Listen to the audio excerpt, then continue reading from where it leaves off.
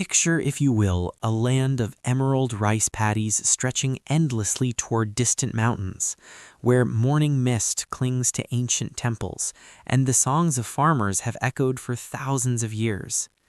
Vietnam, a narrow S-shaped country hugging the eastern edge of Southeast Asia, has known many names, many rulers, and many wars.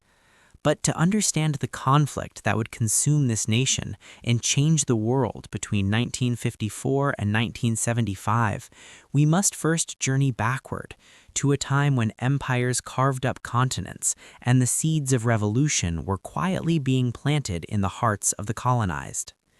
This is the story of how a struggle for independence became the Cold War's longest and most agonizing battlefield. But before American soldiers waded through the Mekong Delta, before helicopters filled the skies over Saigon, there was another war, another foreign power, and the birth of a resistance that would outlast them all. The relationship between France and Vietnam began not with war, but with missionaries. In the early 19th century, French Catholic priests arrived in Vietnam seeking converts in what was then a collection of kingdoms under the Nguyen dynasty. But religious ambition soon gave way to imperial greed. In 1858, under Emperor Napoleon III, French naval forces attacked the port city of Da Nang, claiming they were protecting persecuted Christians. It was a thin pretext for conquest. Over the following decades, France steadily expanded its control, absorbing Vietnam, Cambodia, and Laos into what it called French Indochina by 1887. The French brought railways, plantations, and architecture that still graces the boulevards of Hanoi and Saigon. But they also brought exploitation. Vietnamese farmers were forced to grow rubber, rice, and opium for export rather than food for their families. Taxes were crushing. Education in Vietnamese was restricted, replaced by French instruction for the elite few. A land that had resisted Chinese domination for centuries now found itself subjugated once again, this time by rulers from across the ocean. In 1890, in the village of Kim Lien in central Vietnam, a boy named Nguyen Sinh Cung was born into a family of scholars. He would later be known by many names, Nguyen Ta Thang, Nguyen Ai Quoc, but history would remember him as Ho Chi Minh, he who enlightens. As a young man, Ho left Vietnam aboard a French steamer, working in the galley as he traveled the world. He lived in London, Paris, and New York, washing dishes, shoveling snow, working as a gardener. Everywhere he went, he observed how the colonized were treated. The Algerians in France, the Indians in Britain, the Africans in America.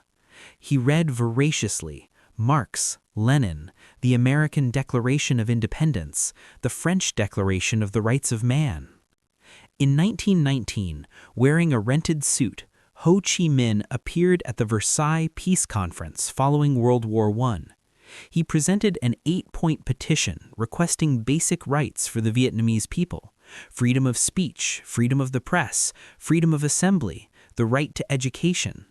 He was not yet calling for independence, merely for the application of the very principles France claimed to cherish.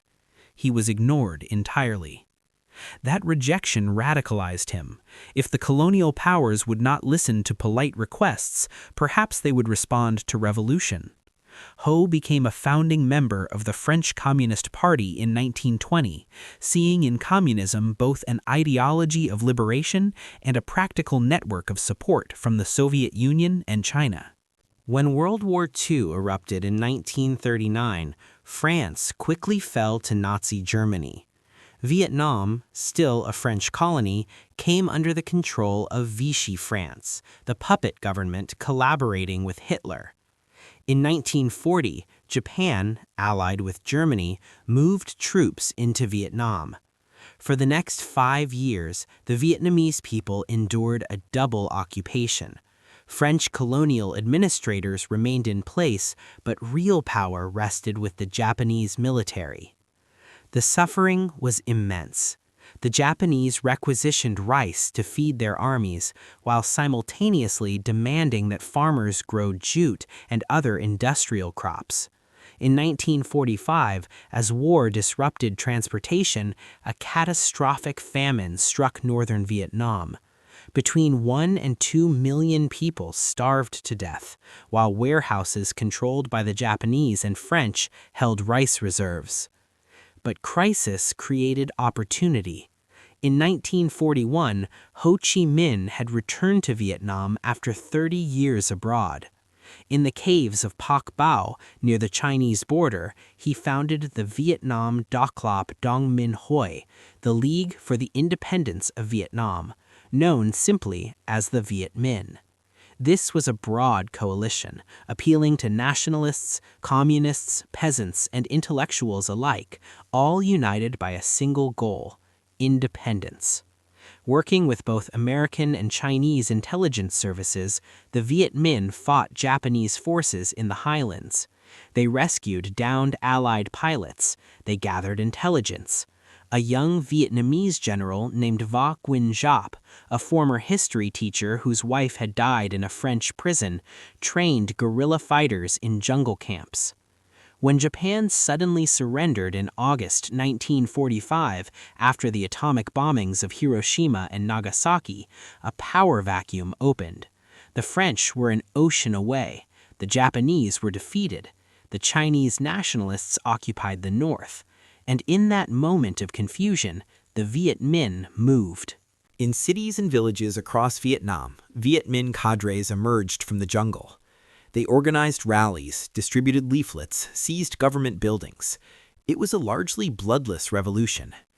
On September 2, 1945, in Hanoi's Ba Ding Square, before a crowd of hundreds of thousands, Ho Chi Minh declared independence. His words deliberately echoed the American Declaration of Independence. All men are created equal. They are endowed with their Creator with certain inalienable rights. Among these are life, liberty, and the pursuit of happiness. American OSS officers stood on the platform with him. A Vietnamese band played the Star-Spangled Banner. For a brief, shining moment, it seemed as if Vietnam might take its place among the free nations of the world. But the moment would not last. France, humiliated by Nazi occupation and eager to reclaim its status as a global power, refused to recognize Vietnamese independence. With British support, French forces began returning to southern Vietnam in September 1945. In the north, they negotiated with Chinese nationalist forces for control. At first, France appeared willing to compromise. In March 1946, they signed an agreement recognizing the Democratic Republic of Vietnam as a free state within the French Union.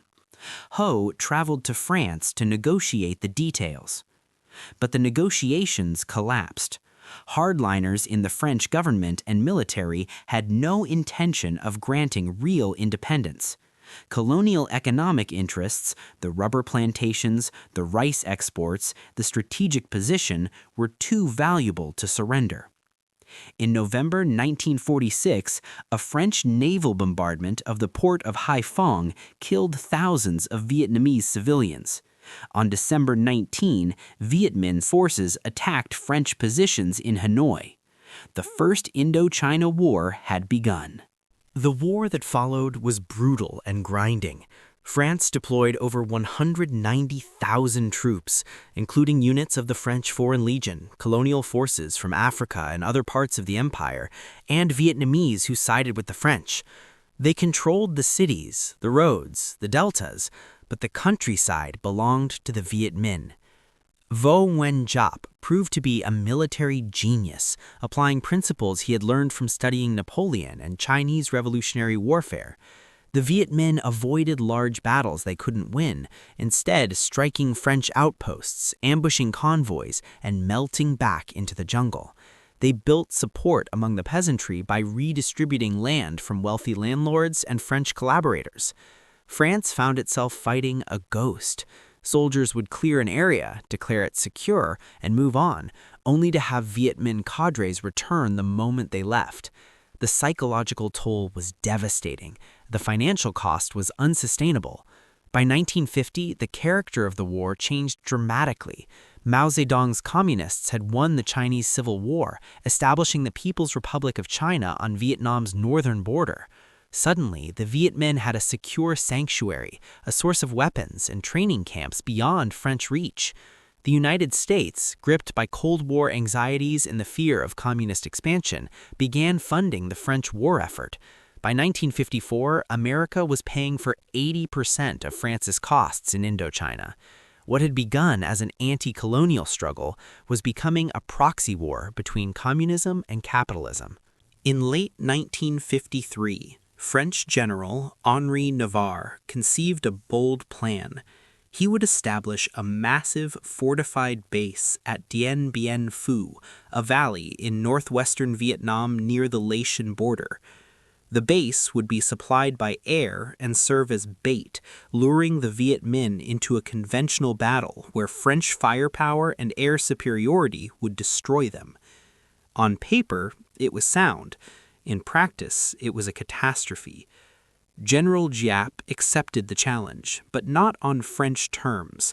Through an extraordinary feat of logistics, tens of thousands of Vietnamese peasants, many of them women, hauled artillery pieces up the mountains surrounding the valley.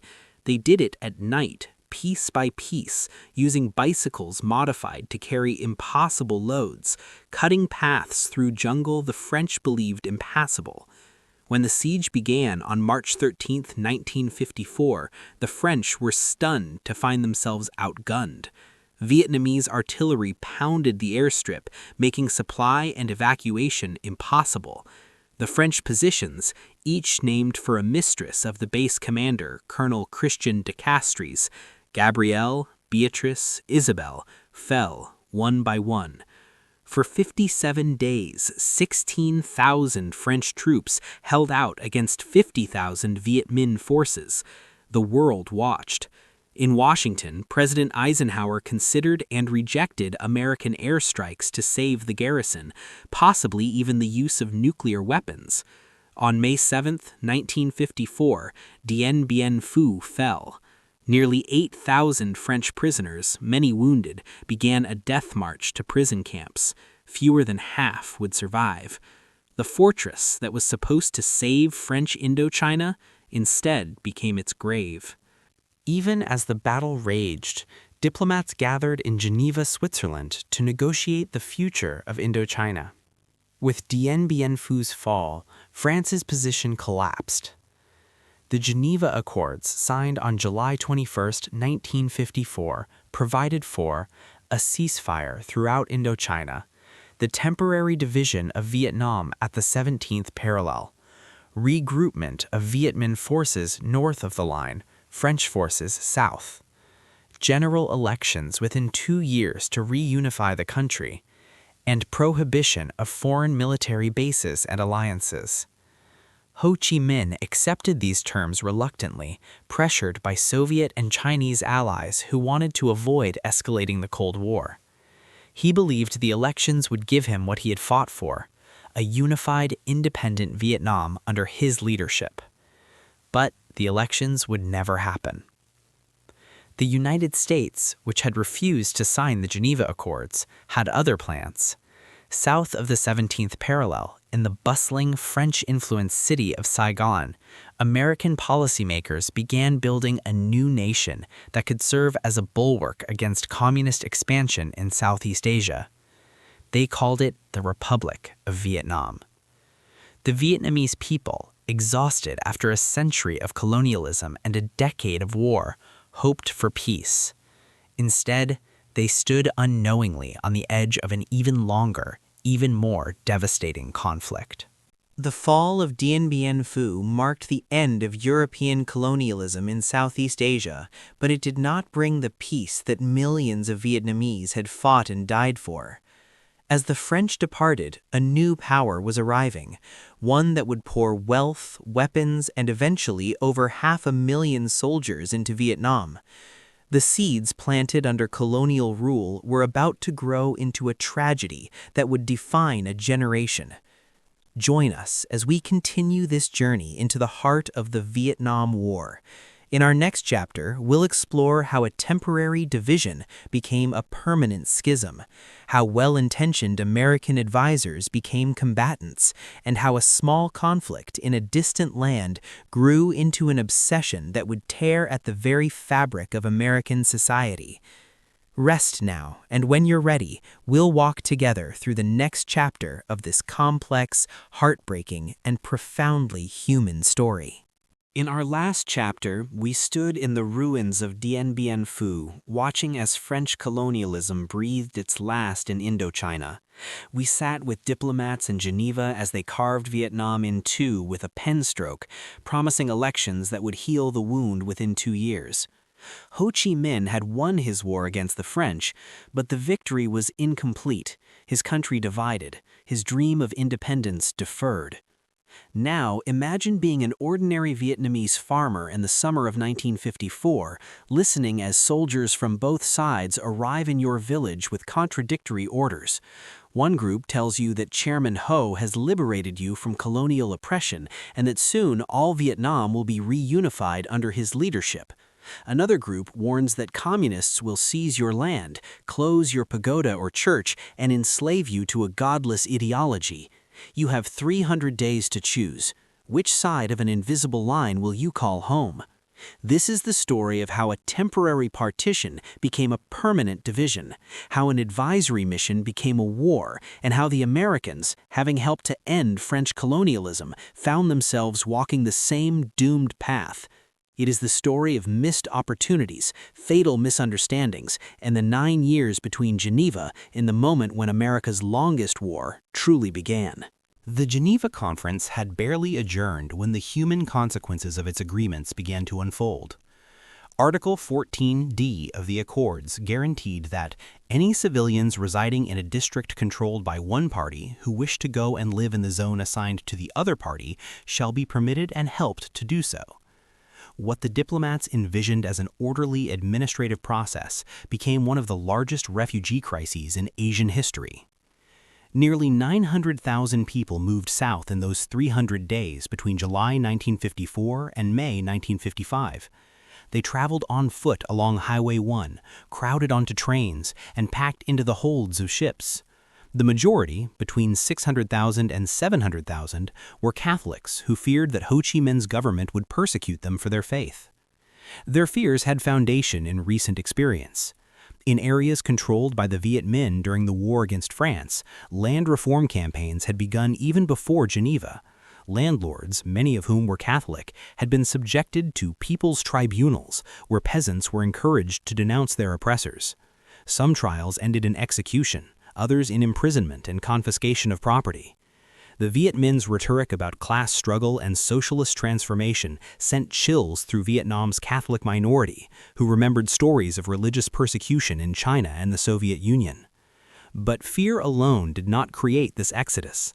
The migration was actively encouraged, shaped, and at times manipulated by forces on both sides of the emerging Cold War divide. Catholic priests, particularly those in parishes that had long resisted communist influence, urged their congregations to flee south. They invoked apocalyptic imagery. The Virgin Mary has departed from the north. Christ has gone south. Pamphlets appeared in villages warning that communists would nationalize wives and force women into sexual slavery. Lies, but effective in a conservative, traditional society. Behind many of these pamphlets was the hand of the Central Intelligence Agency. Colonel Edward Lansdale, the legendary CIA operative who had helped defeat a communist insurgency in the Philippines, arrived in Saigon in June 1954 to lead the Saigon military mission. His mandate was to strengthen the non-communist government in the south while undermining Ho Chi Minh's regime in the north.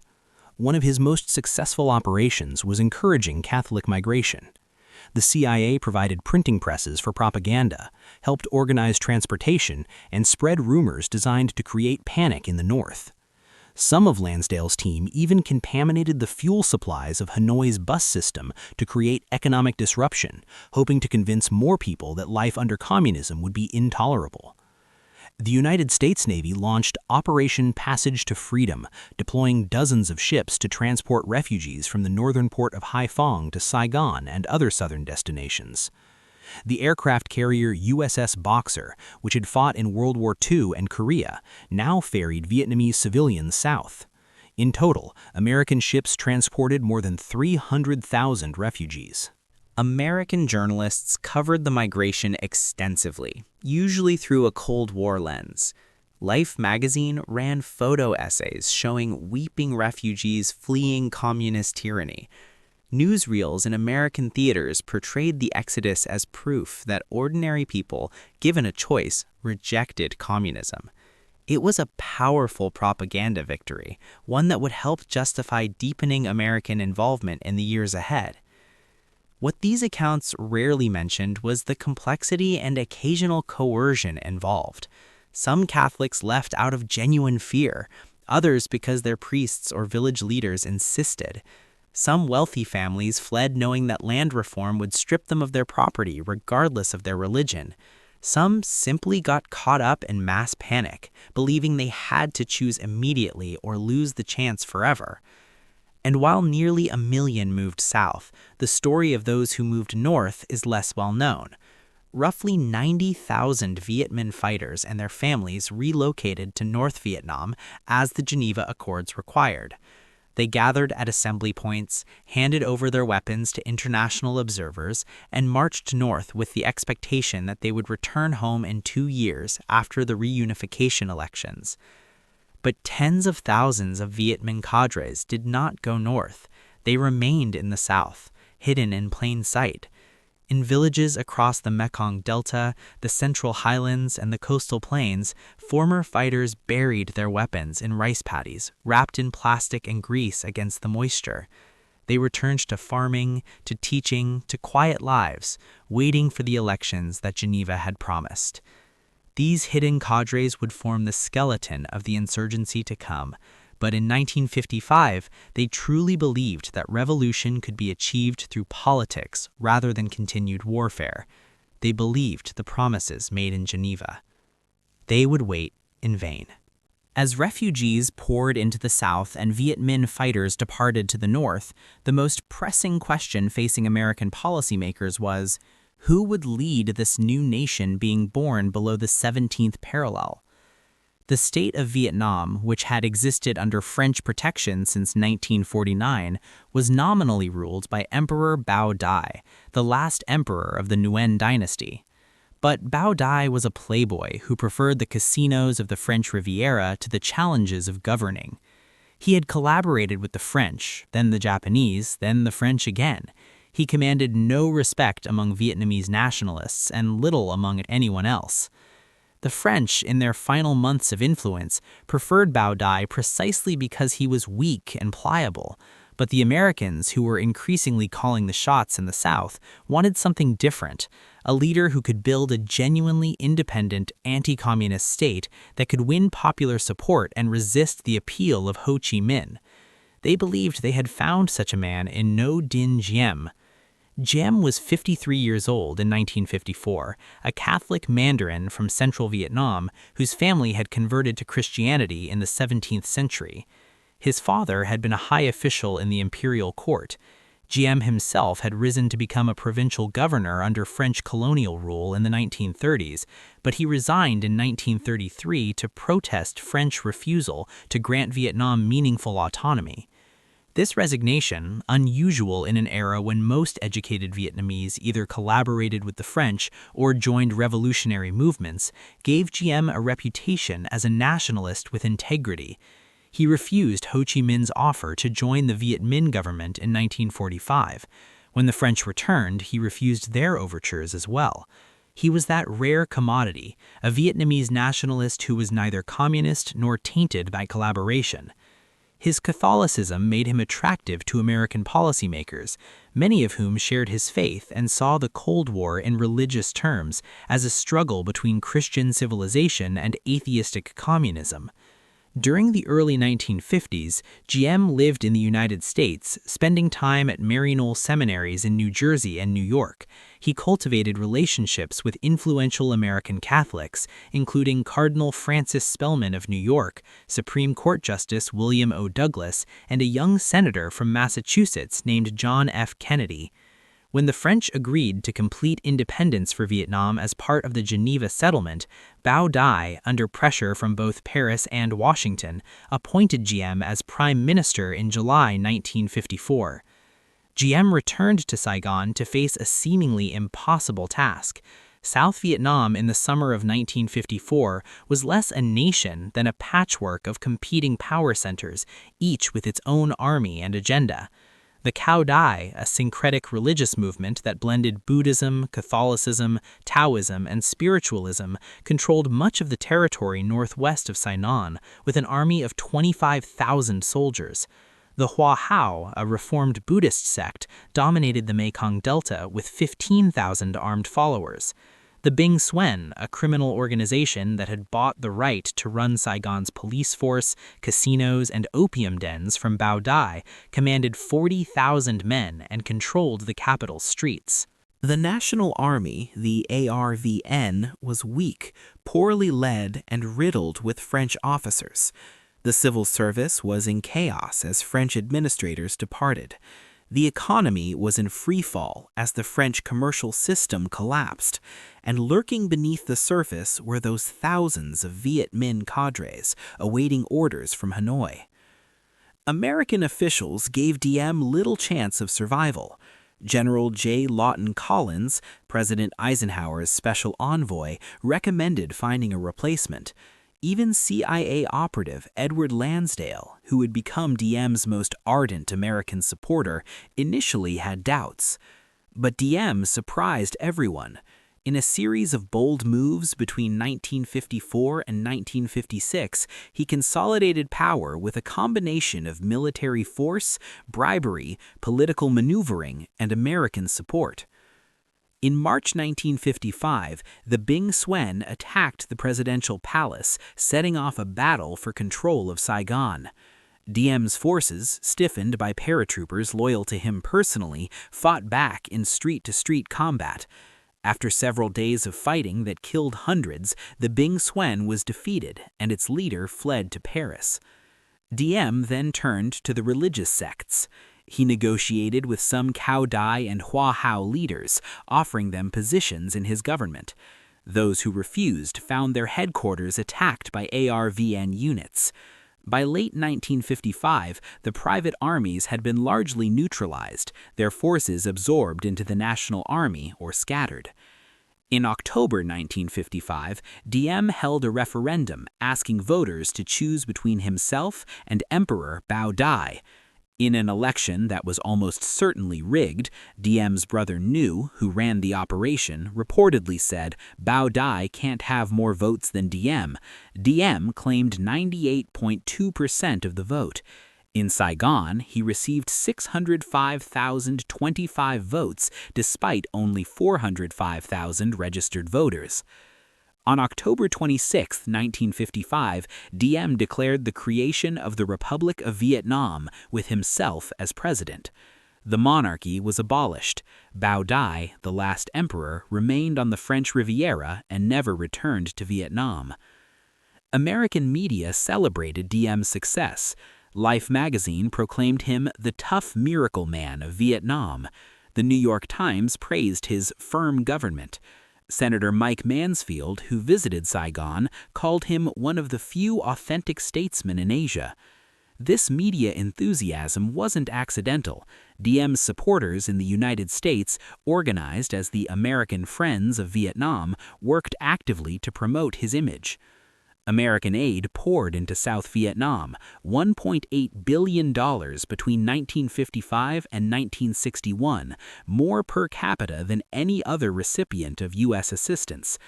The money funded the expansion of ARVN, the construction of roads and schools, the resettlement of refugees from the north, and the salaries of government officials.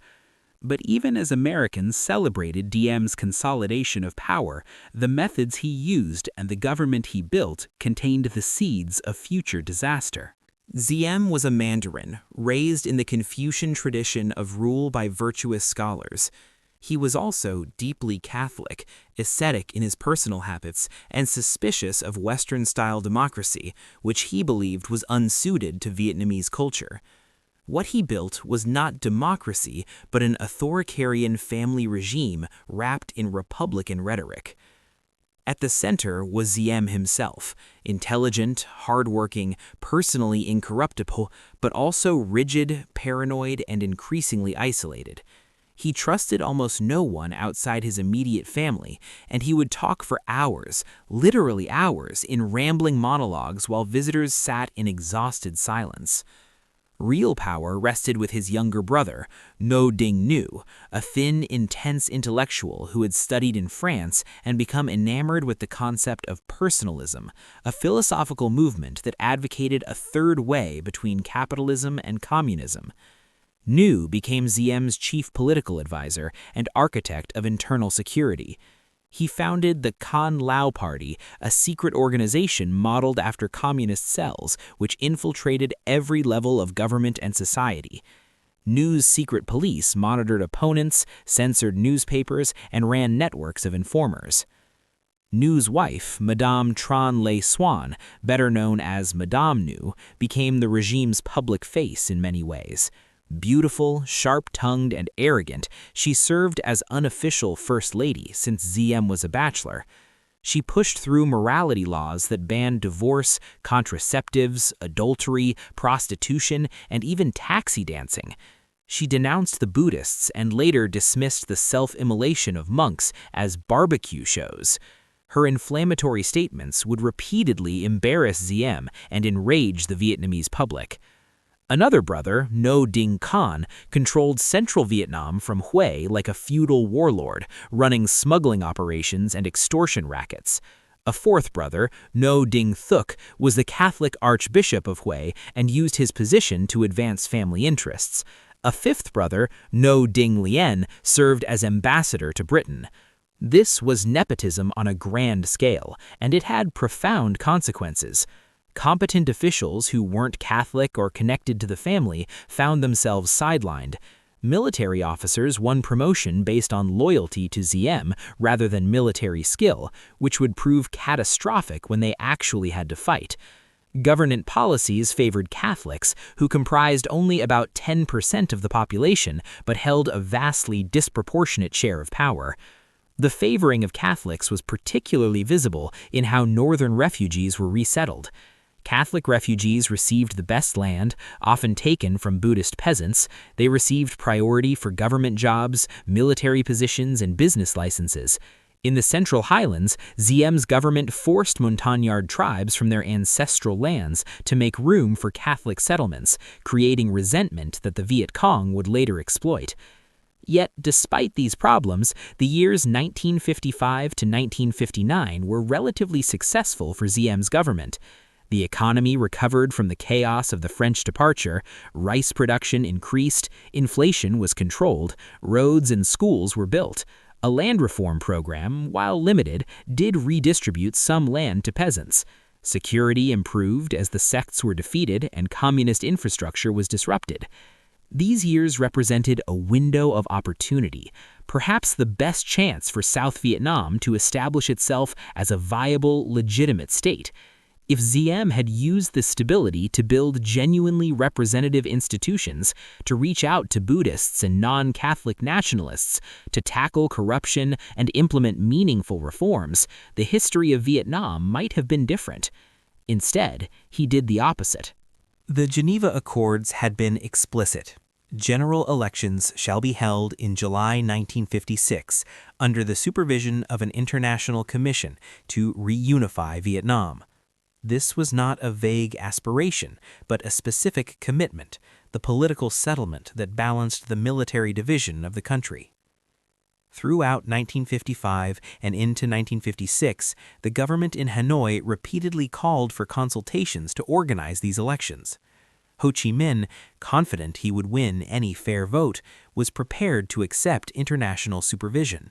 He had reason for confidence. He was the face of Vietnamese independence, the man who had defeated the French, popular in both North and South. Diem, with full American backing, refused even to discuss the elections. The legal rationale was that the Republic of Vietnam had not signed the Geneva Accords and therefore was not bound by them. This was technically true. The agreement had been signed by French and Viet Minh military commanders as a ceasefire, not by governments. The United States, too, had refused to sign, though it pledged to refrain from the threat or use of force to disturb the agreements. The practical rationale was simpler. Ho would win. President Eisenhower acknowledged as much in his memoirs, writing that possibly 80% of the population would have voted for the communist Ho Chi Minh as their leader, rather than Chief of State Bao Dai. This was written before Diem deposed Bao Dai, but the assessment of Ho's popularity remained valid.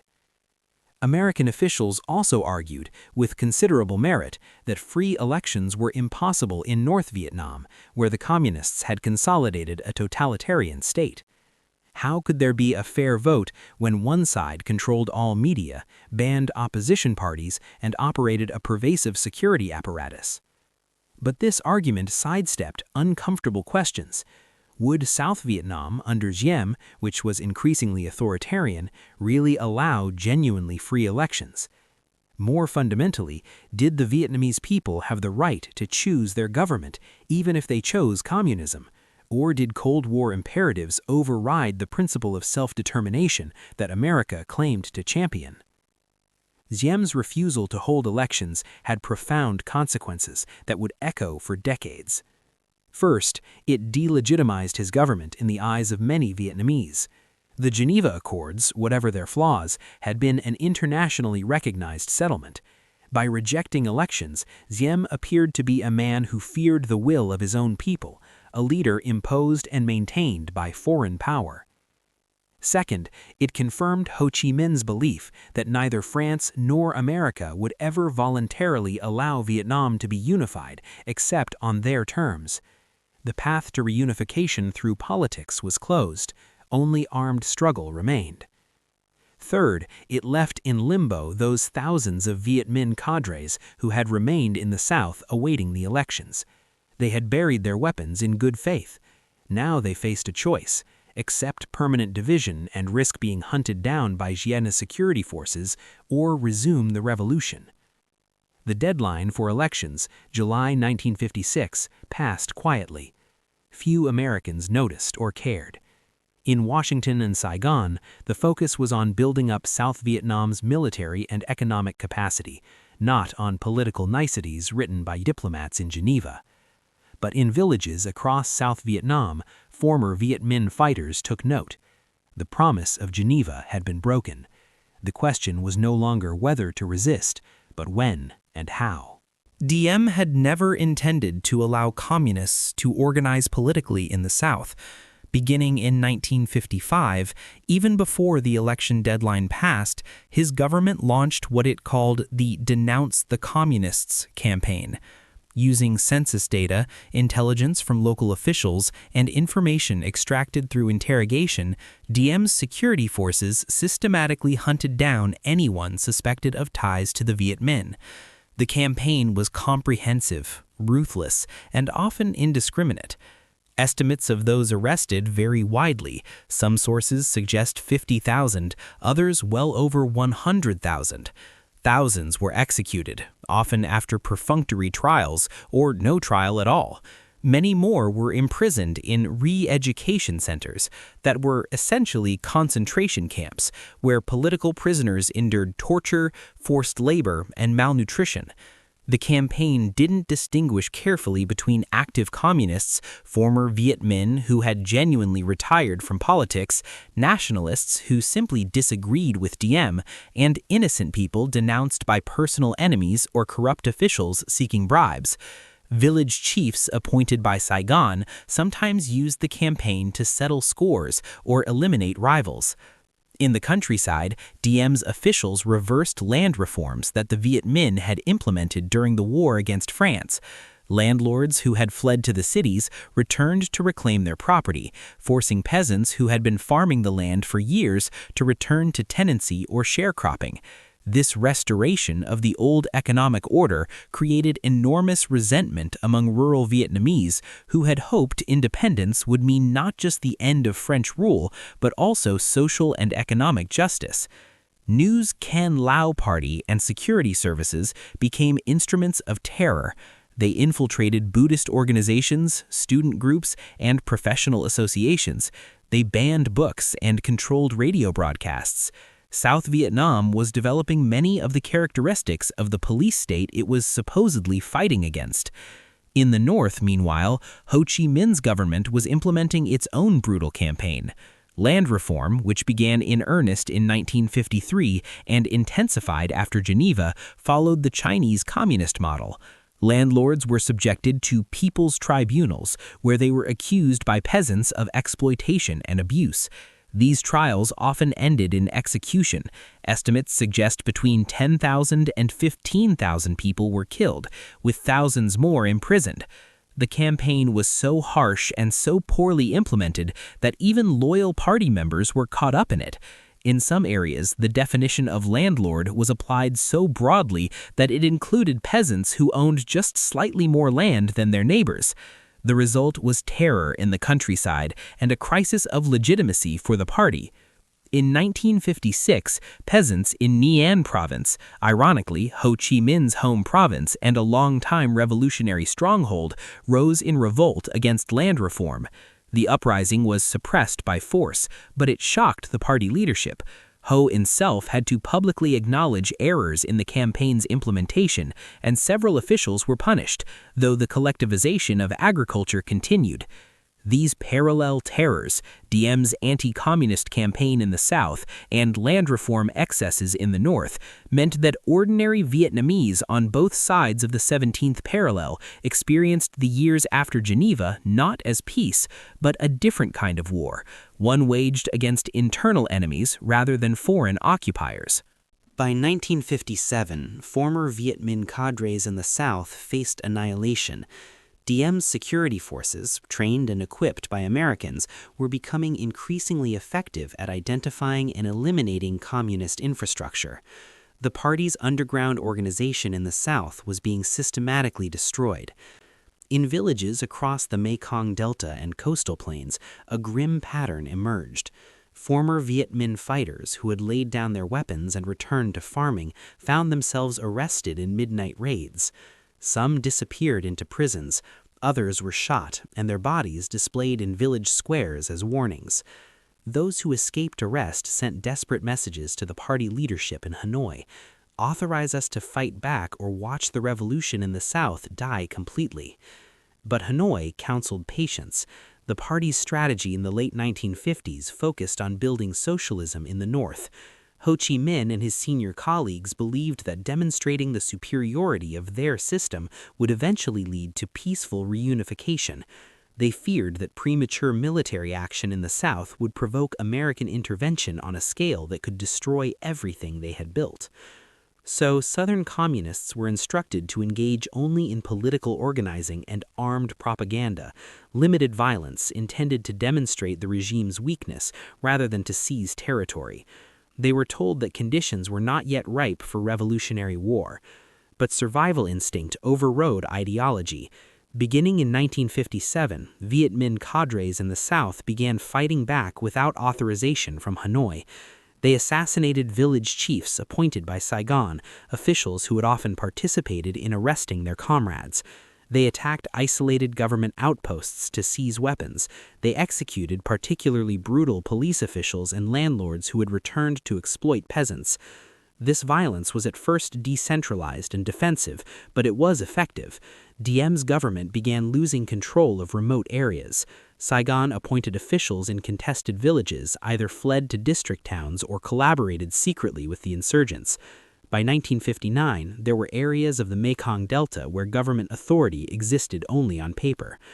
The term Viet Cong first appeared around this time, a pejorative contraction of Vietnamese communists used by the Diem government to distinguish these insurgents from real Vietnamese who supposedly supported Saigon. The term was meant to delegitimize the insurgency by portraying it as foreign-inspired rather than an indigenous movement. The insurgents would eventually embrace the name, but they never used it themselves. They called themselves the Liberation Army or the People's Liberation Armed Forces, fighting to free the South from American imperialism and its puppet government. The reports from the South grew increasingly desperate. By 1959, the party's Southern organization was on the verge of collapse. Cadres were being killed faster than they could be replaced. The Southern Communists' letters to Hanoi became blunt. Either authorize armed struggle or accept that the revolution in the South is finished. The party leadership faced an agonizing decision. Supporting armed struggle risked American intervention and could threaten the North's reconstruction. But allowing the Southern organization to be destroyed would mean accepting permanent division and abandoning Vietnamese in the South to a pro-American dictatorship. In January 1959, at the 15th plenum of the Central Committee, the Politburo authorized a fundamental shift in strategy. Resolution 15 declared that the revolution in the South must rely mainly on itself, on the political strength and armed forces of the masses, but it also committed the North to providing absolute support in all aspects to the Southern struggle. This was the green light Southern cadres had been waiting for. Armed struggle was now officially authorized. The political struggle for reunification through elections had given way to People's War, a protracted revolutionary conflict that would combine guerrilla warfare, political organizing, and violence against the puppet government and its American backers. The practical implications were immediate. The North began organizing what would become the Ho Chi Minh Trail, a network of paths through the mountains and jungles of Laos and Cambodia, through which weapons, supplies, and trained fighters could be infiltrated into South Vietnam. The first groups to return south in 1959 were mostly Southerners who had regrouped to the North in 1954 to 55. These regroupees had spent the intervening years training, studying Marxist-Leninist theory, and waiting. Now they made the journey back, walking for months through malaria-infested jungles, carrying weapons and radio equipment. Their arrival transformed the insurgency from desperate self-defense into organized revolutionary war. They brought military training, communications equipment, and a strategic framework. They established base areas in remote regions, the U Minh Forest in the Mekong Delta, the mountains of the Central Highlands, the jungles near the Cambodian border. And they began recruiting. The message was carefully calibrated for a Southern audience. This was not about communism versus capitalism, but about independence versus foreign domination, justice versus oppression, the people versus corrupt elites who had sold out to America, just as their predecessors had sold out to France. In villages where Diem's officials had alienated the population through arrogance, corruption, or brutality, the message found fertile ground. On December 20, 1960, at a location kept secret for security reasons, likely somewhere in Tây Ninh province near the Cambodian border, representatives from various anti-government groups gathered to found the National Liberation Front for South Vietnam, commonly known by its Vietnamese initials as the Mặt Trận Dân tộc Giải phóng miền Nam Vietnam, or simply the Front. The founding was carefully choreographed.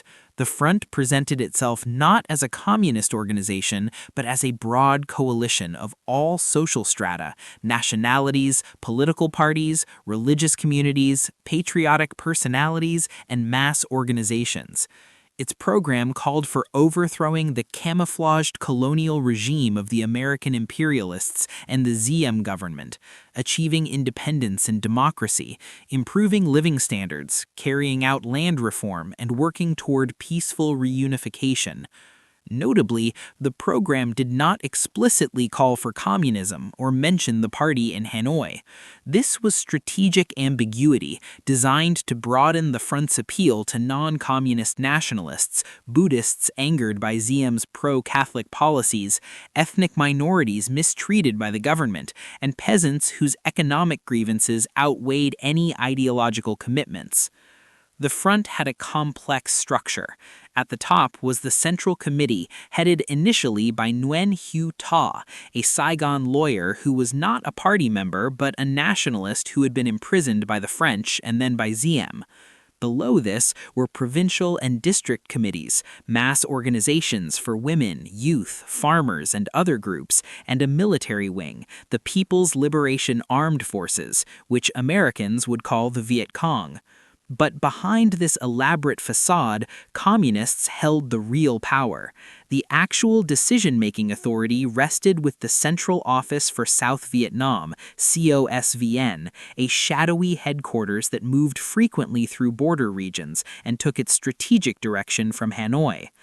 This dual structure, public broad coalition, secret communist control, was deliberate and effective. It allowed the front to recruit widely while maintaining ideological and strategic coherence. Many Southerners joined the NLF out of genuine grievances against Diem's government, never realizing until much later that they were serving a communist-directed revolution. The front also established a parallel government structure in areas it controlled. It collected taxes, administered justice through people's courts, ran schools, organized medical care, and distributed propaganda.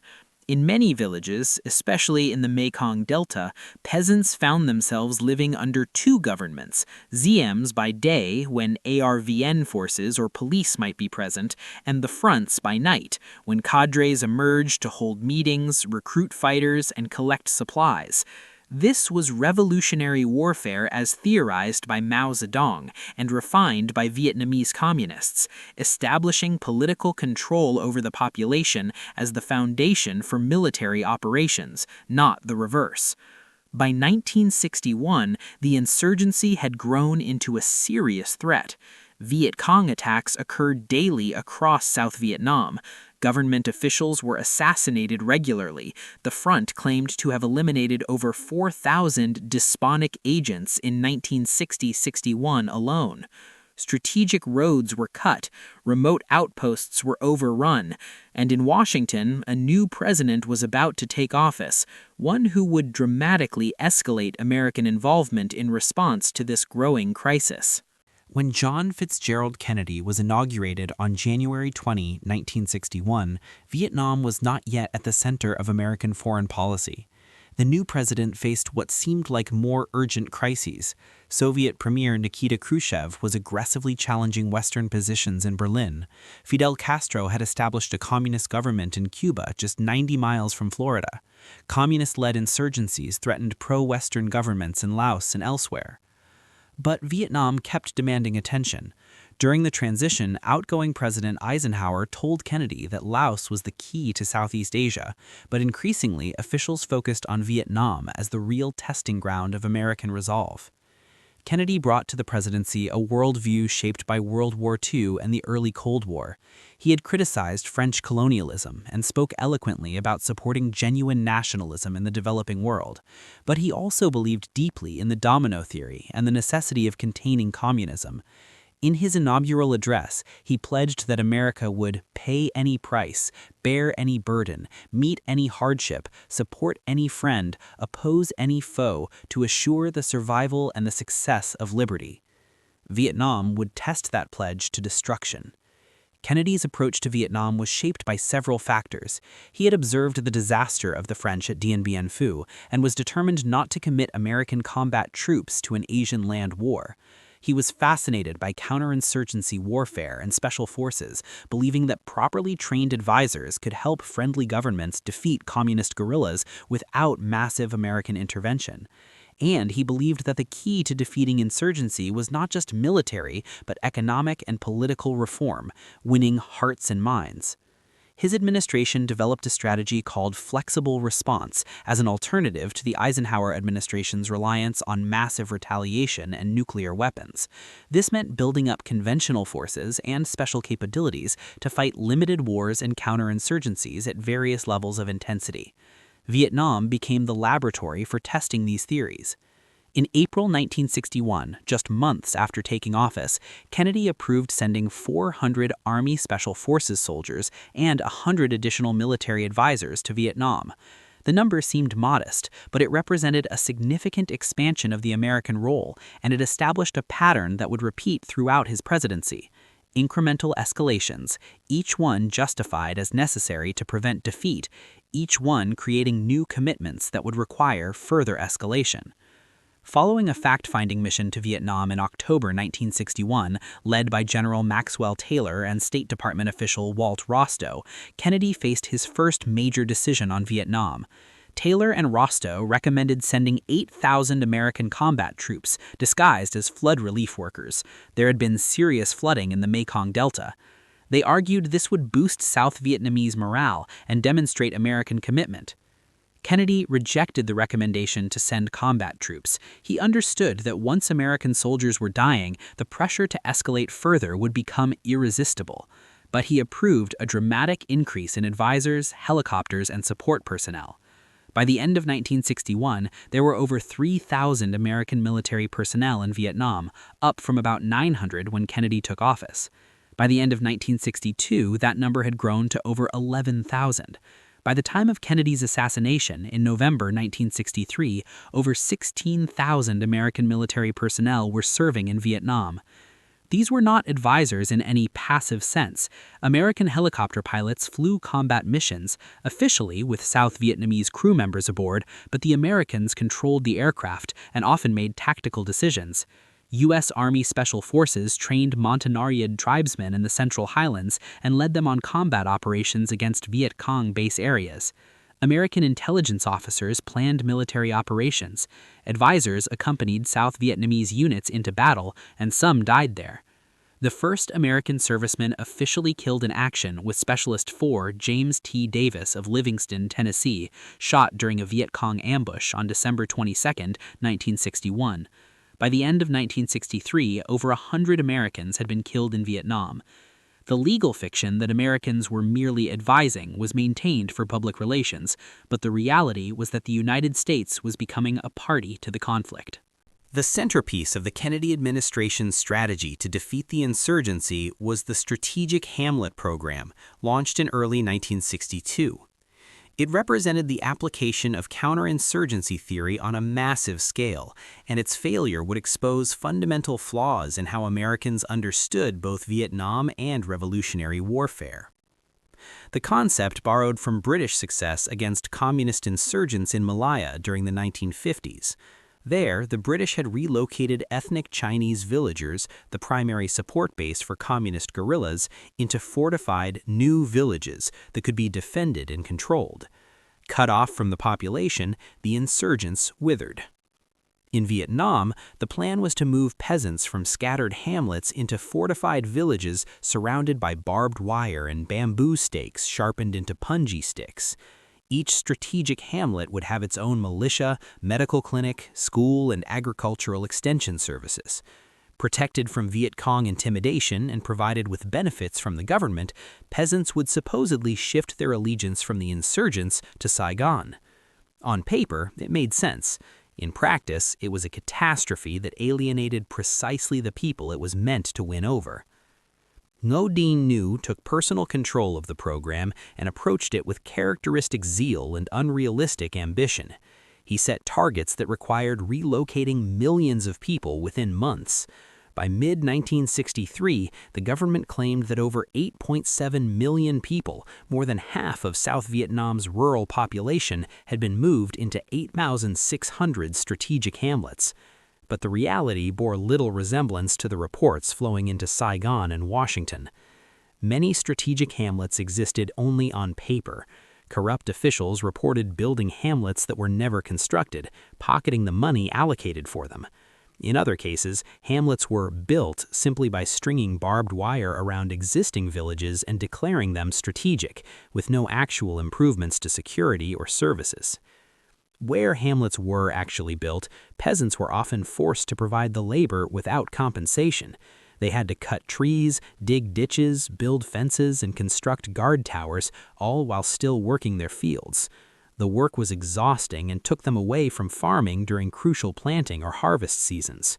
Worse, many peasants were forced to abandon ancestral lands where their families had lived for generations, where their ancestors were buried and their spirits resided. In Vietnamese traditional culture, maintaining connection to ancestral lands was a sacred obligation. Forced relocation struck at the heart of rural life and values. The fortifications themselves were often useless. Many strategic hamlets lacked adequate numbers of militia to actually defend them. The barbed wire and bamboo stakes kept peasants in as much as they kept Viet Cong out.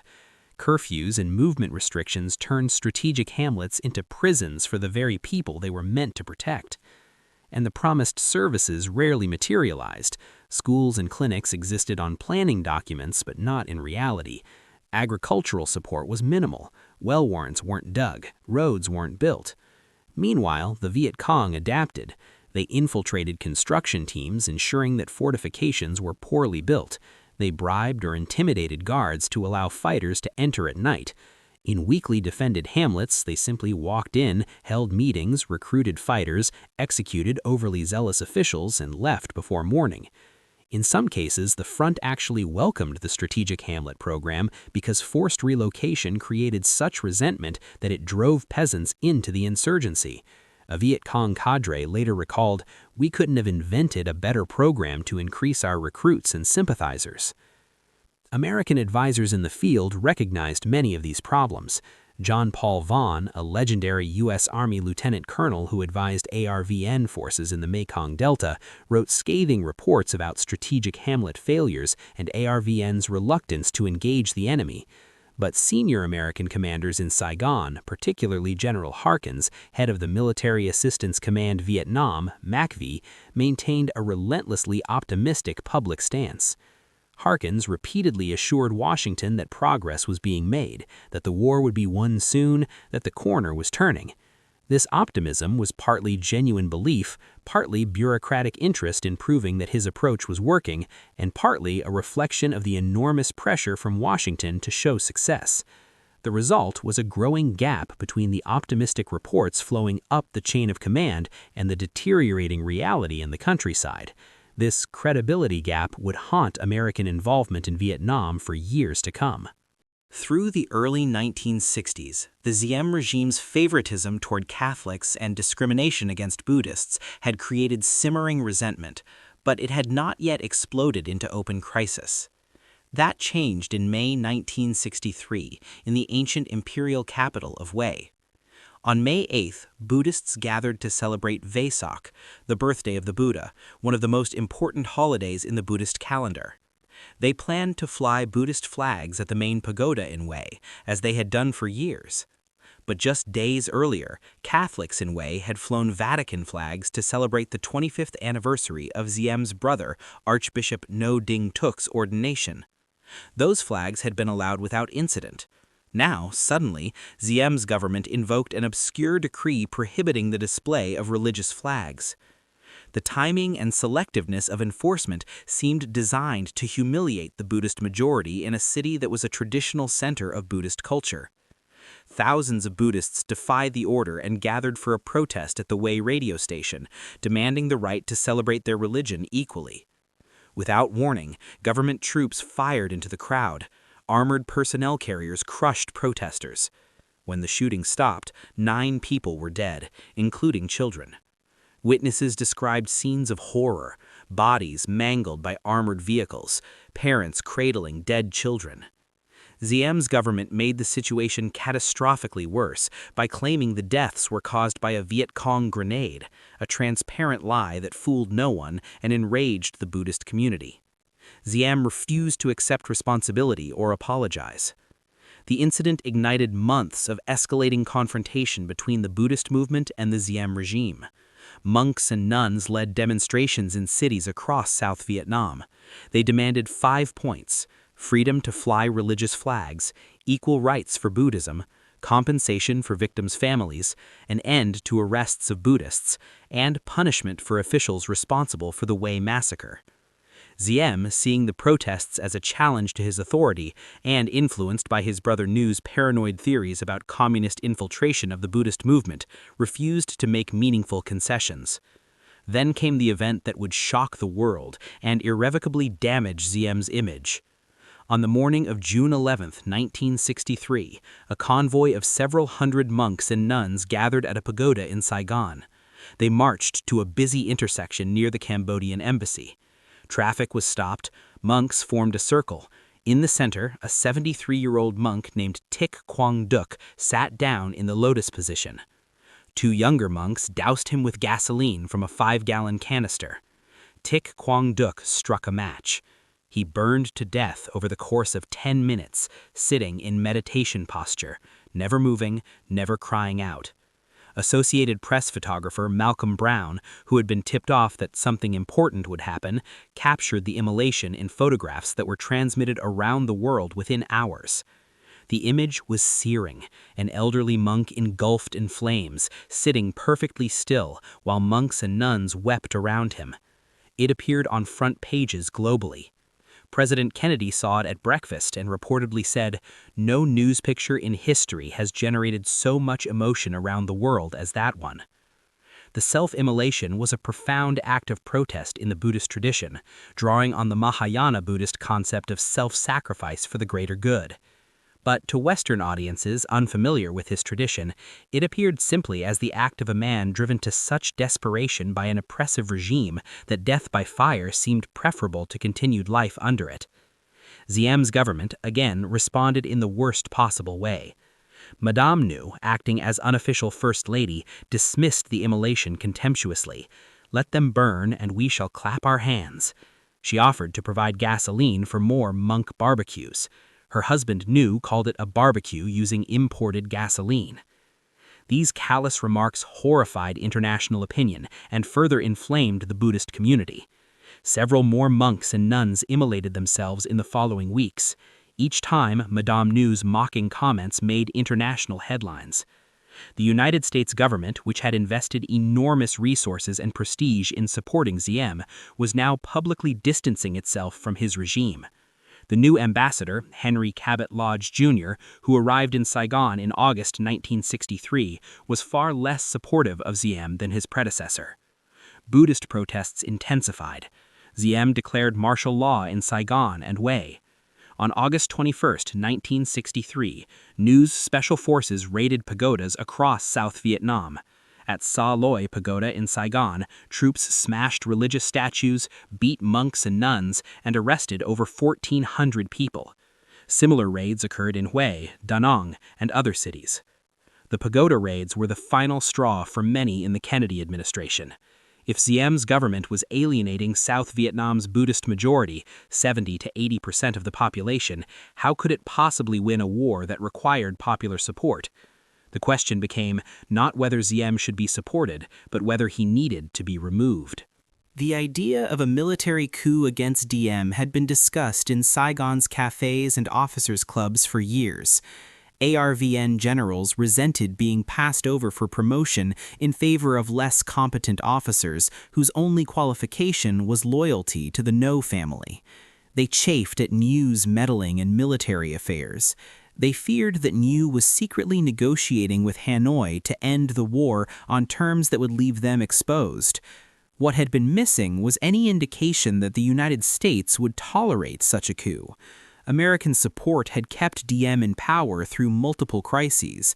No general wanted to lead a coup only to find American aid cut off and the new government strangled in its cradle.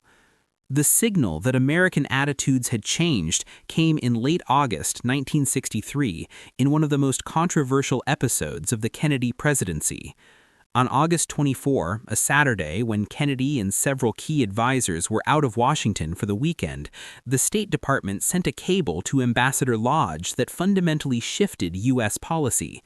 The cable stated that the United States could no longer tolerate news influence, that Diem must be given a chance to remove his brother, but that if Diem refused, we must face the possibility that Diem himself cannot be preserved. The cable authorized Lodge to tell South Vietnamese generals that the United States would support a coup if Diem could not be persuaded to reform. This cable was drafted primarily by Assistant Secretary of State Roger Hilsman and Undersecretary of State George Ball, approved by Acting Secretary of State George Ball and others, but not fully vetted with Defense Secretary Robert McNamara, CIA Director John McCone, or other key officials who were out of town. When Kennedy returned to Washington and learned of the cable, he was reportedly furious, feeling he had been maneuvered into a policy shift he hadn't fully considered. But the cable could not be unsent. The signal had been transmitted. ARVN generals led by Zeung Von Min, known as Big Min, a respected if politically naive officer, had been plotting for months. What they needed from the Americans was assurance on 2 points. First, that the United States would not intervene to save Diem as it had during the 1960 coup attempt. Second, that American aid would continue after a change of government. Lodge, operating with considerable autonomy, provided those assurances. He met secretly with coup plotters. He cut off contact with Diem and Yu, refusing even to take their phone calls. He coordinated with CIA Station Chief John Richardson, who maintained contact with the generals through Vietnamese intermediaries. The Kennedy administration remained deeply divided. Some officials, including Vice President Lyndon Johnson and others, warned that a coup might lead to chaos, that for all his faults, Diem was preferable to the unknown. Others, particularly Lodge and Hilsman, argued that Diem had become an obstacle to winning the war and had to be removed. Kennedy himself seemed genuinely uncertain, sending contradictory signals, authorizing contact with coup plotters while also sending messages to Diem urging reform. In retrospect, it appears Kennedy wanted the option of a coup while reserving the right to disavow it if things went wrong. Throughout October 1963, the coup planning proceeded. The plotters were a group of senior ARVN generals who controlled key military units around Saigon. They planned carefully, aware that New's secret police had informers throughout the military and that premature disclosure would mean arrest and probably execution. On the morning of November 1, 1963, the coup began. Rebel units surrounded the presidential palace, known as Independence Palace. Other units seized key installations, the police headquarters, the radio station, the airport. Diem and Yu were inside the palace, making frantic phone calls. Diem called Ambassador Lodge, who had known the coup was coming but feigned surprise. According to the transcript, Diem asked what the American position was. Lodge replied with calculated ambiguity that he didn't know, but that he was concerned for Diem's physical safety and hoped things could be resolved peacefully. Diem seemed to finally understand that the Americans had abandoned him.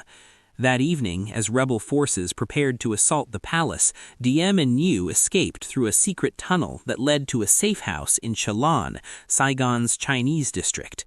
The generals offered safe passage out of the country if they surrendered. After a night of negotiations, on the morning of November 2nd, Diem and Yu agreed to surrender and were picked up by an M113 armored personnel carrier at a Catholic church where they had attended morning mass. They never made it to military headquarters. Inside the M113, both men were shot and stabbed to death. Their bodies, when finally delivered to the general's headquarters, were blood-soaked and mutilated. Who gave the order to kill them remains unclear. Some accounts blame General My Hu Suan, who commanded the vehicle. Others suggest Big Min had ordered it. Still others claim it was a spontaneous act of junior officers who hated the Ngo brothers.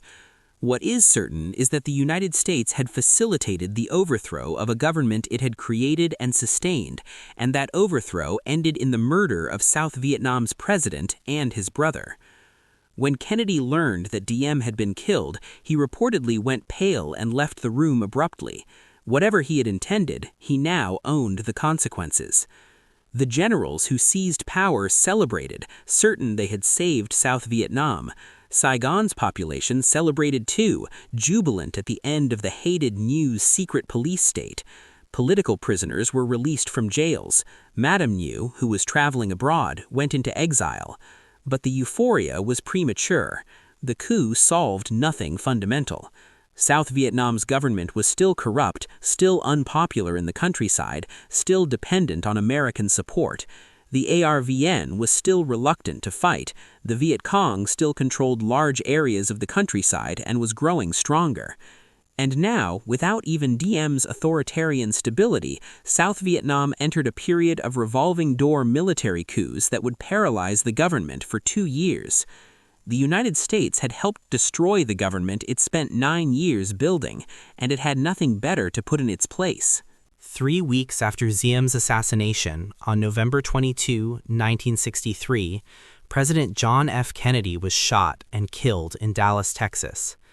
The young president who had dramatically expanded American involvement in Vietnam while resisting the commitment of combat troops would not live to see where his policies led. Lyndon Baines Johnson, who took the oath of office aboard Air Force One with Kennedy's widow standing beside him in her blood-stained suit, inherited a deteriorating situation. South Vietnam's government was in chaos. The Viet Cong was growing bolder.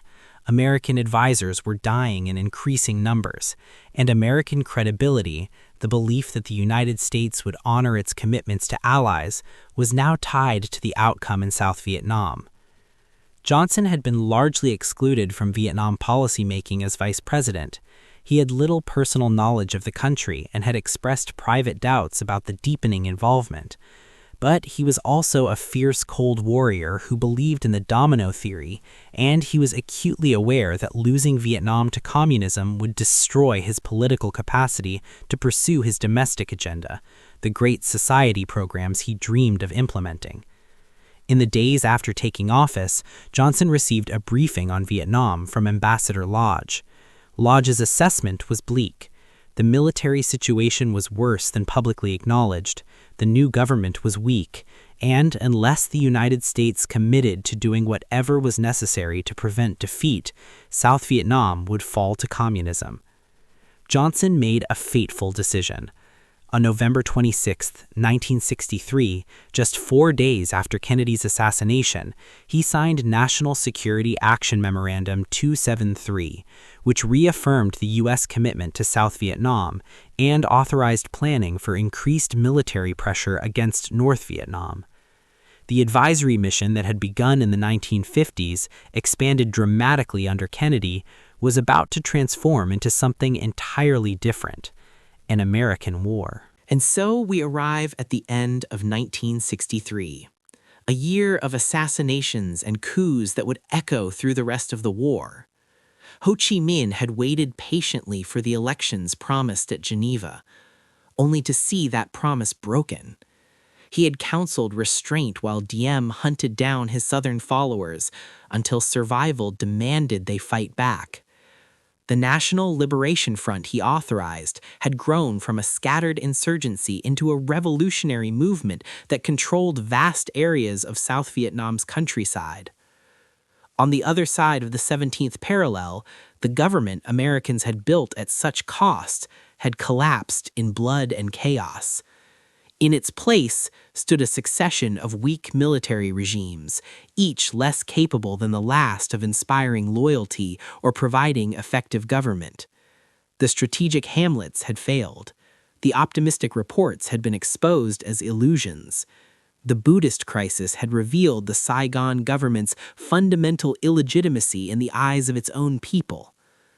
And in Washington, a new president faced an impossible choice: accept defeat and the loss of American credibility, or commit the United States to direct military intervention on a scale that would transform Vietnam from an advisory mission into America's war. The next chapter of our journey will take us into the abyss, the murky incident in the Gulf of Tonkin that gave President Johnson the authority he needed. The arrival of American combat troops by the thousands and then hundreds of thousands, the massive bombing campaigns that turned the skies over Vietnam into thunder, and the grinding, brutal warfare that would consume both nations. The advisory mission was over. The full American war was about to begin. And nothing, not the tremendous power of the United States military, not the courage of soldiers on both sides, not the billions of dollars spent or the sophisticated strategies developed, would unfold as anyone expected. We'll walk that difficult path together in our next chapter. For now, rest and reflect on how good intentions, genuine fears, and fatal misunderstandings can combine to set nations on a course toward tragedy. The pieces were in place. The stage was set.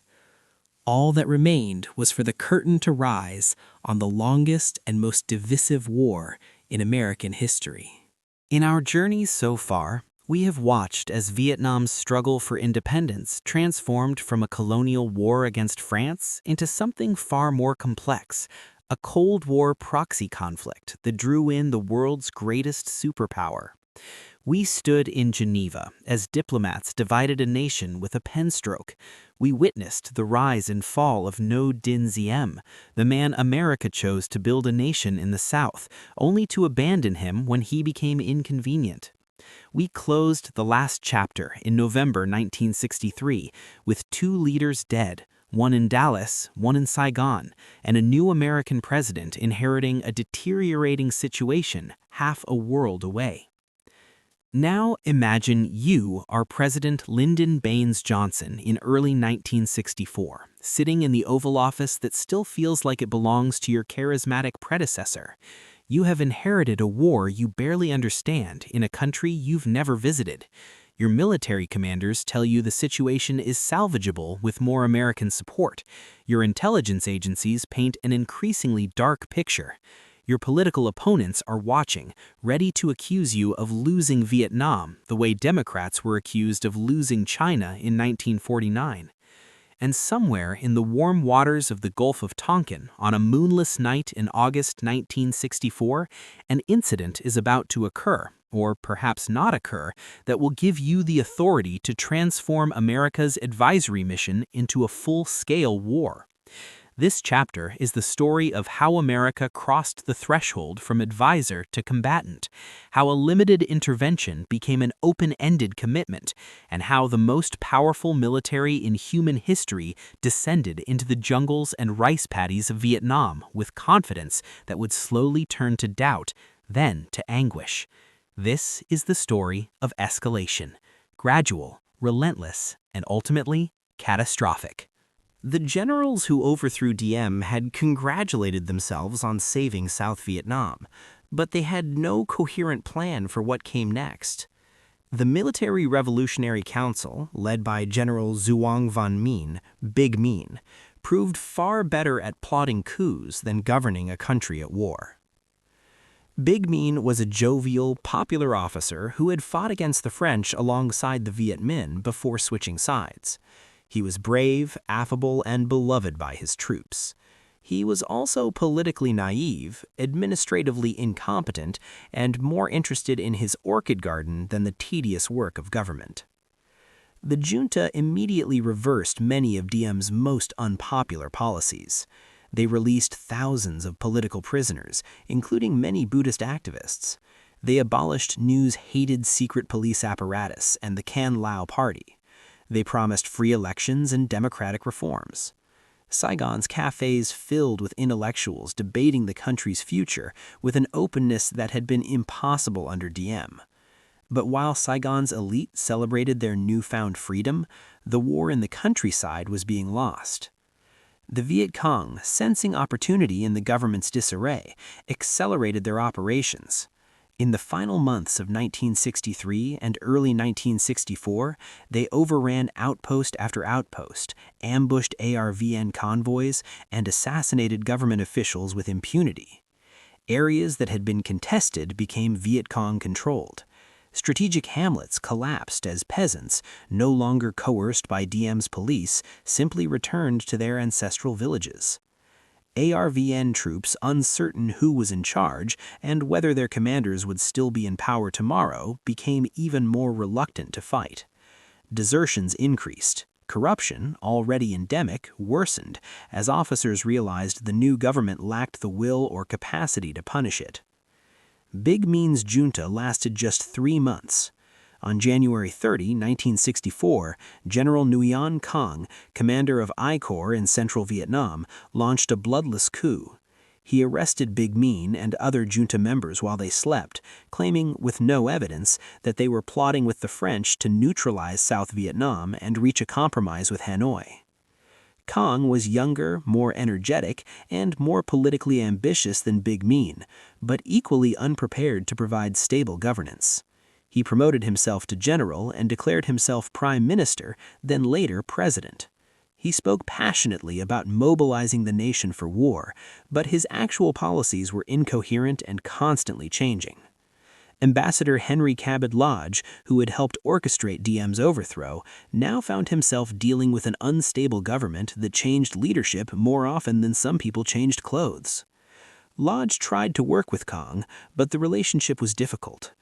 Cong resented American pressure while simultaneously depending on American aid. He publicly called for marching north to attack the Viet Cong sanctuaries, a position designed to appeal to nationalist sentiment, but one that risked escalating the war beyond what the Americans were willing to support. The political instability was not just at the top. Province chiefs, district officials, and military commanders were all replaced, sometimes multiple times, as new leaders installed their loyalists. Each change disrupted administration, broke continuity in military operations, and gave the Viet Cong opportunities to expand their influence. Throughout 1964, South Vietnam would experience multiple coups, counter-coups, and near-coups. Civilian governments were formed and fell within weeks. Buddhist activists and student groups staged demonstrations against each successive regime. The government in Saigon became a dark joke. One American official quipped that the Vietnamese had a genius for picking terrible leaders, then replacing them with worse ones. This chaos formed the backdrop for President Johnson's escalating involvement. American officials convinced themselves that if they could just stabilize the government in Saigon, if they could just provide enough support, the situation could be salvaged. What they failed to recognize was that the instability was a symptom of South Vietnam's fundamental problem. It was an artificial construct lacking the legitimacy, national identity, and institutional strength necessary to survive on its own. Lyndon Johnson was a man of towering ambition and legendary political skill. He had risen from rural poverty in Texas to become the youngest Senate Majority Leader in American history, a position he had used to pass landmark legislation. He dreamed of being the greatest president since Franklin Roosevelt, remembered for ending poverty and achieving racial justice through his Great Society programs. But Vietnam threatened everything. Johnson's understanding of foreign policy was limited. His passion and expertise lay in domestic politics. He had spent little time thinking about Southeast Asia and had rarely been consulted on Vietnam decisions when he served as Kennedy's vice president. Now, suddenly, he was responsible for preventing the collapse of South Vietnam while simultaneously pursuing his ambitious domestic agenda. He was acutely aware of the political dangers. Republicans, led by conservative Senator Barry Goldwater, who would become the 1964 Republican presidential nominee, were already accusing Democrats of being soft on communism. Johnson remembered vividly how the loss of China to Mao's communists in 1949 had devastated the Truman administration and fueled McCarthyism. He believed that losing Vietnam would similarly destroy his presidency and his Great Society. "I am not going to be the president who saw Southeast Asia go the way China went," he told his advisors. But he was also deeply reluctant to send American boys to fight an Asian land war. He understood, perhaps better than his military commanders, that war was unpredictable and that escalation might lead to Chinese or Soviet intervention, as had happened in Korea. He feared that a major war would consume the resources and political capital he needed for domestic reform. Johnson found himself trapped between unacceptable alternatives: accept defeat and the political destruction that would follow, or escalate American involvement to levels that could spiral out of control. His solution, if it can be called that, was to pursue a middle course. Increase American military pressure gradually, hope that North Vietnam would be convinced to negotiate, and avoid dramatic decisions that would force public debate about America's commitment. He would escalate slowly enough to avoid alarming the American public, while escalating sufficiently to prevent South Vietnam's collapse. This approach would prove catastrophic, achieving neither decisive military victory nor political settlement, but instead dragging America deeper into war through a series of incremental steps that made retreat increasingly difficult. Throughout the first half of 1964, Johnson approved increasing levels of covert operations against North Vietnam. ARVN commandos, trained and equipped by the CIA, conducted sabotage missions along the North Vietnamese coast. American-piloted aircraft flew reconnaissance missions over Laos to photograph the Ho Chi Minh Trail. U.S. Navy destroyers conducted intelligence-gathering patrols in the Gulf of Tonkin, electronically mapping North Vietnamese coastal defenses. These operations, codenamed O-Plan 34A, were designed to harass North Vietnam, gather intelligence, and demonstrate American resolve without triggering a wider war.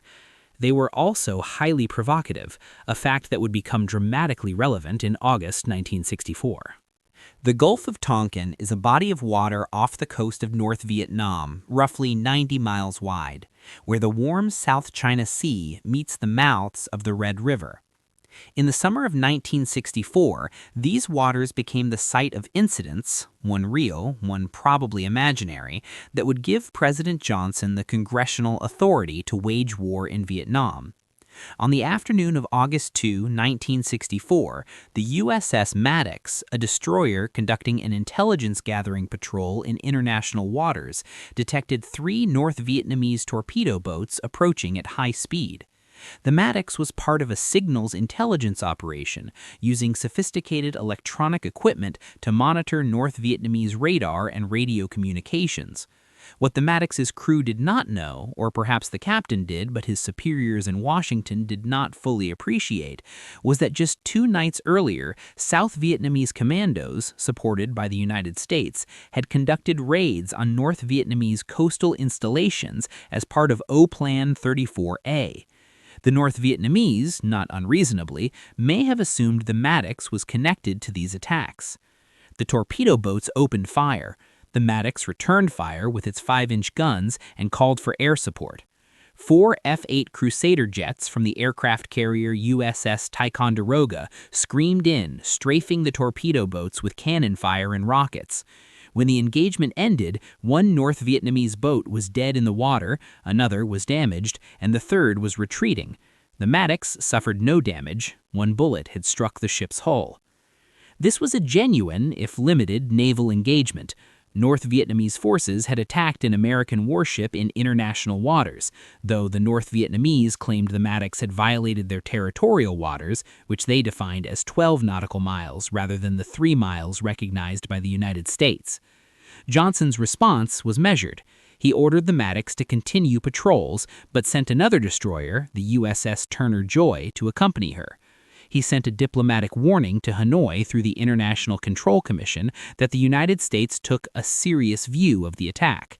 Publicly, he downplayed the incident, calling it a minor clash and indicating no desire for escalation. Then came the night of August 4, 1964. The Maddox and Turner Joy were conducting patrols in the Gulf during what would become a highly contentious night. The weather was poor, a dark, moonless night with low clouds and rough seas. The sonar operators on both ships reported what they interpreted as torpedo attacks. The vessels maneuvered frantically, fired at radar contacts, and reported engaging numerous North Vietnamese vessels in a several-hour battle. But there were problems with the reports from the beginning. The sonar contacts were ambiguous. In rough seas, sonar can register natural phenomena as objects. No one on either ship reported visual contact with enemy vessels, despite firing star shells for illumination. No torpedoes were actually seen, though sonar reported multiple torpedo wakes. Aircraft from the Ticonderoga that searched the area found nothing. Most tellingly, the captain of the Maddox, Commander John Herrick, sent a message just hours after the alleged attack expressing doubts. Review of action makes many reported contacts and torpedoes fired appear doubtful. Freak weather effects on radar and overeager sonar men may have accounted for many reports. No actual visual sightings by Maddox suggest complete evaluation before any further action taken. This message of caution reached Washington around the same time as the initial flash reports of the attack. Johnson and his advisors faced a choice: wait for clarification of what actually happened, or treat the reports as definitive and respond forcefully. They chose the latter.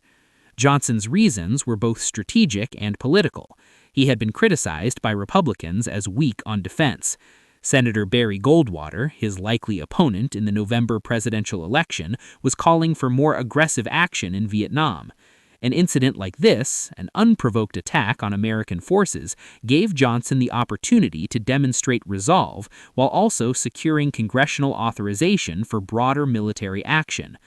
On the evening of August 4, 1964, even as the Navy was still trying to determine what had actually happened in the Gulf, Johnson went on national television to announce that American forces had been attacked and that he had ordered retaliatory airstrikes against North Vietnam. Within hours, 64 American aircraft from the carriers Ticonderoga and Constellation struck North Vietnamese naval facilities and oil storage depots. 2 American planes were shot down. Lieutenant Everett Alvarez Jr. ejected over North Vietnam and became the first American aviator captured in what would be years of captivity. The strikes caused limited damage, some patrol boats destroyed, some oil tanks set ablaze, but they marked a fundamental escalation. The United States had directly attacked North Vietnam. More significantly, Johnson used the incident to push through Congress what became known as the Gulf of Tonkin Resolution. The Brink Hotel in downtown Saigon housed American officers, a combination bachelor officers' quarters and social club. On Christmas Eve, 1964, as officers celebrated the holiday, a massive car bomb exploded in the building's parking garage. The blast tore through the structure, killing 2 Americans and wounding 107 others, including many military officers. It was the largest and deadliest Viet Cong attack on American personnel to date, and it shattered any remaining illusion that Americans could serve in Vietnam in relative safety. Yet again, Johnson did not retaliate with airstrikes. His military commanders were frustrated, viewing his restraint as weakness that encouraged further attacks. But Johnson was waiting for the right moment and the right justification for the sustained military campaign he had decided was necessary. That moment came 2 months later. On February 7, 1965, Viet Cong forces attacked Camp Holloway, an American helicopter base near Pleiku in the Central Highlands, and the barracks at the nearby Pleiku airfield. The night attacks killed 8 Americans and wounded 126. 9 aircraft were destroyed and 15 damaged. This time, Johnson's response was immediate and forceful. Within hours, he ordered Operation Flaming Dart, retaliatory airstrikes against military targets in North Vietnam. 49 American aircraft from carriers and 20 South Vietnamese planes struck North Vietnamese barracks at Dong Hoi, just north of the DMZ. 3 days later, on February 10th, the Viet Cong attacked an American barracks in Quy Nhon, killing 23 American soldiers. Johnson ordered a second round of Flaming Dart strikes. But these limited retaliatory attacks were merely the prelude to something far larger. On March 2, 1965, President Johnson authorized Operation Rolling Thunder, a sustained, graduated bombing campaign against North Vietnam that would continue, with occasional pauses, for more than 3 years.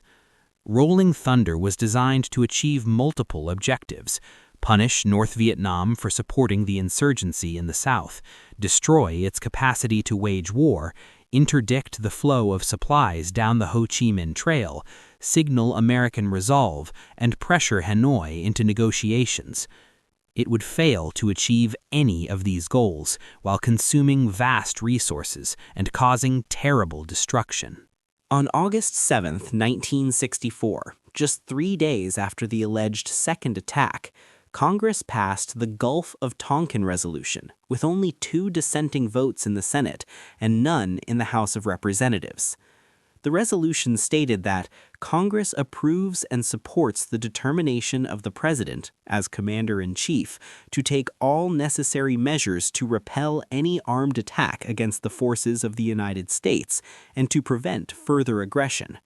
It further authorized the President to use armed force to assist any nation covered by the Southeast Asia Collective Defense Treaty, SEATO, in defense of its freedom. In practical terms, this gave President Johnson nearly unlimited authority to wage war in Vietnam without a formal declaration of war from Congress. It was, as some critics later called it, a blank check for escalation. The resolution passed with minimal debate. Senators were told that American forces had been subjected to unprovoked attacks in international waters and that failing to support the president would embolden communist aggression. In the climate of 1964, Cold War tensions, memories of Munich and appeasement, fear of appearing soft on communism, few politicians were willing to vote against a resolution supporting American forces. Only 2 senators voted no, Wayne Morse of Oregon and Ernest Gruening of Alaska.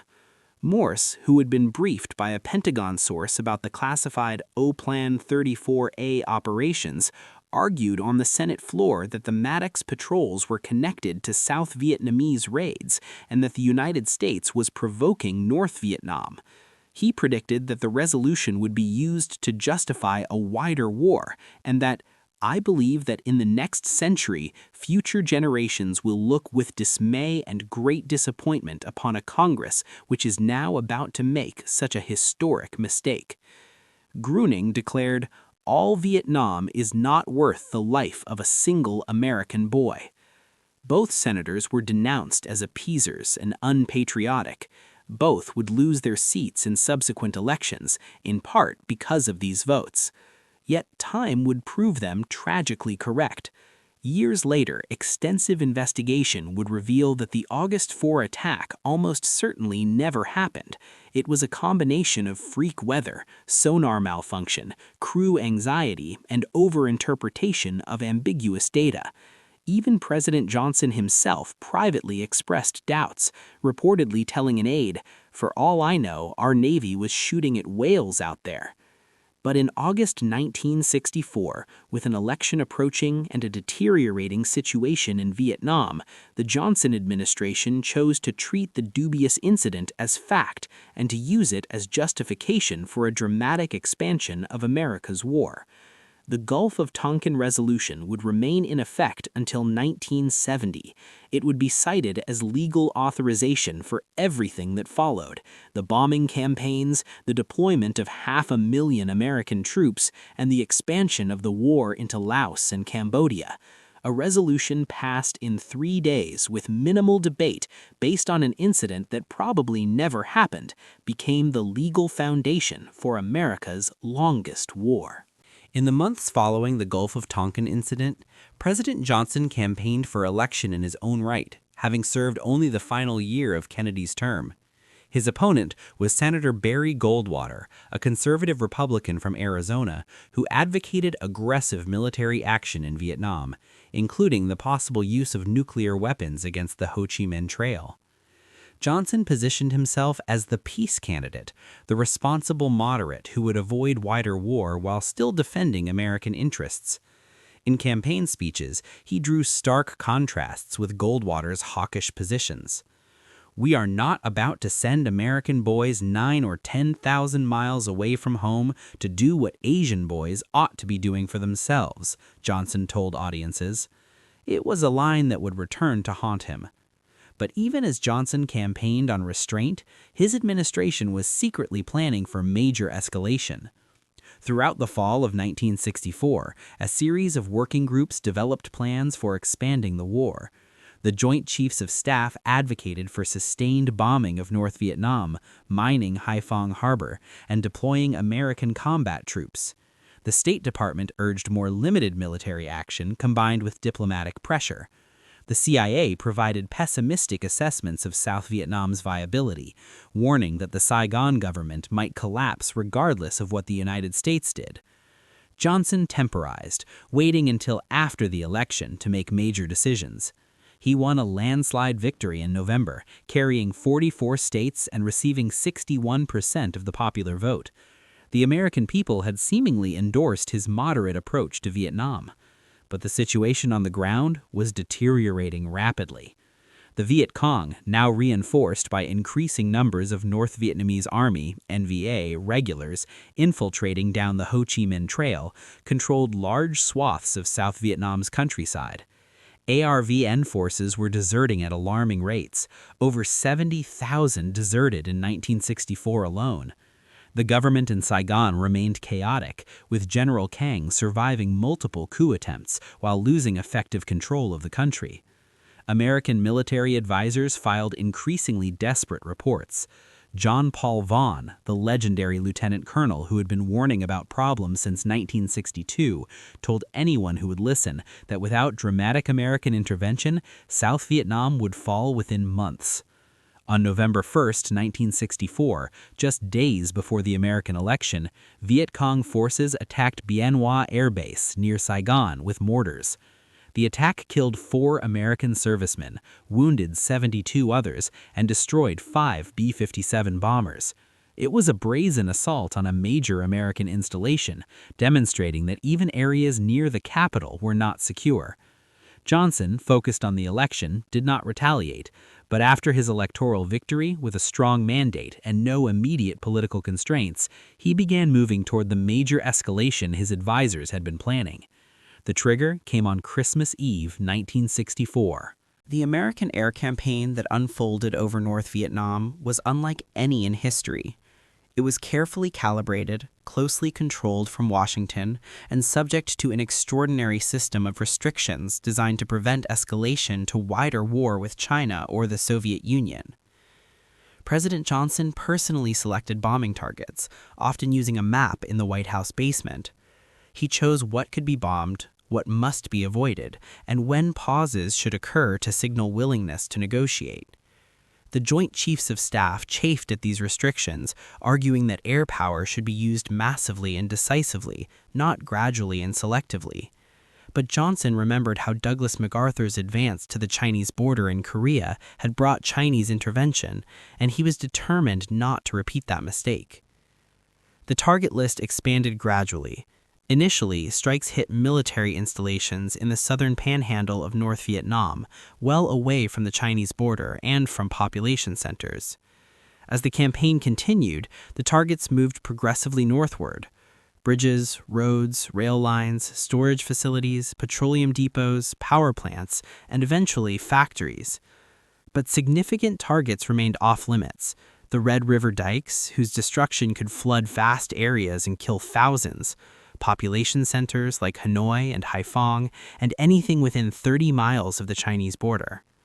Soviet ships in Haiphong Harbor could not be attacked. MiG airfields where North Vietnamese fighters were stationed were initially prohibited targets. SAM, or surface-to-air missile sites, could be attacked only after they had fired at American aircraft.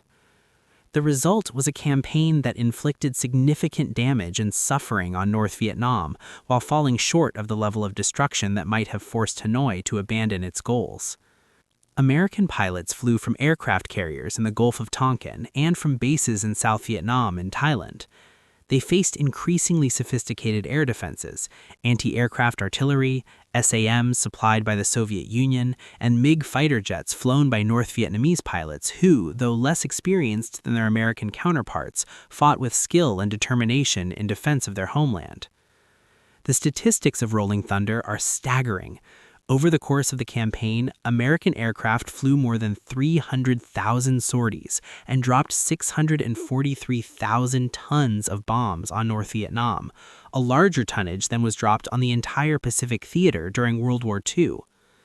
The United States lost 922 aircraft, about half to anti-aircraft fire, the rest to SAMs and MiGs or to operational accidents.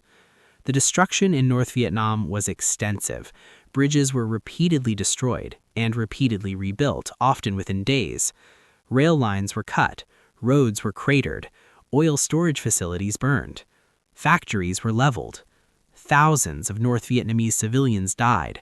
Estimates range from 30,000 to over 50,000 killed by American bombing between 1965 and 1968. But North Vietnam did not break.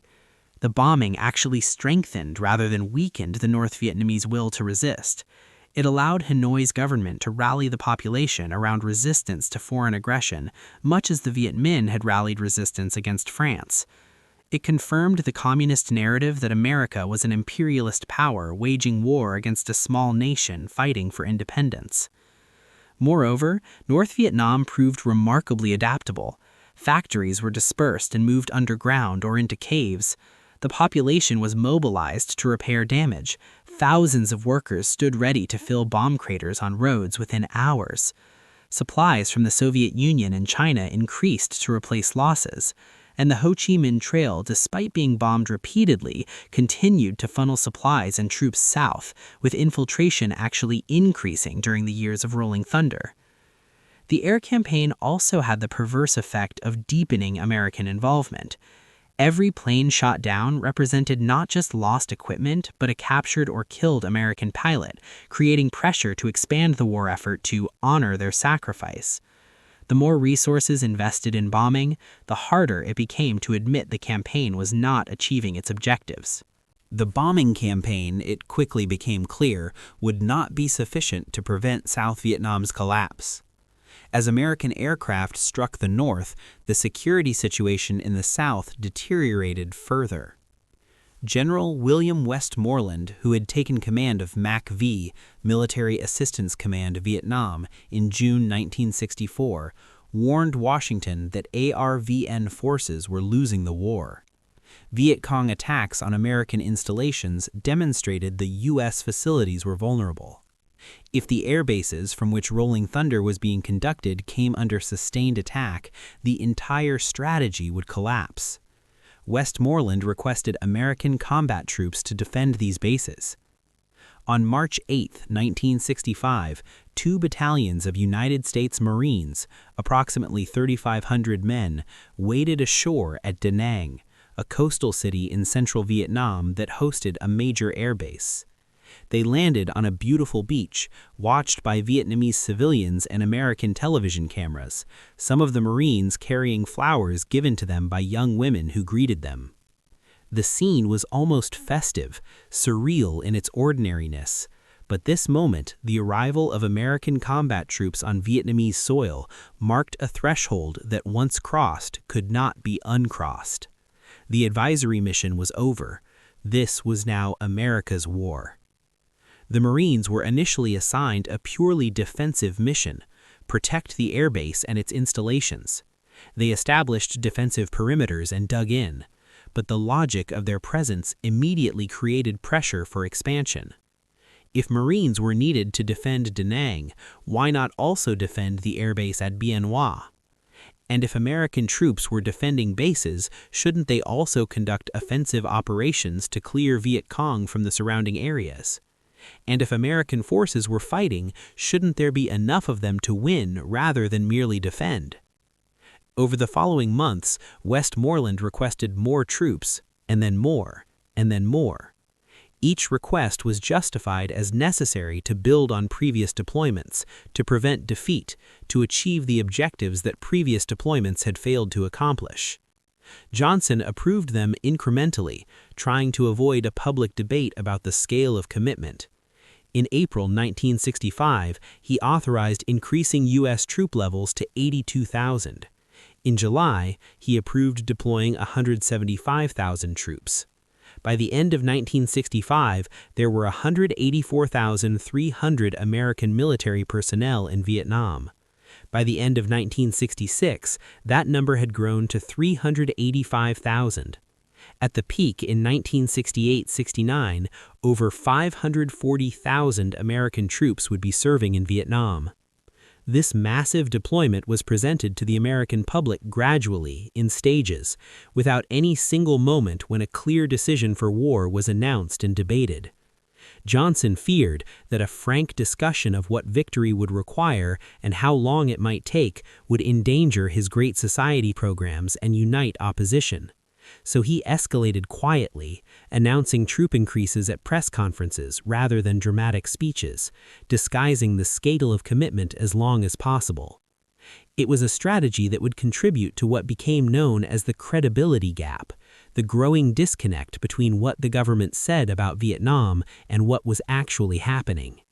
General William Westmoreland was a career Army officer, West Point graduate, and veteran of World War II and Korea. He was tall, square-jawed, confident, the very image of an American military commander. He genuinely believed that American military power, properly applied, could defeat the Viet Cong and North Vietnamese forces and secure South Vietnam. His strategy, which came to define the American ground war from 1965 to 1968, was called Search and Destroy. The concept was straightforward. Use American mobility, particularly helicopters, firepower, and technology, to find enemy forces, fix them in place, and destroy them with overwhelming force. Westmoreland believed in attrition, that if American forces could kill enemy soldiers faster than they could be replaced, eventually the Communists would reach a crossover point where losses exceeded their capacity to continue fighting.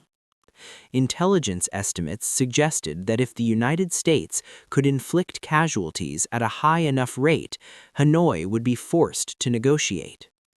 The strategy had a certain logic given American advantages. The United States had helicopters that could insert troops anywhere. It had artillery and air support that could deliver devastating firepower. It had sophisticated communications and intelligence gathering capabilities. In any conventional battle, American forces would almost certainly prevail. But the war in Vietnam was not conventional. The Viet Cong and NVA practiced a strategy articulated by North Vietnamese General Vo Nguyen Giap and based on Maoist principles of revolutionary warfare. The enemy advances, we retreat. The enemy camps, we harass. The enemy tires, we attack. The enemy retreats, we pursue. Communist forces would accept battle only when conditions were favorable, often at times and places of their choosing. When confronted with superior American firepower, they would break contact and withdraw, often into sanctuaries in Laos, Cambodia, or across the DMZ, where American ground forces were not allowed to pursue. They would avoid large-scale battles except when they could inflict significant casualties, strike a symbolic blow, or tie down American forces. The rest of the time, they would wage a war of ambushes, booby traps, night attacks on bases, and assassinations of government officials. This meant that American units spent endless days searching through jungles and rice paddies, finding nothing, then suddenly being hit by ambushes, taking casualties, calling in airstrikes and artillery that devastated the landscape, only to find that the enemy had melted away. The frustration for American soldiers was immense. They could win every battle, yet never seem to win the war. They could clear an area of enemy forces, declare it secure, and move on, only to have the Viet Cong return the moment they left. There was no front line, no territory permanently captured, no clear measure of progress except the body count, the number of enemy killed. And the body count as a measure of success was deeply problematic.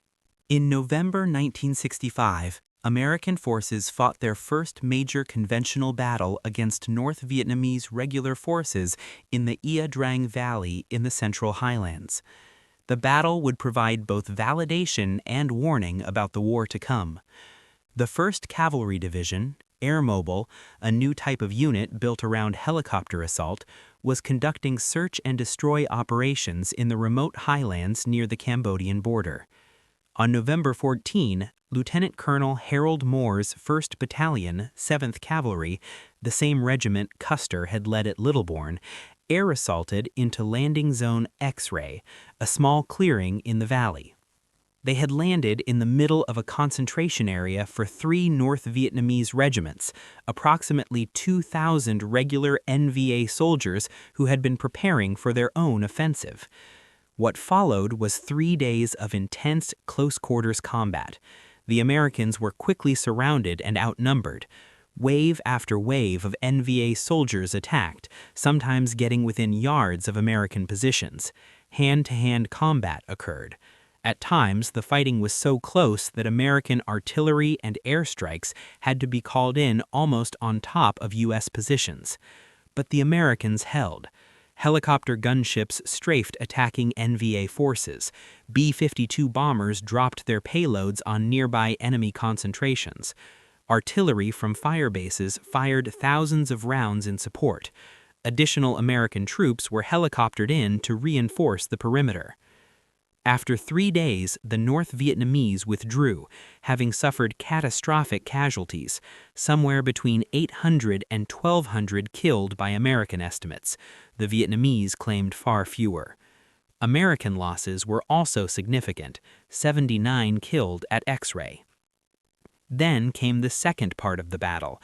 As another American battalion marched to a different landing zone, LZ Albany, a few miles away, they were ambushed by North Vietnamese forces. In savage fighting through thick brush, 155 Americans were killed and 124 wounded out of a force of about 400. The Battle of Ia Drang seemed to confirm both sides' strategic assumptions. For Westmoreland and American commanders, it proved that when American forces could bring their firepower to bear, they could inflict devastating casualties on enemy forces at an acceptable cost. The kill ratio at X-Ray was perhaps 15 or 20 to 1 in favor of the Americans. This seemed to validate the attrition strategy. For the North Vietnamese, Ia Drang taught different lessons. First, American firepower was indeed devastating, and attacking prepared American positions was extremely costly. But second, even when outnumbered and outgunned, NVA forces could inflict significant American casualties, especially through ambushes like the one at Albany.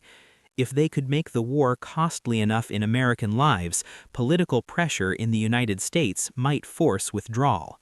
Both sides drew the conclusion that they could win through their chosen strategy. Both sides were wrong, but they would need years and tens of thousands of deaths to discover this. To understand the Vietnam War, one must understand what it was like for the young Americans, most barely out of high school, who fought it. A typical infantry soldier arrived in Vietnam after basic training and advanced infantry training, perhaps 8 months after being drafted or enlisting. He would be 19 or 20 years old, statistically more likely to be from a working class or rural background. College students could often obtain deferments, and quite possibly had never left the United States before. He would land at Ton Son Nhut Airport outside Saigon, or at Da Nang, stepping off a commercial airliner into heat and humidity unlike anything in the American experience. The smell hit first, a combination of jet fuel, human waste, fish sauce, and decay. Then the realization that this was a war zone, albeit one that in rear areas could seem surreally normal, with PX stores selling American products and enlisted men's clubs serving beer. After in-processing, he would be assigned to a unit, often in the field. He would arrive as a FNG, fucking new guy, treated with a mixture of pity and disdain by veterans who knew that inexperience got people killed. His war would depend entirely on where he served and what unit he was in. About 15% of American personnel in Vietnam served in combat infantry units. These soldiers faced the actual fighting. The rest were in support roles: logistics, administration, aviation, artillery, medical, and countless other specialties necessary to support a modern military. For an infantryman, life often followed a pattern: days or weeks of patrolling through jungles or rice paddies in oppressive heat, carrying 60 to 80 pounds of equipment, searching for an enemy who might not be there. Then sudden, terrifying violence, an ambush, a booby trap, a mortar attack, followed by medevac helicopters taking away the wounded and dead, and then more days of searching. The enemy was often invisible. A rice farmer working his paddy might be exactly that, or he might be Viet Cong who would retrieve a hidden weapon that night. A village that seemed peaceful during the day might harbor insurgents after dark. Children could be spotters for mortar teams or could carry grenades. Nothing was certain. Trust was impossible. The booby traps were particularly psychologically devastating. Punji stakes, bamboo spikes smeared with feces to cause infection, hidden in grass. Tripwires connected to grenades or artillery shells, mines buried in trails. Soldiers died not in combat with a visible enemy, but by stepping in the wrong place, and there was no defense except constant vigilance that frayed nerves to breaking. Soldiers measured their service in days left in country. A soldier's tour in Vietnam was typically 1 year, 13 months for Marines, and from the day he arrived, he counted down. Short-timers, those with just weeks left, became increasingly cautious, reluctant to take risks when they were so close to going home. This individual rotation system, different from World War II, where units deployed and returned together, meant that units never developed the same cohesion. New guys were constantly arriving as veterans left. Squad leaders changed. The institutional memory was poor. Soldiers bonded with their immediate squad or platoon, but the larger unit was an abstraction. Racial tensions, largely suppressed earlier in the war, intensified as the conflict dragged on, and the civil rights movement highlighted inequalities at home. African American soldiers, who served in disproportionate numbers in combat units early in the war, increasingly questioned why they were fighting for freedom in Vietnam when they lacked it in America. Drug use became epidemic, particularly in rear areas. Marijuana was readily available and cheap. As the war's purpose became less clear and morale declined, harder drugs appeared: heroin, opium. By the early 1970s, drug use would become a crisis, undermining military effectiveness. And through it all was the question that haunted soldiers: what are we fighting for? In World War II, the cause was clear, but in Vietnam, the villages Americans defended 1 month might be under Viet Cong control the next. The South Vietnamese government they were supposedly protecting was corrupt and often incompetent. The local population seemed indifferent or hostile. It was hard to see how their sacrifices were achieving anything permanent. The soldiers fighting for the other side faced different but equally harsh conditions. For a Viet Cong guerrilla or North Vietnamese Army soldier, the war was not a 1-year tour, but a commitment that might last until death or final victory. Young men and women, the Viet Cong included substantial numbers of women in combat and support roles, were recruited or drafted into service. Some joined enthusiastically, motivated by nationalism, ideology, or hatred of the Saigon government. Others joined because their villages were controlled by the front and they had no choice. Still others were drafted by Hanoi and sent south down the Ho Chi Minh Trail on a journey that could take months. That journey south was an ordeal in itself. The trail was not a single road, but a network of paths through some of the most difficult terrain on Earth. Mountain jungles in Laos and Cambodia, infested with malaria-carrying mosquitoes, leeches, and tigers. It was constantly bombed by American aircraft. Soldiers walked in single file, often at night, carrying heavy loads of weapons and supplies. Many died of disease, malnutrition, or bombing before ever reaching South Vietnam. Those who survived arrived in a war where they faced an enemy with overwhelming technological superiority. American soldiers had helicopters, artillery, air support, abundant ammunition, sophisticated communications, and medical evacuation. The Viet Cong and NVA had their AK-47s, light mortars, some anti-aircraft guns, and whatever they could carry. Survival required different tactics. They avoided direct confrontation with large American units, instead relying on ambushes, night attacks, and mines. They spent days or weeks hiding in tunnels or jungle base camps, emerging to strike quickly and then disappearing. They lived with constant fear of airstrikes, artillery, and being caught in the open by American forces. Their casualties were staggering. American estimates of enemy killed during the war range from 600,000 to over 1 million. Even accounting for exaggeration in body counts, the communist forces suffered losses that would have broken most armies. But they endured, sustained by factors Americans often failed to understand. Many genuinely believed they were fighting a patriotic war against foreign invaders, just as their parents had fought the French. The narrative of resisting aggression and fighting for national unity was powerful. Political officers maintained morale through constant indoctrination. The promise of land reform appealed to poor peasants, and many felt they had no choice. Surrender or desertion often meant death at the hands of either their own side or the ARVN. The Viet Cong and NVA also benefited from sanctuaries in Laos, Cambodia, and North Vietnam, where they could rest, rearm, and train beyond the reach of American ground forces. They had secure supply lines from the north and from the Soviet Union and China, and they had time. They were fighting in their own country and could outlast any foreign intervention. The Vietnam War saw the maturation of helicopter warfare on a scale never before attempted. The Huey, the UH-1 helicopter, became the iconic symbol of the war, its distinctive whop whop whop sound familiar to every soldier. Helicopters provided unprecedented mobility. Troops could be inserted deep into enemy territory, extract quickly when in trouble, and redeploy rapidly to new areas. This air mobility was the foundation of Westmoreland's strategy. American forces could be everywhere, keeping the enemy off balance.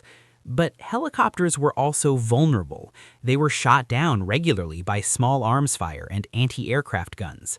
Pilots and crew members faced extraordinarily dangerous missions, flying into landing zones that might be hot, under enemy fire. Medevac pilots, flying unarmed helicopters marked with red crosses, routinely landed under fire to evacuate wounded, displaying courage that earned them near reverence from ground troops. American firepower was equally transformative.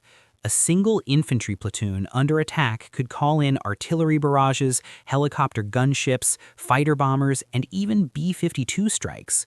The amount of ordnance that could be delivered was staggering. During the war, the United States dropped more than 7 million tons of bombs on Vietnam, Laos, and Cambodia combined, more than twice the tonnage dropped in all of World War II. This firepower saved American lives, allowing small units to survive engagements with larger enemy forces. But it also caused massive destruction and civilian casualties. Free fire zones, areas declared to be under enemy control where anything moving could be engaged, led to villages being destroyed and civilians killed. The strategy of attrition and the reliance on firepower created perverse incentives. Success was measured by body count, leading to pressure on units to inflate numbers. Civilians killed by artillery or airstrikes might be counted as enemy combatants.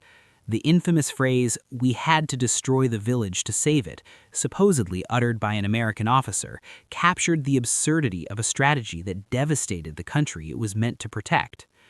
As American involvement deepened in 1965 and 1966, the war began to dominate American domestic politics and culture.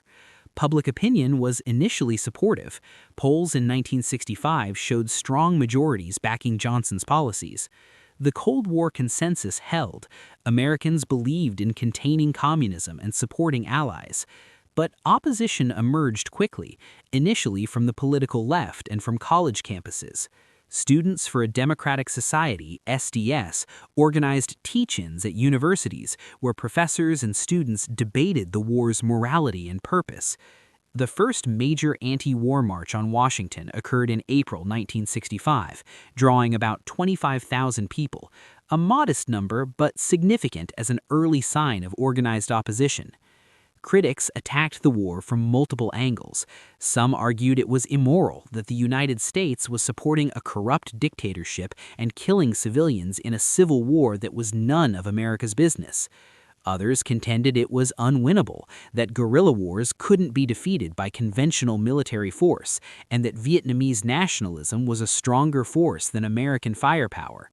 Still others focused on the costs of the war, the money being spent in Vietnam while poverty and inequality persisted at home. Draft resistance became a focus of opposition. The selective service system drafted young men to fill the ranks, but the draft was riddled with inequities. College students could defer service, as could those in certain occupations. The well-connected could find ways to avoid service, joining the National Guard, getting medical deferments, or securing safe assignments. The result was that combat units were disproportionately filled with working-class and poor young men who lacked the resources to avoid the draft.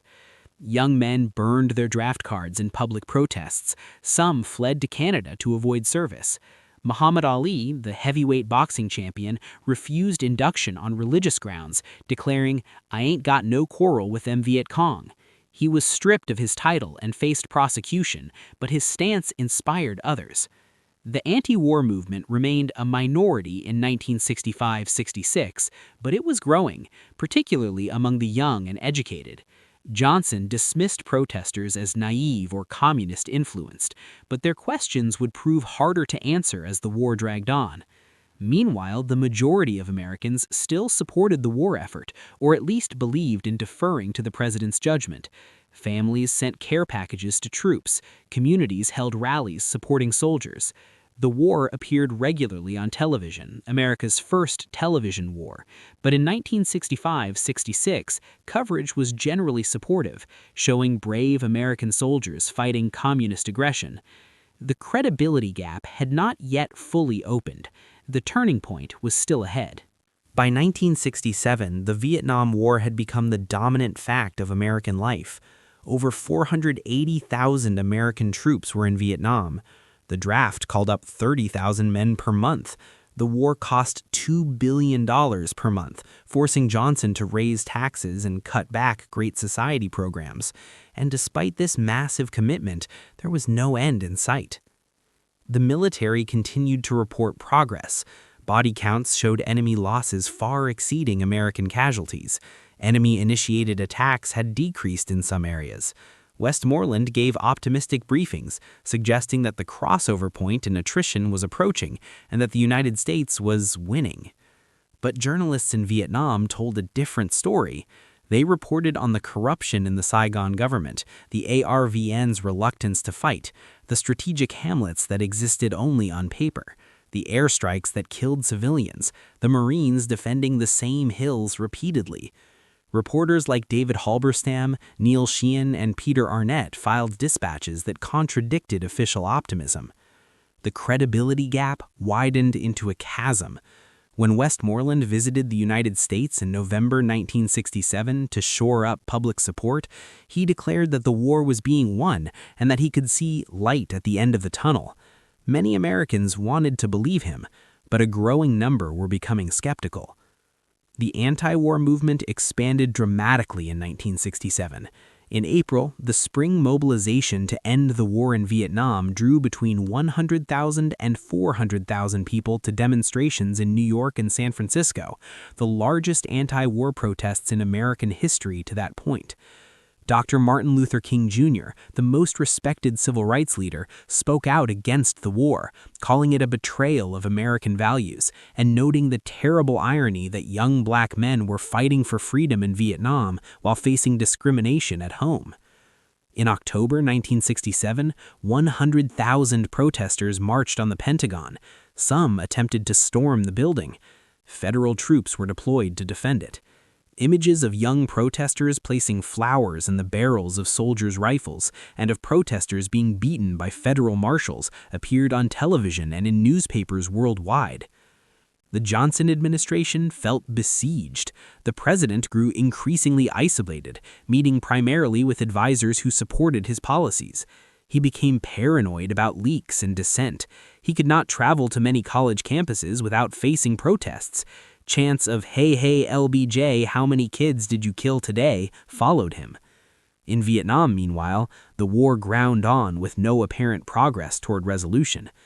Battles were fought, territory was temporarily secured, enemy forces were killed in large numbers, and yet the war continued.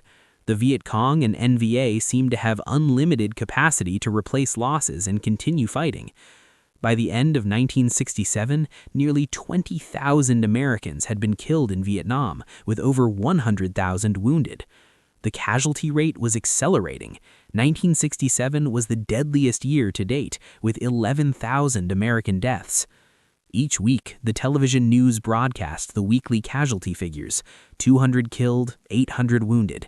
The numbers became numbing in their repetition, except for the families who received telegrams informing them that their son, husband, or brother would not be coming home.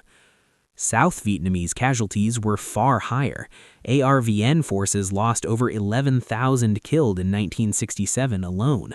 Civilian deaths were difficult to calculate, but certainly in the tens of thousands annually from bombing, artillery, ground combat, and atrocities committed by both sides. On the communist side, casualties were staggering. American estimates suggested that North Vietnam and the Viet Cong were losing 150,000 to 200,000 killed annually. Entire villages in North Vietnam lost most of their young men. Families waited months or years for news of sons who had gone south down the trail and disappeared. Yet none of this death seemed to bring resolution closer. Each side believed it could endure longer than the other. Each side believed time was on its side. The North Vietnamese and NLF leadership believed that American public opinion would eventually turn against the war, forcing withdrawal. They studied the French experience and noted that domestic opposition had contributed to France's decision to leave Indochina. They believed that if they could sustain the fight long enough, demonstrate that the war was unwinnable at acceptable cost, the Americans would eventually go home. They were pursuing a political strategy as much as a military one. Meanwhile, American leaders continued to believe that one more escalation, one more strategic adjustment, one more application of force would break the enemy's will. They looked at the casualty figures and convinced themselves that the North Vietnamese couldn't sustain such losses much longer. Both sides were locked in a test of wills, each waiting for the other to break. By 1967, Defense Secretary Robert McNamara, once a confident advocate of the war, was experiencing deep doubts. He had applied his analytical skills, the same systems analysis that had worked at Ford Motor Company, to Vietnam, seeking to quantify progress and optimize strategy, but the numbers weren't adding up. McNamara commissioned study after study, seeking ways to reduce the flow of supplies down the Ho Chi Minh Trail. One proposal was the McNamara Line, a barrier across the DMZ and the Laotian Panhandle consisting of minefields, sensors, and fortified positions that would interdict infiltration. The most futuristic element was the electronic sensors, devices that could detect movement, body heat, or vehicle sounds, then transmit signals to aircraft or artillery that would attack the detected targets. It was warfare by remote control, the military equivalent of McNamara's beloved statistics. Thousands of sensors were dropped along the trail and near the DMZ. They did provide intelligence about enemy movements, but the North Vietnamese adapted, using decoys to trigger sensors, moving at times when weather prevented airstrikes, and simply accepting losses while pushing more supplies through. The McNamara Line was never fully completed. The electronic sensors became one more element of the war, useful but not decisive, and McNamara himself, increasingly disillusioned, would leave the Defense Department in early 1968, his confidence in American strategy shattered. And so we arrive at the end of 1967, 3 years after the Gulf of Tonkin incident, 2.5 years after the first combat troops landed at Da Nang. What had begun as a limited intervention to prevent South Vietnam's collapse had become a massive American war involving over 500,000 troops, consuming billions of dollars monthly and dominating American politics. The United States military had won virtually every conventional battle. American technology, firepower, and mobility had proven devastating in combat. The body counts showed enemy casualties vastly exceeding American losses. General Westmoreland spoke confidently of approaching victory, of seeing light at the end of the tunnel. But in the villages of South Vietnam, in the jungles where the Viet Cong melted away after every engagement, in the tunnels of Cu Chi and the sanctuaries in Cambodia and Laos, the enemy endured. They absorbed staggering losses and continued fighting. They believed that time was on their side, that American public opinion would eventually force withdrawal, that the people of Vietnam would outlast the foreigners as they always had. In Washington, President Johnson faced growing opposition. The anti-war movement had grown from a handful of students to hundreds of thousands in the streets. The credibility gap had become a canyon. The costs in blood and treasure mounted with no clear path to victory. In Hanoi, the Politburo was planning something that would shock America and transform the war. They were preparing an offensive on a scale not yet seen, designed not primarily to capture territory, but to shatter American confidence and prove that the war was unwinnable. They were planning to attack everywhere at once during the Vietnamese New Year celebration. They were planning Tet.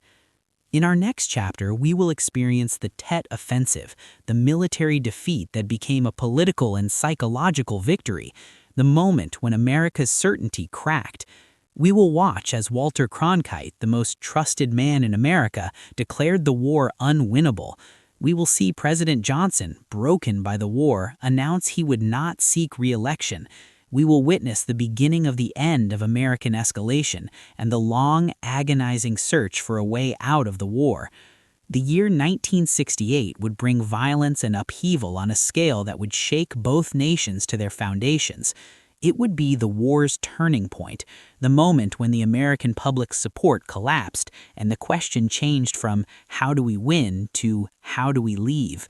But the war would continue for 7 more years after Tet, 7 more years of fighting and dying, of searching for peace with honor, of trying to find an exit from a war that had already been lost. Rest now, and we will continue this difficult journey together.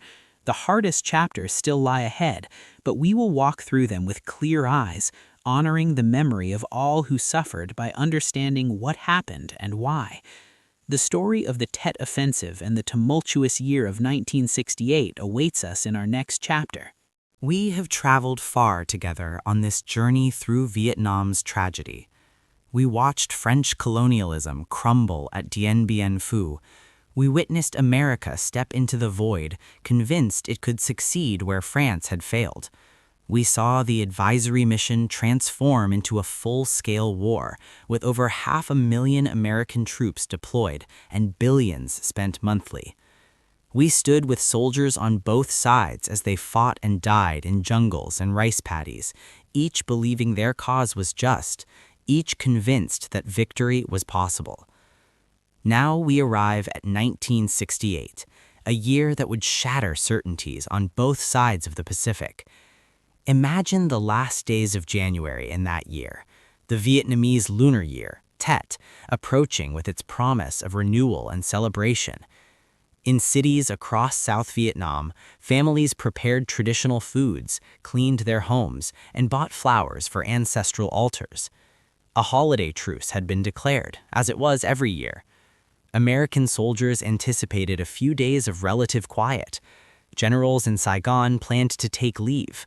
But in the jungles and tunnels, in safe houses in every major city, tens of thousands of Viet Cong fighters were moving into position for the largest, boldest, most shocking military operation of the war. They were preparing to attack everywhere at once, not just military bases, but the heart of South Vietnam cities, including Saigon itself. They were launching an offensive that would fail in almost every military objective, yet succeed in shattering American confidence and transforming the war. This is the story of Tet 1968, the year America's certainty died, the year the question changed from "can we win" to "how do we leave?" It is the story of military victory becoming political defeat, of how images from a television screen could change history, and of how a nation began to fracture over a war that seemed to have no end. By late 1967, the leaders in Hanoi faced a strategic dilemma. The war in the South was not going as planned. American firepower was devastating. Casualties among Viet Cong and North Vietnamese forces were staggering. Estimates suggested 150,000 to 200,000 killed annually. Entire Viet Cong units had been decimated. Local recruitment in the South was declining as the Americans killed experienced cadres faster than they could be replaced. The infiltration of North Vietnamese regular army units down the Ho Chi Minh Trail was increasing to fill the gaps, but this meant the war was becoming less of a southern insurgency and more of a northern invasion, undermining the political narrative that this was a civil war, a people's revolution against a puppet government. Moreover, the American presence showed no signs of decreasing. Despite the growing anti-war movement in the United States, there was no indication that Washington was preparing to withdraw. General Westmoreland kept requesting more troops. The bombing of North Vietnam continued relentlessly. The Politburo in Hanoi, led by Le Duan, the party's first secretary and the dominant voice in strategic decisions, concluded that a dramatic shift in strategy was necessary. Protracted guerrilla warfare alone would not force American withdrawal. Something more was needed, a general offensive, general uprising that would shock the Americans, demonstrate that the war was unwinnable, shatter the Saigon government, and hopefully trigger a popular uprising that would overthrow the regime. The strategy drew from the August Revolution of 1945, when the Viet Minh had seized power in the brief vacuum after Japan's surrender.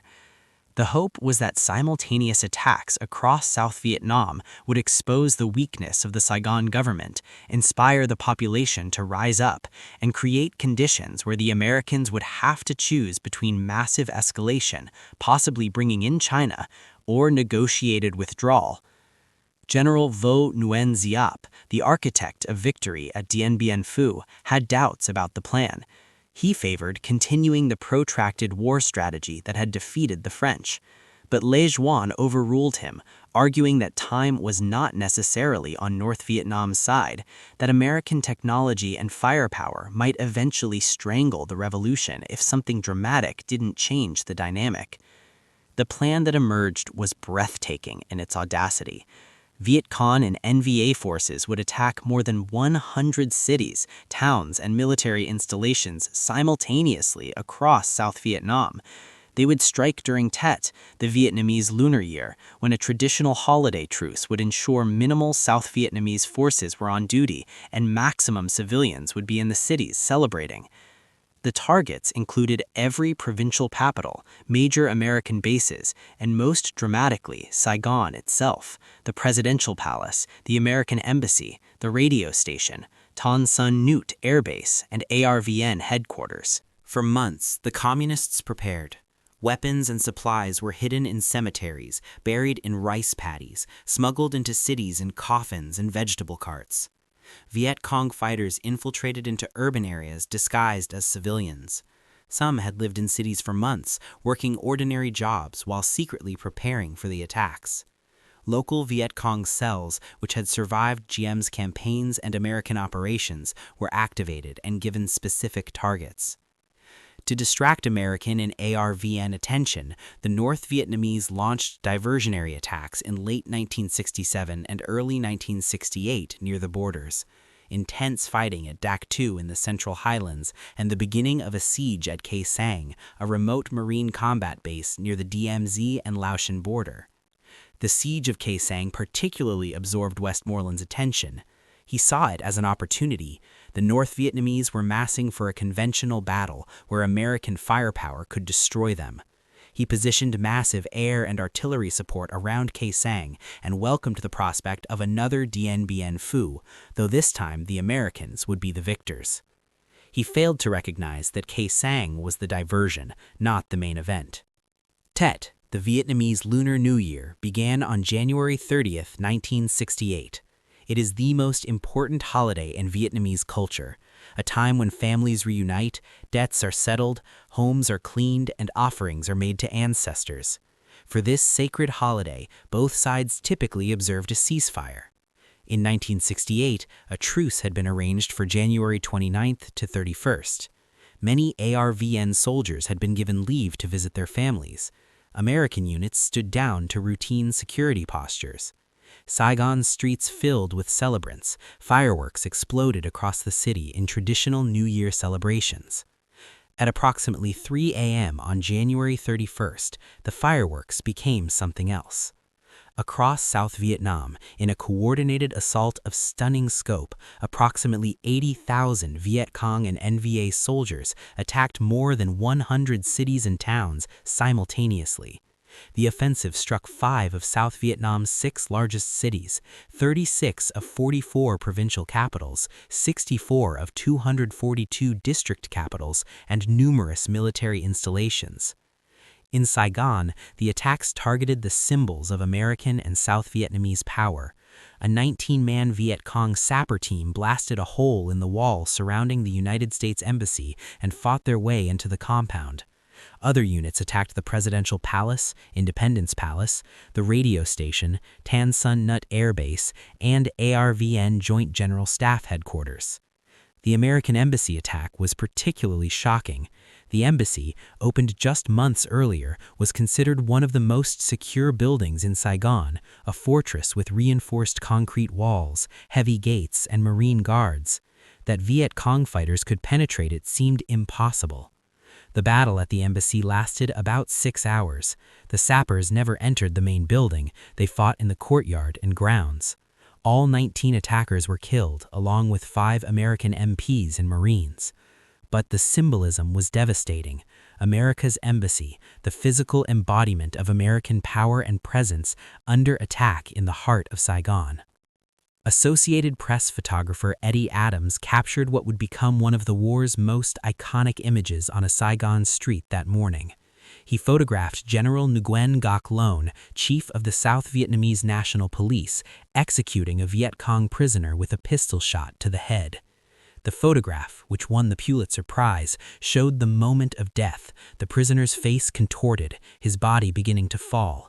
It was broadcast around the world, becoming for many viewers proof of the brutality and moral corruption of the South Vietnamese government America was defending. What the photograph didn't show was context.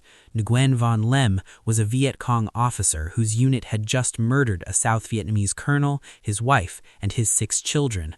Loan's summary execution, while shocking, occurred in the midst of battle when normal judicial processes had broken down. But such nuance was lost in the visceral impact of the image. Throughout Saigon, street fighting raged for days. Viet Cong fighters occupied buildings and fought until killed or captured. American and ARVN forces fought block by block to retake areas. The sounds of explosions and automatic weapons fire echoed constantly. Civilians were caught in crossfire. Parts of the city burned.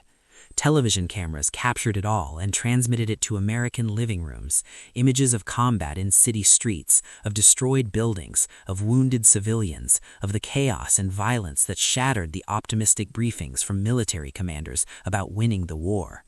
While Saigon grabbed headlines, the most intense and prolonged fighting occurred in Hue, the ancient imperial capital in central Vietnam.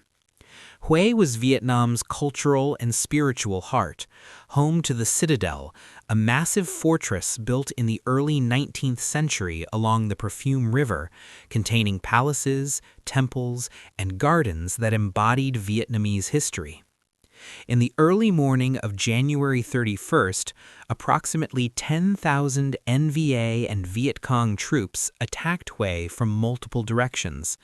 They quickly overran most of the city, including the entire citadel, except for the ARVN 1st Division headquarters in one corner. The communist flag, red and blue with a gold star, was raised over the citadel's walls for the first time since 1954. What followed was the longest, bloodiest urban battle of the Vietnam War. It would take 26 days of brutal house-to-house fighting to retake the city. The Battle for Hue revealed the limits of American firepower in urban warfare. The United States military had developed tactics for jungle fighting and for defending bases, but street fighting in a densely populated city was different. Close quarters combat negated many American advantages. Airstrikes and artillery, so devastating in the countryside, risked destroying the city itself and killing civilians. Yet those weapons were used. American Marines and ARVN forces fought building by building, room by room through the city.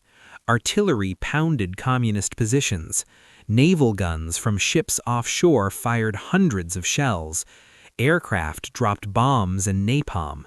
The ancient city, a UNESCO World Heritage Site of priceless cultural value, was systematically destroyed to save it. The fighting was savage and personal. Marines kicked down doors, cleared rooms with grenades and rifles, fought at distances measured in feet rather than yards. The casualties mounted steadily, house by house, block by block. Snipers were everywhere. Booby traps killed the unwary. The weather was cold and rainy, unusual for Vietnam, adding to the misery. Communist forces fought with determination, knowing they had no retreat and that capture meant death. They fortified buildings, created interlocking fields of fire, and contested every position. Some units fought to the last man. The battle also revealed the dark side of revolutionary warfare. During their brief control of Hue, communist forces systematically executed South Vietnamese officials, military officers, civil servants, teachers, Catholic priests, and anyone associated with the government or deemed a class enemy. They used lists prepared in advance to identify targets. The victims, estimates range from 2,800 to over 5,000, were taken from their homes, often with their families, marched to pre-designated killing sites, and shot or buried alive. Mass graves would later be discovered around the city and in the surrounding countryside. The Hue Massacre was one of the worst atrocities of the war, though it received less attention than American actions like My Lai because it occurred during the chaos of battle. By February 24th, after nearly a month of fighting, Hue was recaptured. The cost was staggering: 216 American dead and 1,584 wounded, over 400 ARVN killed and 2,000 wounded, an estimated 5,000 communist forces killed, and at least 5,800 civilians dead. The beautiful city was in ruins. Much of it would have to be rebuilt. But Hue had held.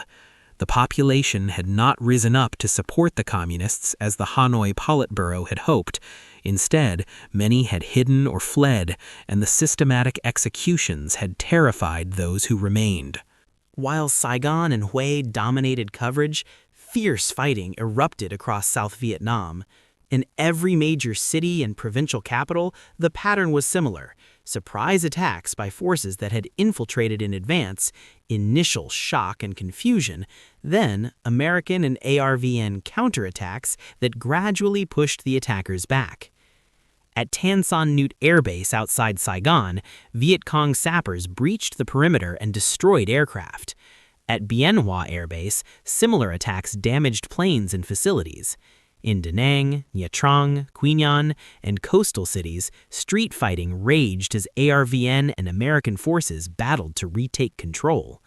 In the Mekong Delta, where Viet Cong influence was strongest, attacks struck provincial capitals throughout the region. Some cities like My Tho and Con Thơ saw intense fighting that lasted days.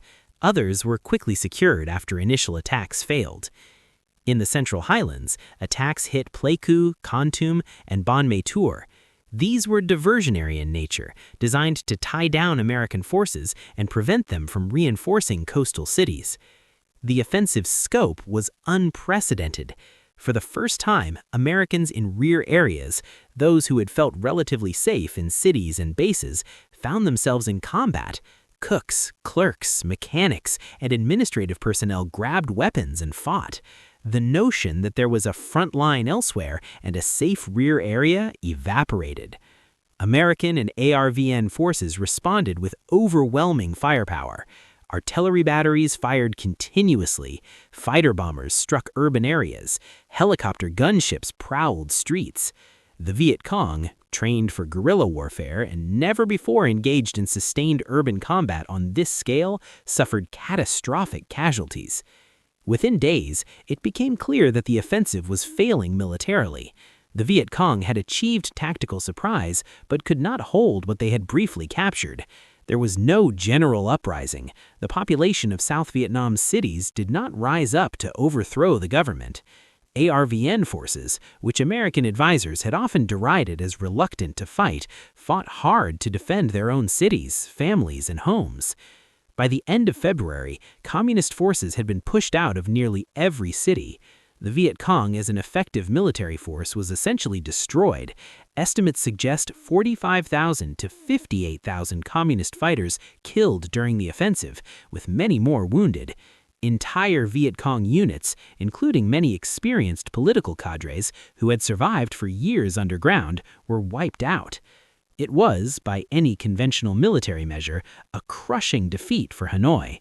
Yet it would prove to be the turning point of the war, not because of what happened on Vietnamese battlefields, but because of what happened in American living rooms. The Tet Offensive was the first major battle in history covered extensively by television in real time. Cameras captured the embassy attack, the street fighting in Saigon, the destruction of cities, the execution of prisoners, the civilians fleeing with their possessions, the American and South Vietnamese wounded being evacuated. These images, broadcast on the evening news night after night, collided violently with the narrative that had been fed to the American public for years. For months, General Westmoreland and other military leaders had been assuring Americans that the war was being won, that the enemy was weakening, that there was light at the end of the tunnel. Now, Americans watched as the enemy attacked simultaneously across South Vietnam, penetrated the American embassy, occupied major cities, and fought with apparent strength and determination. The disconnect between official optimism and televised reality was too stark to ignore. The most influential moment came on February 27, 1968, when Walter Cronkite, the anchor of CBS Evening News and the most trusted man in America, returned from a reporting trip to Vietnam and delivered a special editorial. Speaking directly to camera in his calm, authoritative voice, Cronkite said, "To say that we are closer to victory today is to believe, in the face of the evidence, the optimists who have been wrong in the past. To suggest we are on the edge of defeat is to yield to unreasonable pessimism. To say that we are mired in stalemate seems the only realistic yet unsatisfactory conclusion. It is increasingly clear to this reporter that the only rational way out then will be to negotiate, not as victors, but as an honorable people who lived up to their pledge to defend democracy and did the best they could." When President Johnson watched the broadcast, he reportedly told an aide, "If I've lost Cronkite, I've lost Middle America." Cronkite's assessment was not that America was losing the war militarily. The Tet Offensive had indeed been a military defeat for the communists. But he recognized that the war had become a stalemate, that no amount of American force seemed capable of producing decisive victory, and that continuing to fight indefinitely was unsustainable.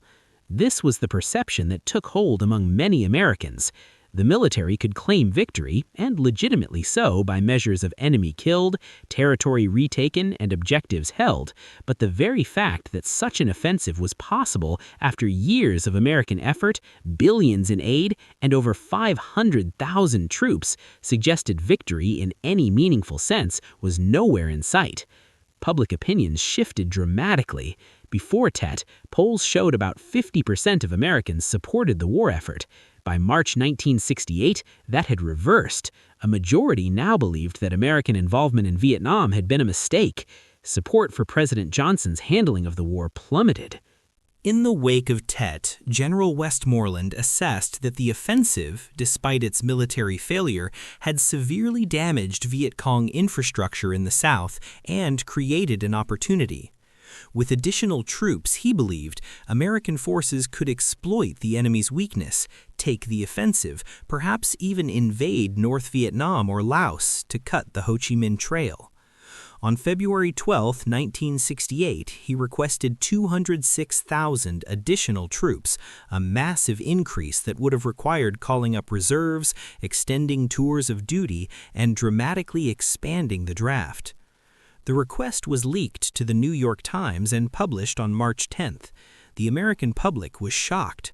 After years of being told the war was being won, now the military was requesting the equivalent of 40% more troops? Within the Johnson administration, Westmoreland's request triggered a fundamental reassessment. Secretary of Defense Clark Clifford, who had replaced Robert McNamara in early 1968, established a task force to evaluate the request. What they concluded was devastating to the war's proponents. The task force found that providing 206,000 more troops would require calling up reserves, which would be politically catastrophic. It would cost billions more at a time when the war was already straining the economy and forcing cuts to Great Society programs. Most crucially, there was no evidence that even with these additional troops, the war could be won in any time frame acceptable to the American people. Clifford, who had entered the Defense Department as a supporter of the war, became convinced that the war was unwinnable and that the United States needed to find a way out. He quietly shifted from advocate to skeptic, advising Johnson to reject Westmoreland's request and to seek a negotiated settlement. Johnson faced the hardest decision of his presidency. He could approve the request, dramatically escalate the war, call up reserves, and hope that massive force would finally break the enemy, but at enormous political and economic cost, with no guarantee of success. Or he could reject it, accept that the current strategy had reached its limits, and seek a negotiated exit, which would be seen by many as defeat. The decision was complicated by the upcoming presidential election. Senator Eugene McCarthy, running on an anti-war platform, had nearly defeated Johnson in the New Hampshire Democratic primary on March 12, receiving 42% of the vote. Senator Robert F. Kennedy, brother of the slain president and a charismatic figure with enormous political appeal, announced his candidacy on March 16th, also running against the war. Johnson's presidency was collapsing under the weight of Vietnam. On the evening of March 31, 1968, President Lyndon Johnson addressed the nation on television. Americans tuned in expecting to hear about Vietnam policy. What they heard shocked the country. Johnson announced that he was limiting the bombing of North Vietnam to areas near the DMZ, that he was calling for negotiations, and that he was sending representatives to any forum to seek peace talks. He called on Hanoi to respond positively to this initiative. Then, at the end of his speech, he added something that had been kept secret from all but his closest advisors. I shall not seek and I will not accept the nomination of my party for another term as your president. The President of the United States, brought down by a war he had escalated, was withdrawing from political life. Johnson's decision was influenced by multiple factors. His health was poor. He had suffered a serious heart attack in the 1950s and feared dying in office. His political prospects were grim. Polls showed him losing to potential Republican opponent Richard Nixon and possibly even losing the Democratic nomination to McCarthy or Kennedy. His Great Society programs, his true passion, were being consumed by the war's costs, and he was profoundly weary, worn down by protests, by body counts, by the endless bad news from Vietnam. But most fundamentally, he recognized that he had become so associated with the war that he could not credibly lead the nation toward peace. A new leader, untainted by the decisions of escalation, would be needed to find an exit. His speech marked a turning point. The era of escalation was over. The question was no longer how to win, but how to extricate American forces without it appearing to be defeat. This search for peace with honor would consume American policy for the next 4 years and cost tens of thousands more lives. Hanoi responded to Johnson's offer by agreeing to preliminary talks. In May 1968, American and North Vietnamese representatives began meeting in Paris, the start of negotiations that would continue on and off for nearly 5 years before producing a settlement. The year 1968 seemed determined to tear America apart. The Tet Offensive and Johnson's withdrawal were just the beginning of a year of violence and trauma that would scar the nation. On April 4, 1968, Dr. Martin Luther King Jr., the Nobel Prize-winning civil rights leader and increasingly vocal opponent of the Vietnam War, was assassinated in Memphis, Tennessee. He was shot on a motel balcony by James Earl Ray, a white supremacist. King had been in Memphis supporting striking sanitation workers, continuing his work for economic justice while opposing the war that was consuming resources needed for poverty programs. His death triggered riots in more than 100 American cities. Entire neighborhoods burned. The National Guard was deployed to restore order. Washington, D.C. saw some of the worst violence. Buildings within sight of the Capitol were set ablaze. The riots left 43 people dead, over 2,600 injured, and 21,000 arrested. The connection to Vietnam was clear in many minds. King had argued that the war was diverting attention and resources from addressing poverty and racism at home. Young black men were dying disproportionately in Vietnam while facing discrimination at home. The war and the struggle for racial justice were intertwined, and King's assassination seemed to mark the failure of both. 2 months later, on June 5, 1968, Senator Robert F. Kennedy was shot just after winning the California Democratic primary. He died the next day. The assassin was Sirhan Sirhan, a Palestinian immigrant who reportedly targeted Kennedy because of his support for Israel, though conspiracy theories would persist for decades. Kennedy's death was particularly devastating to those who opposed the war. He had seemed like the candidate who could unite the anti-war movement, appeal to working-class voters, and heal the nation's divisions. With him gone, the path to ending the war through electoral politics seemed blocked. The Democratic National Convention in Chicago in August 1968 descended into chaos. Inside the convention hall, delegates bitterly fought over the party platform, particularly the Vietnam plank. Outside, thousands of anti-war protesters faced Chicago police in what an official investigation would later call a police riot. Television cameras captured police beating protesters, reporters, and bystanders indiscriminately.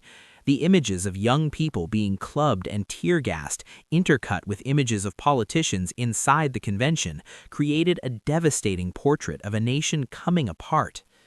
Vice President Hubert Humphrey won the Democratic nomination, but was so tainted by association with Johnson's war policies that his candidacy was compromised from the start. The convention chaos further damaged his prospects. Meanwhile, Republican candidate Richard Nixon ran on a platform of law and order and promised a secret plan to end the war. He appealed to what he called the silent majority, Americans who supported neither the war's continuation nor the anti-war protesters, who were tired of chaos and wanted a return to stability. The 1968 election became in many ways a referendum on the war and on the profound social changes tearing through American society. While American politics convulsed, the war in Vietnam ground on. The Tet Offensive had destroyed much of the Viet Cong's military capacity, but North Vietnamese forces filled the gap. The conflict became increasingly a conventional war between the North Vietnamese Army and American/ARVN forces, rather than the insurgency it had been earlier. American military strategy shifted subtly after Tet. Westmoreland was promoted to Army Chief of Staff, effectively removed from command in June 1968. He was replaced by General Creighton Abrams, a distinguished armor commander from World War II who brought a different approach. Abrams emphasized smaller unit operations, better coordination with ARVN forces, more emphasis on pacification, winning popular support in the countryside, and less focus on body counts.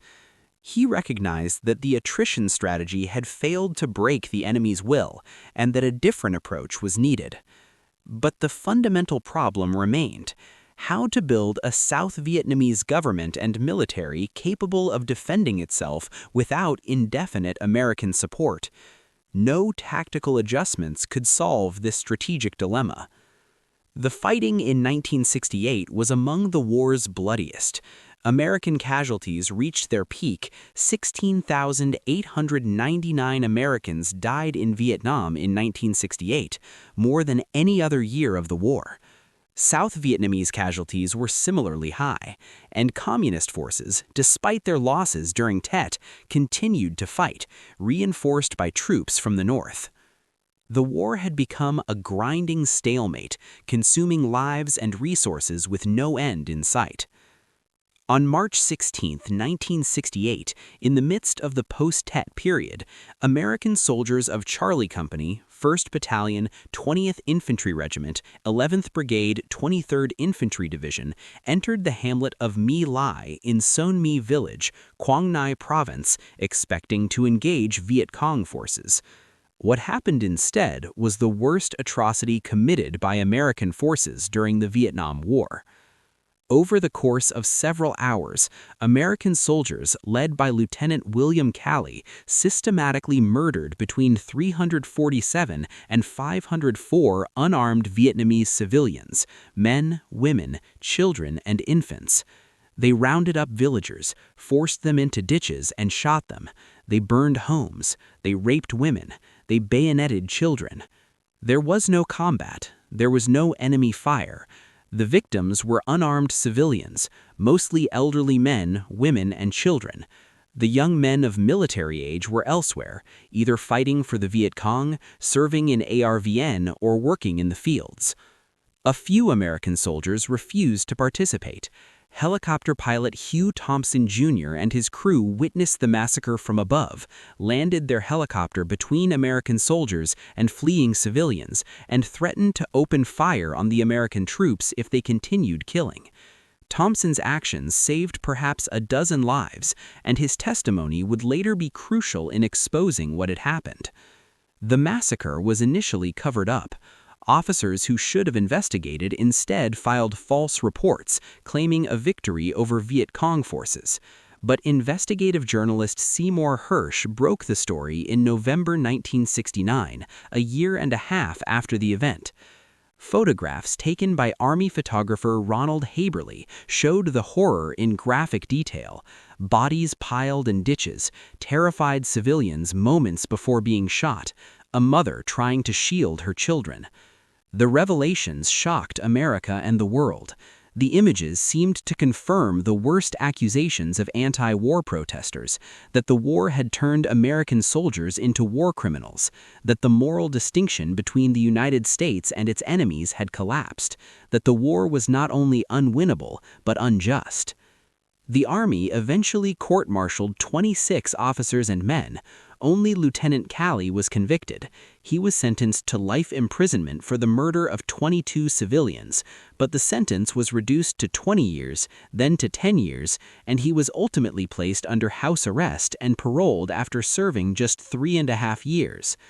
The minimal punishment outraged many, both those who saw it as inadequate accountability for atrocity and those who believed Calley was a scapegoat for policies that had created impossible conditions for soldiers. The deeper question was how such an atrocity had occurred. Calley and his men were not psychopaths or sadists by most accounts, but ordinary young Americans subjected to extraordinary pressures: constant fear of booby traps and ambushes, difficulty distinguishing civilians from combatants, a command climate that emphasized body counts over moral restraint, inadequate training in the laws of war, and the dehumanization that came from racist attitudes and language about the Vietnamese. My Lai was exceptional in its scale, but smaller atrocities occurred with some regularity. The particular conditions of the war, guerrilla tactics, booby traps, civilian casualties from artillery and airstrikes, the free fire zone concept, pressure for body counts, created an environment where the laws of war could erode and where soldiers might see all Vietnamese as potential enemies. The massacre and its cover-up further eroded American support for the war and deepened the moral crisis about America's role in Vietnam. Richard Nixon won the presidency in November 1968 by a narrow margin, 43.4% of the popular vote to Humphrey's 42.7%, with segregationist George Wallace receiving 13.5%. It was hardly a mandate, but it was enough. Nixon had campaigned on having a secret plan to end the war. In reality, there was no such plan, but Nixon and his national security advisor, Henry Kissinger, did bring a different approach to Vietnam. Their strategy had three components. First, Vietnamization, gradually withdrawing American troops while building up South Vietnamese forces so they could defend themselves. This would reduce American casualties, satisfy domestic pressure to bring troops home, and theoretically create a sustainable South Vietnamese military. Second, diplomatic pressure on the Soviet Union and China to reduce support for North Vietnam. Nixon believed that détente with the communist great powers could be leveraged to force Hanoi toward a settlement. Third, maintaining military pressure on North Vietnam through bombing and continued fighting while negotiating to convince Hanoi that it could not win militarily and should accept a political settlement. It was a strategy of trying to engineer an honorable exit, withdrawing American forces while ensuring that South Vietnam did not immediately collapse, which would be seen as a defeat. In June 1969, Nixon announced the first withdrawal of American troops, 25,000 men. It was a small beginning, but symbolically significant. For the first time since 1965, American troop levels in Vietnam would decrease rather than increase. The withdrawals would continue throughout Nixon's presidency, gradually at first, then more rapidly. By the end of 1969, 475,200 American troops remained in Vietnam, down from the peak of 543,000 in April 1969. By the end of 1970, that number would fall to 334,600. By the end of 1971, 156,800 remained. But Vietnamization had a fundamental flaw. It assumed that South Vietnam could be made capable of self-defense with enough training and equipment. The problem was not primarily military capacity, but political will and legitimacy. The South Vietnamese government still lacked the popular support necessary to motivate its forces and population to fight and die in large numbers. Alongside conventional military operations, the United States and South Vietnam conducted a controversial program targeting the Viet Cong's political infrastructure. The Phoenix program, Phum Hoang in Vietnamese, aimed to identify, capture, or kill Viet Cong cadres who provided the insurgency's political organization. The program was based on sound counterinsurgency theory. The Viet Cong's strength came not just from its fighters, but from its shadow government, the tax collectors, recruiters, propagandists, and political officers who operated in villages and hamlets. Destroy this infrastructure, the reasoning went, and the insurgency would collapse. Phoenix involved intelligence gathering, interrogation of suspects, and operations by Provincial Reconnaissance Units, PRUs, to capture or kill identified cadres. Between 1968 and 1972, the program was credited with neutralizing over 81,000 suspected Viet Cong, approximately 26,000 killed, 33,000 captured, and 22,000 who allegedly defected or surrendered. But Phoenix was deeply controversial. Many of those killed were likely civilians with no connection to the Viet Cong, caught up in a program where local officials could settle personal scores by accusing enemies of being communists. Interrogation often involved torture. The PRUs, which included many former Viet Cong who had switched sides, operated with minimal oversight and committed numerous atrocities. William Colby, the CIA officer who oversaw Phoenix and later became CIA director, defended the program as a legitimate counterinsurgency effort targeting a legitimate military organization. Critics called it an assassination program that violated the laws of war and American values. The truth was somewhere between. Phoenix did disrupt Viet Cong organization in some areas, particularly after Tet had already weakened the insurgent infrastructure, but it also killed many civilians, relied on torture for intelligence, and further alienated the rural population it was meant to win over. It was another example of how the war's nature blurred moral lines. Fighting an insurgency that blended into the civilian population created terrible choices and often led to terrible outcomes. On December 1, 1969, the Selective Service System held the first draft lottery since 1942. In a ceremony broadcast on television, blue plastic capsules containing dates were drawn from a large glass container. The order in which the dates were drawn determined which young men would be drafted in 1970. Men born on September 14th had the unlucky distinction of being first, number 1 in the lottery. Those born on September 24th were drawn second, and so on through 366 dates. 1969 included leap year babies. The lottery was intended to make the draft more fair. Rather than local draft boards having discretion about who to call up, it would be random chance. But it also made the war's costs starkly personal for millions of young American men and their families. If your number was low, roughly 1 to 195, you would almost certainly be drafted. If it was high, above 250 or so, you were probably safe. And in between was agonizing uncertainty. The lottery created a strange moral universe. Young men whose number came up faced a choice: accept induction into a war many now believed was unjust, flee to Canada or Sweden, claim conscientious objector status, or try to find some exemption, medical, educational, or occupational. Each choice carried consequences. An estimated 500,000 to 1 million men committed draft violations during the Vietnam era, ranging from burning draft cards to refusing induction. Approximately 30,000 fled to Canada. Others went underground. Some went to federal prison. The draft resistance movement became a major focus of anti-war activism. Draft counseling centers helped young men understand their legal options. Demonstrations targeted draft boards and induction centers. The burning of draft cards and draft records became powerful symbolic protests. The class dimension was stark. Wealthy or well-connected young men could usually avoid service through college deferments, graduate school, National Guard positions, medical deferments, sometimes fraudulent, or other means. Working class and poor young men had fewer options. The inequity fueled resentment and further undermined support for the war. In 1970, for the first time, a Gallup poll found that a majority of Americans believed sending troops to Vietnam had been a mistake. Support would continue to erode throughout Nixon's presidency. By 1969 to 1970, the anti-war movement had grown from a fringe position to a major social force involving millions of Americans of all ages and backgrounds. The moratorium to end the war in Vietnam on October 15, 1969, saw millions of Americans participate in activities ranging from local gatherings to massive demonstrations.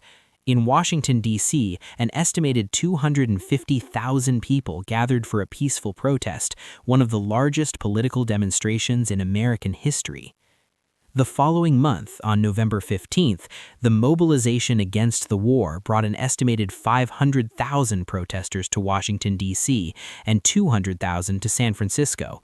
The march passed the White House, where President Nixon claimed he was watching football and ignored the demonstration, though he had actually had the White House surrounded by buses to create a protective barrier. The movement was increasingly diverse. It included traditional pacifists and religious groups, students and professors, veterans who had fought in Vietnam and turned against the war, civil rights activists, women's groups, and eventually even mainstream politicians and business leaders. Vietnam Veterans Against the War, VVAW, became particularly powerful voices. Veterans in wheelchairs, wearing their uniforms and medals, testified to atrocities they had witnessed or committed. Their protest carried moral weight that student demonstrators lacked. These were not draft dodgers, but men who had served, and their opposition to the war was born from direct experience. In April 1971, VVAW organized Dewey Canyon 3, a demonstration in Washington where over 1,000 veterans camped on the mall and conducted a mock search and destroy mission through the Capitol. On April 23rd, nearly 800 veterans threw their medals and ribbons over a fence onto the Capitol steps in a powerful repudiation of the war. Among them was a young Navy veteran named John Kerry, who had commanded a swift boat in the Mekong. Kerry testified before the Senate Foreign Relations Committee, asking the haunting question, "How do you ask a man to be the last man to die for a mistake?" The movement also faced internal tensions. Radical groups like the Weather Underground advocated violence, bombing draft boards and ROTC buildings. Most protesters rejected such tactics, but the violence gave opponents of the anti-war movement ammunition to dismiss all protesters as radicals and bomb throwers. And throughout, President Nixon pursued a strategy of appealing to what he called the silent majority, Americans who neither supported continued war nor approved of the anti-war protesters. Nixon positioned himself as defending American honor and supporting the troops, while working toward peace, while portraying protesters as naive, unpatriotic, or communist-influenced. It was a deeply divided nation, and Vietnam was the axis around which the divisions turned.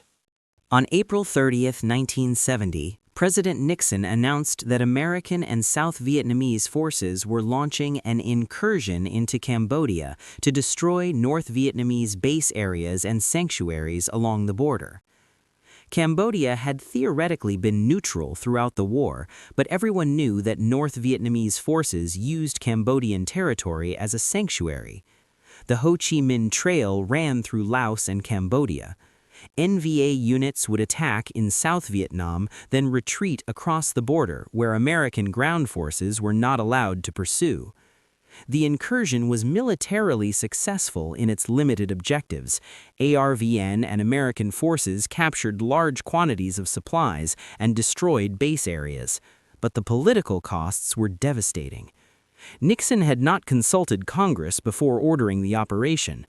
The announcement that he was expanding the war after promising to end it triggered the most intense protests of the entire war. College campuses exploded in demonstrations. At Kent State University in Ohio, National Guardsmen fired into a crowd of protesters on May 4, 1970, killing 4 students and wounding 9 others. Some of those killed had simply been walking to class. Photographs of a young woman kneeling beside a dead student, her face contorted in anguish, became iconic images of the era. The Kent State shootings shocked the nation. Over 4 million students across the country went on strike. Hundreds of colleges and universities shut down. The President's Commission on Campus Unrest later described the shootings as unnecessary, unwarranted, and inexcusable. 10 days later, at Jackson State College in Mississippi, a historically black university, police opened fire on a women's dormitory during protests, killing 2 students and wounding 12 others. The Jackson State killings received far less media attention than Kent State, highlighting the racial dimensions of how the war and protests were covered. The Cambodia incursion achieved its immediate military goals, but at enormous political cost. It galvanized opposition, further eroded Nixon's credibility, and demonstrated that the war was not winding down, but potentially expanding. And so we close the chapter on 1968 through 1970, years that broke America's confidence and transformed the war from a test of wills that America expected to win into a quagmire from which it desperately sought escape. The Tet Offensive, meant to be North Vietnam's breakthrough, failed militarily but succeeded beyond Hanoi's hopes politically. It shattered the illusion that the war was being won and marked the beginning of American withdrawal. We witnessed a president brought down by the war, withdrawing from political life rather than face judgment for the choices he had made. We saw 2 of America's most inspiring leaders, Martin Luther King and Robert Kennedy, assassinated within months of each other, taking with them hope for healing the nation's divisions. We watched as the nation convulsed with protests, riots, and violence, tearing itself apart over a war half a world away. We confronted the darkness at My Lai, where American soldiers murdered hundreds of civilians, forcing Americans to ask terrible questions about what the war had done to their values and their humanity. We observed the beginning of Vietnamization, the strategy meant to extract American forces while preserving South Vietnam, a strategy that would take 4 more years and tens of thousands more lives to complete. The numbers were already staggering. By the end of 1970, over 44,000 Americans had died in Vietnam. South Vietnamese casualties numbered in the hundreds of thousands. North Vietnamese and Viet Cong deaths were in the hundreds of thousands. Civilian deaths were uncounted but immense. And the war was not over. It would continue for nearly 5 more years. In our next chapter, we will follow the long, agonizing path toward the Paris Peace Accords, the negotiations that dragged on for years while men continued to die, the secret diplomacy conducted by Henry Kissinger, the Christmas bombing of 1972 that demonstrated both American power and desperation. We will watch as American combat troops finally withdrew in 1973, leaving South Vietnam to defend itself, and we will see how that defense crumbled in 1975, leading to the images that haunted a generation. Helicopters evacuating Americans from the embassy roof, Vietnamese desperate to escape, and North Vietnamese tanks crashing through the gates of the presidential palace. The war's final chapter approaches, the long goodbye, the Paris Peace Accords, and the fall of Saigon. But before we walk that difficult final path, rest and reflect on these years when America's certainty died and when the question changed from "can we win" to "how do we leave without it looking like defeat?" The answer to that question would prove elusive, and the search for it would cost thousands more lives on all sides. We have journeyed together through nearly 2 decades of conflict, from the fall of French colonialism to America's deepening entanglement, from the optimism of advisors who believed they could succeed where France failed, to the shattering reality of the Tet Offensive. We watched as President Johnson, brought down by the war, withdrew from political life, and as America convulsed with protests, assassinations, and a crisis of confidence that shook the nation to its core. Now imagine you are a negotiator in Paris in the spring of 1968, sitting across a table from representatives of North Vietnam, tasked with finding a peaceful end to a war that has consumed both nations. The room is elegant, furnished in the French style, far removed from the rice paddies and jungles where young men are dying. You will sit in this room or rooms like it for nearly 5 years. You will negotiate while the war continues, while bombs fall, while soldiers on both sides fight and die, while protesters fill the streets demanding peace, while families bury their dead. You are searching for what President Nixon will call peace with honor, a settlement that allows American withdrawal without appearing to be defeat, that preserves South Vietnam without requiring permanent American presence, that ends American involvement without abandoning allies. It is a circle that cannot be squared, a puzzle with no solution.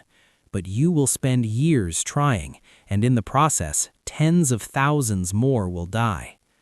This is the story of the long goodbye, of negotiations conducted in public and secret, of diplomatic breakthroughs and collapses, of one last massive bombing campaign meant to force peace, and finally, of the Paris Peace Accords that allowed America to leave but guaranteed nothing for those left behind.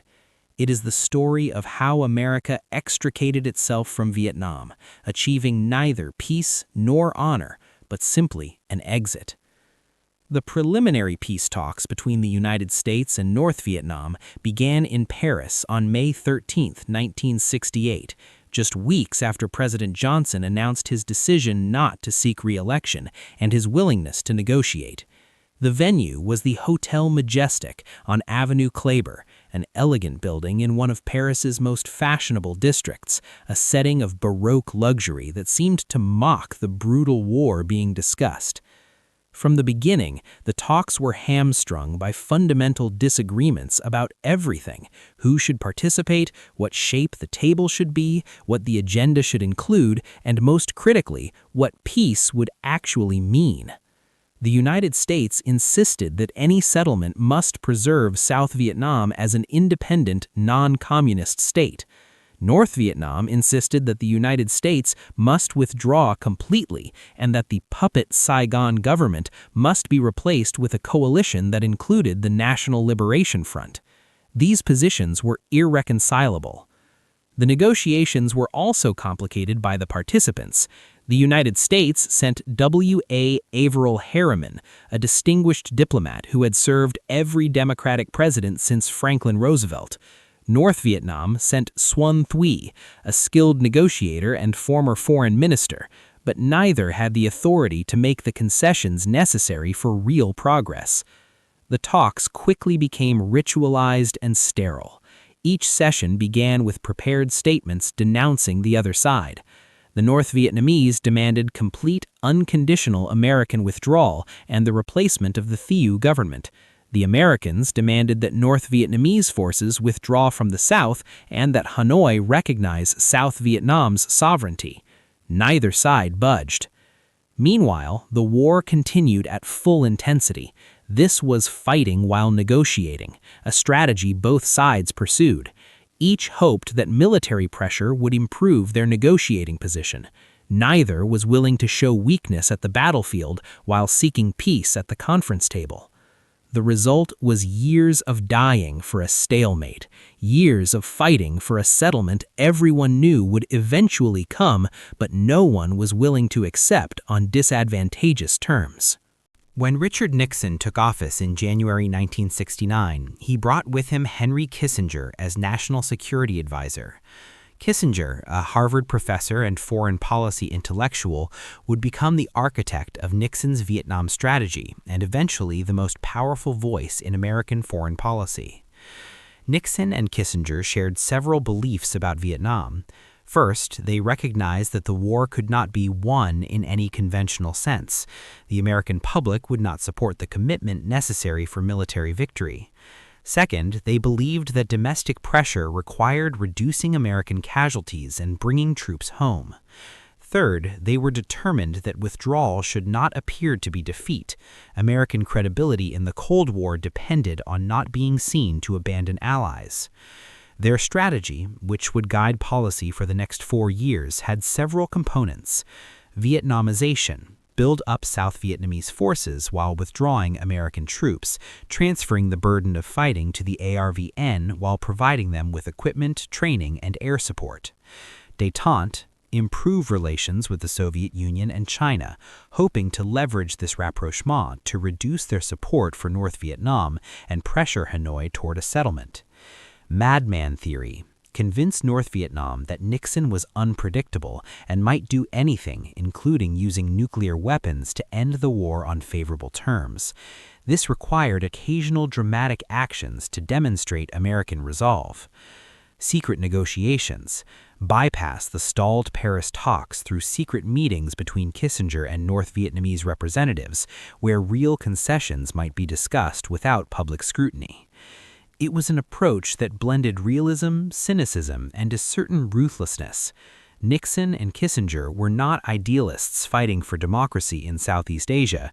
They were practitioners of great power politics trying to extricate America from a bad situation while preserving American credibility and their own political positions.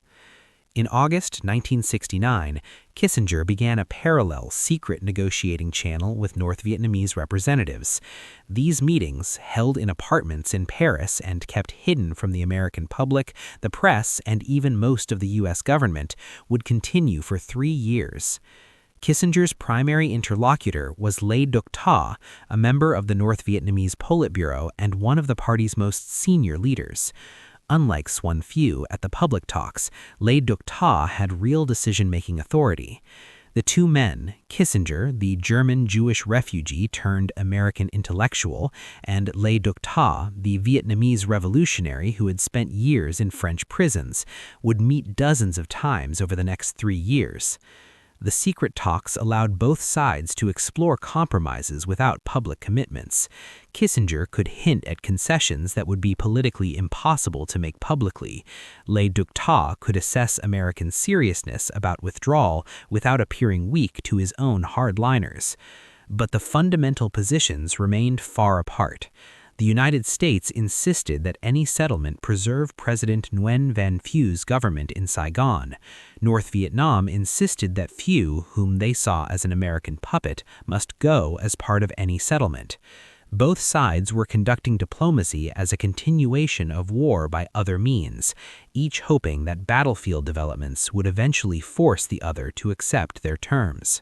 The centerpiece of Nixon's strategy was Vietnamization, preparing South Vietnamese forces to defend their country without American combat troops. On paper, it made sense. In practice, it faced enormous obstacles. The problems with ARVN were not primarily about equipment or training. American aid had provided South Vietnamese forces with modern weapons, including M16 rifles, M113 armored personnel carriers, helicopters, artillery, and fighter aircraft. By 1970, ARVN was one of the best-equipped militaries in the world relative to the threat it faced. The problems were deeper, matters of leadership, motivation, and political will. ARVN's officer corps remained plagued by corruption and political appointment rather than merit. Officers often owed their positions to loyalty to President Thieu rather than military competence.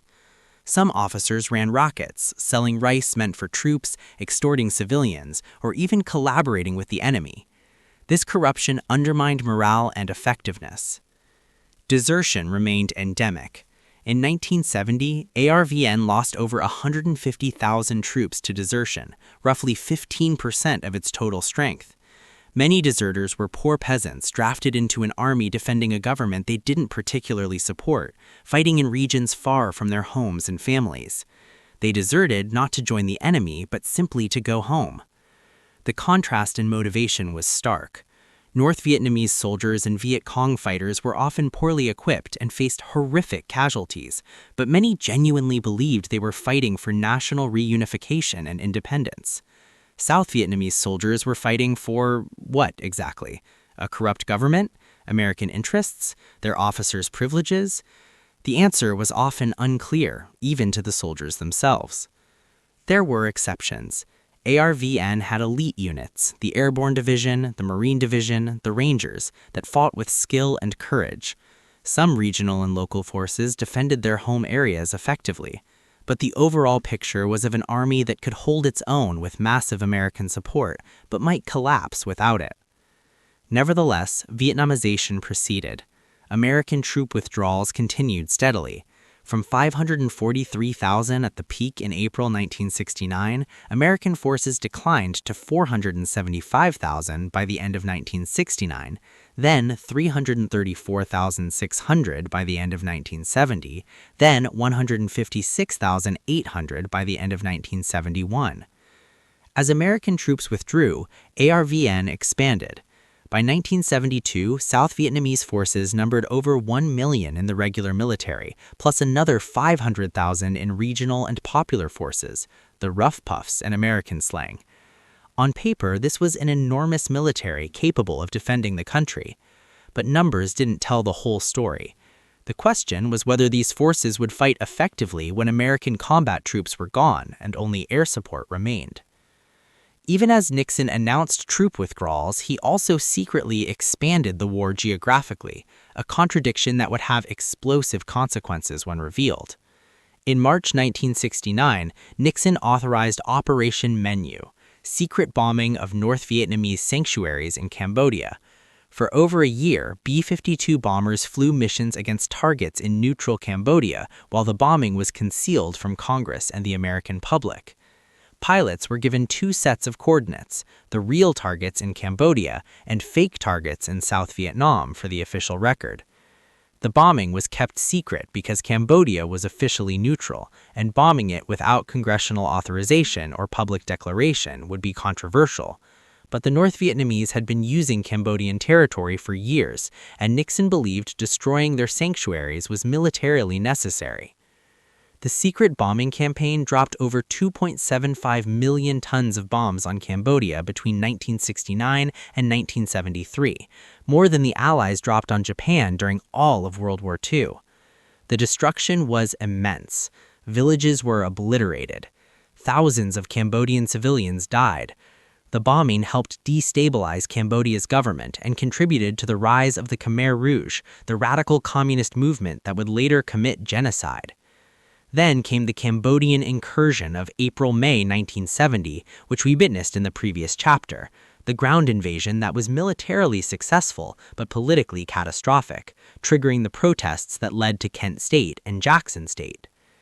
In March 1971, South Vietnamese forces, supported by American air power and logistics, launched an invasion of Laos, Operation Lam Son 719.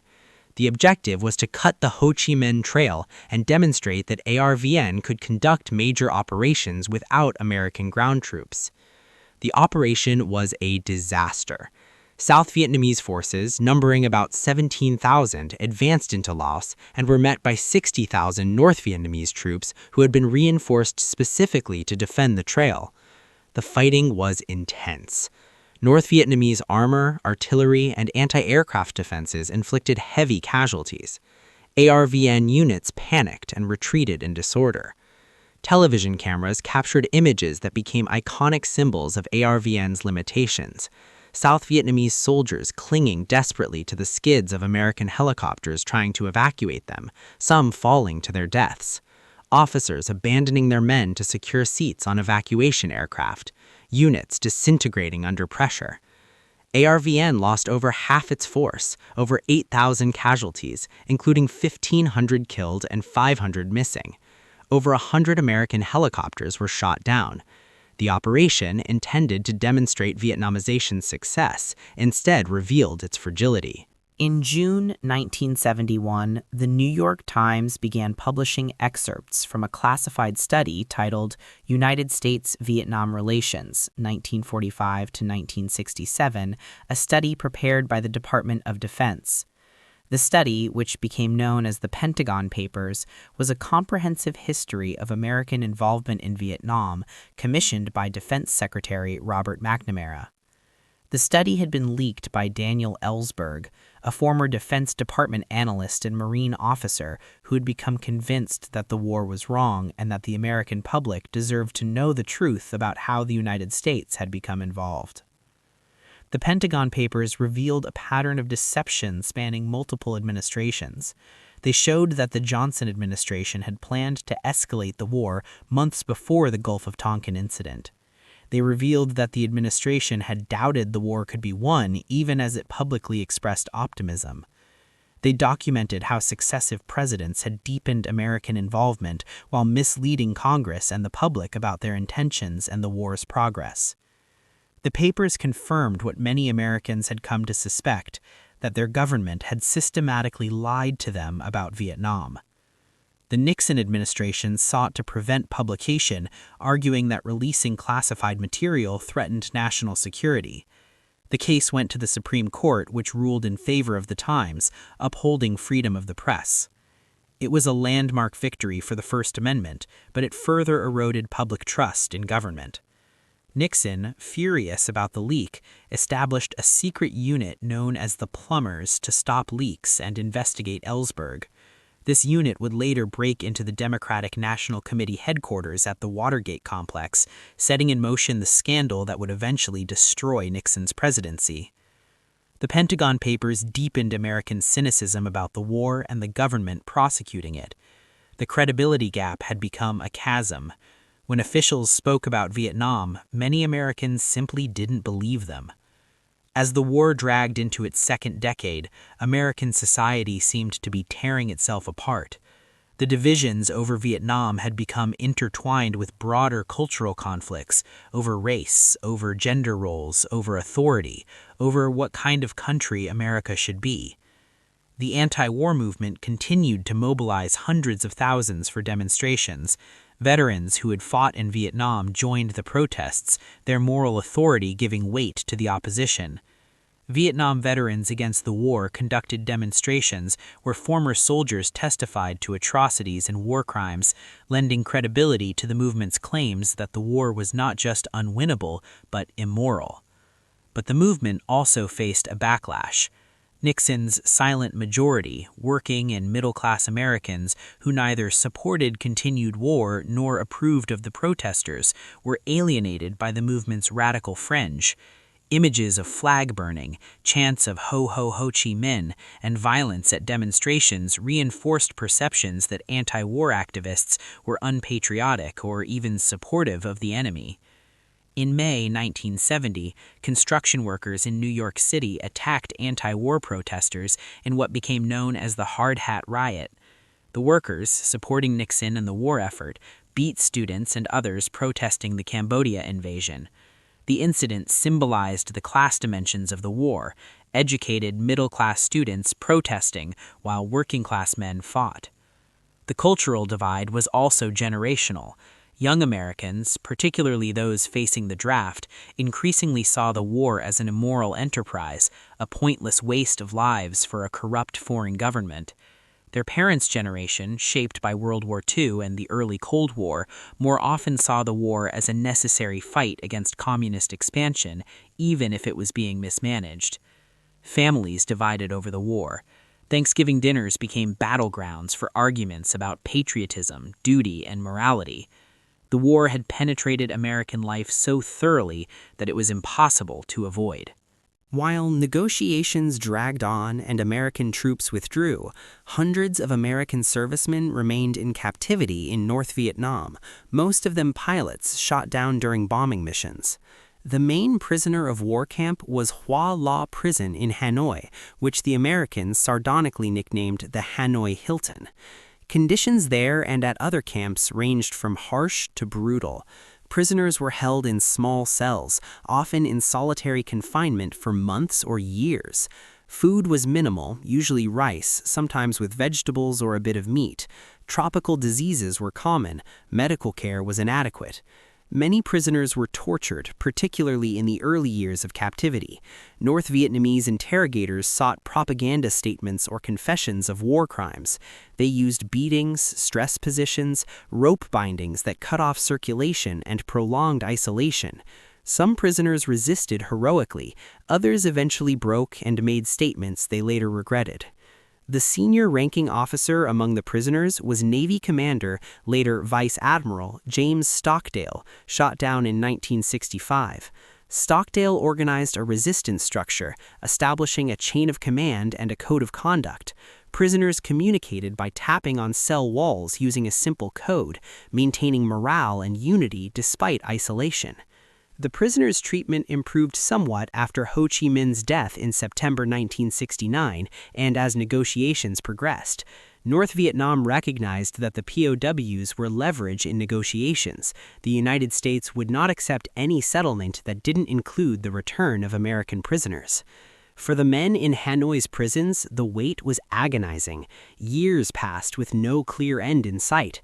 Some had been imprisoned since the mid-1960s.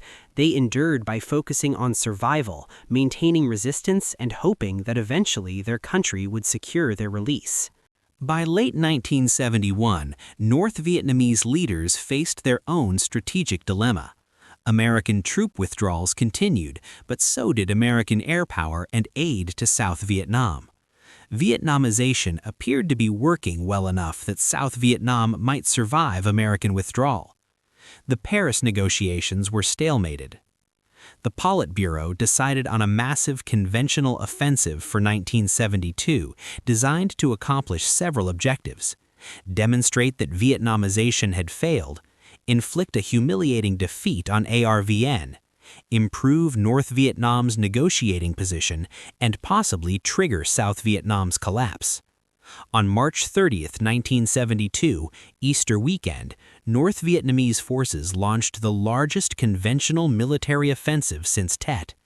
Unlike Tet, which had been primarily a Viet Cong operation aimed at urban areas, the Easter Offensive was a massive conventional assault by the North Vietnamese Army using tanks, artillery, and infantry in multi-division operations. The offensive struck on 3 fronts. In the north, 3 NVA divisions crossed the DMZ, attacking south toward Hue and threatening to cut South Vietnam in half. They employed Soviet-supplied T-54 tanks, 130mm artillery, and anti-aircraft missiles in a conventional combined arms assault. In the Central Highlands, NVA forces attacked from Cambodia toward Kon Tum and Pleiku, again using armor and artillery in conventional warfare. In the south, NVA forces attacked from Cambodia toward An Loc, a provincial capital just 65 miles north of Saigon, threatening the capital itself. The initial attacks achieved significant success. The northernmost province, Quang Tri, fell to North Vietnamese forces. ARVN units retreated in disarray. An Loc was surrounded and besieged. For a moment, it appeared that South Vietnam might collapse. But then the offensive stalled. ARVN forces, while taking heavy casualties and losing ground, did not disintegrate completely. Elite units, the airborne and Marines, fought hard, and, crucially, American air power intervened on a massive scale. Nixon, determined to prevent a collapse that would humiliate the United States in an election year, ordered Operation Linebacker, a massive air campaign against North Vietnam. Unlike the gradually escalating Rolling Thunder campaign of 1965 to 68, Linebacker struck hard and fast. B-52 bombers, tactical fighters, and naval aircraft pounded North Vietnamese forces in the south, destroying tanks and artillery. They struck supply lines and logistics, and for the first time, they mined Haiphong Harbor, North Vietnam's main port, cutting off seaborne supplies from the Soviet Union and China. The combination of ARVN resistance and devastating American air power broke the offensive. By September 1972, North Vietnamese forces had been pushed back, though they retained some territorial gains, particularly in the northern provinces. The Easter Offensive had significant consequences for both sides. For North Vietnam, it demonstrated that even massive conventional operations could not defeat South Vietnam as long as American air power remained committed. The casualties were staggering. Estimates suggest 100,000 NVA killed, nearly half the attacking force. The offensive had failed to trigger South Vietnam's collapse or to significantly improve Hanoi's negotiating position. For South Vietnam, the offensive showed both resilience and fragility. ARVN had fought reasonably well in many areas, particularly when supported by American air power. But the performance was uneven, and the offensive revealed that without American support, South Vietnam remained vulnerable. For the United States, the offensive demonstrated that Vietnamization required continued American air support and that a genuine peace with honor would require concessions to end the war before the 1972 election.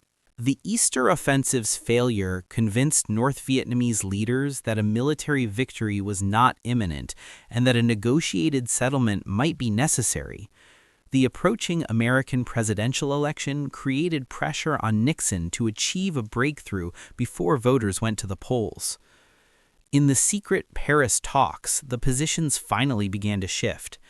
The crucial breakthrough came when the United States essentially abandoned its insistence that North Vietnamese forces withdraw from the South as part of a settlement.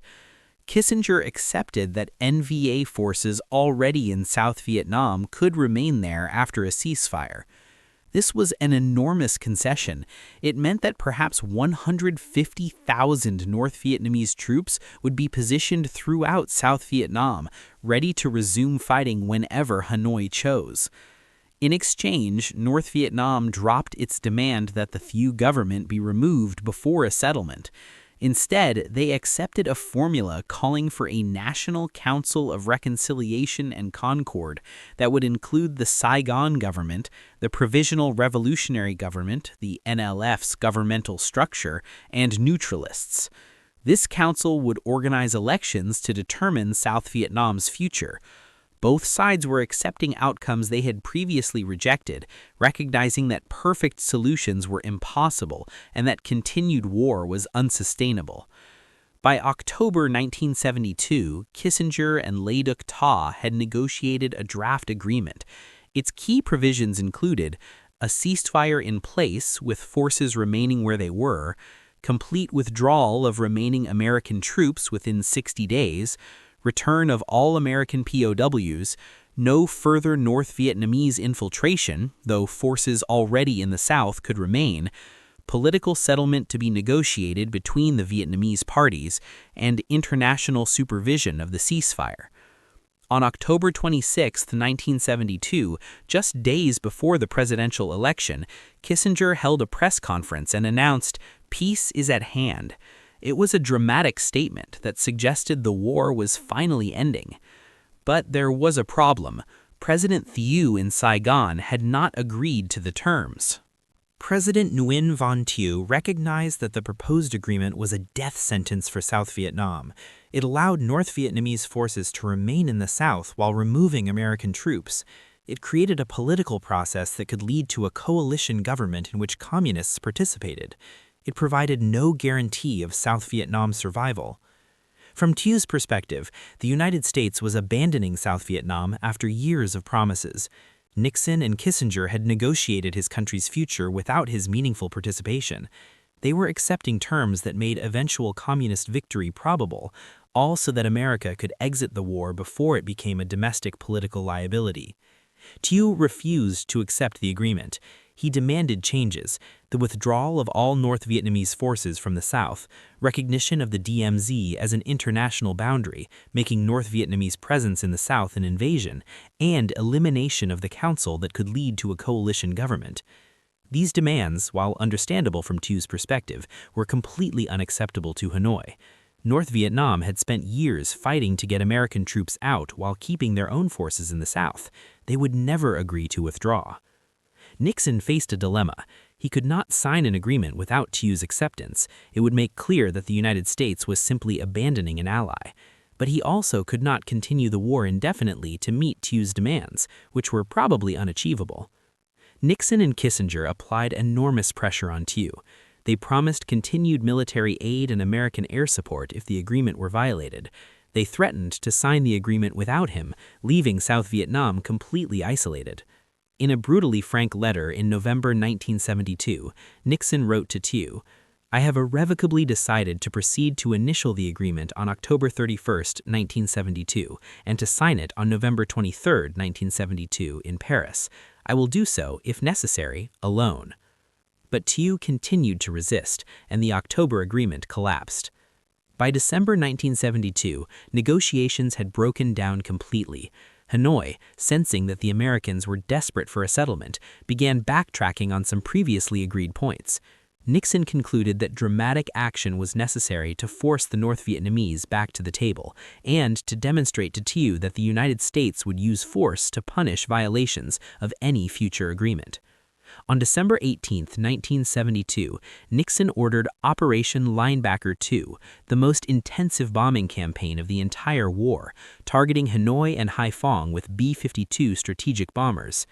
For 11 days, with a 36-hour pause for Christmas, B-52s flew from bases in Thailand and Guam to attack targets in North Vietnam's heartland. In total, 729 B-52 sorties and thousands of tactical fighter sorties dropped over 20,000 tons of bombs on Hanoi and Haiphong. The targets included air defense sites, power plants, railway facilities, ports, storage areas, and communication centers. The bombing was the most intense of the war, with waves of B-52s striking round the clock. North Vietnam's air defenses responded with everything they had. SAMs and anti-aircraft fire filled the skies over Hanoi. 15 B-52s were shot down, along with several fighter aircraft. 93 American airmen were lost, killed, or captured.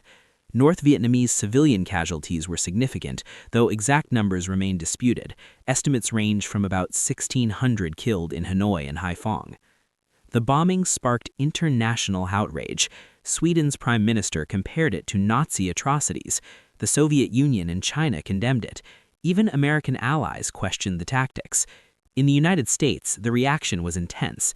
Critics called it terror bombing and a Stone Age tactic. The New York Times called it civilization destroying. But militarily, the campaign was effective in its immediate objectives. North Vietnam's air defenses were depleted. They had fired over 1,200 SAMs in 11 days, exhausting their stockpiles.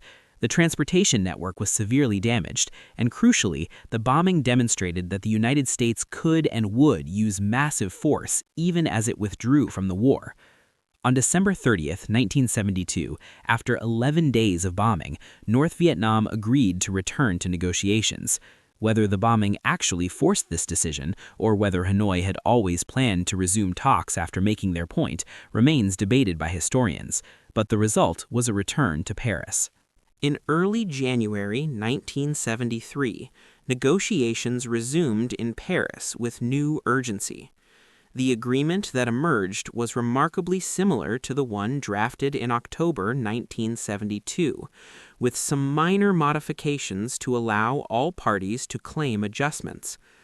On January 23, 1973, the Agreement on Ending the War and Restoring Peace in Vietnam was initialed by Kissinger and Le Duc Tho. On January 27th, it was formally signed by representatives of the United States, North Vietnam, South Vietnam, and the Provisional Revolutionary Government.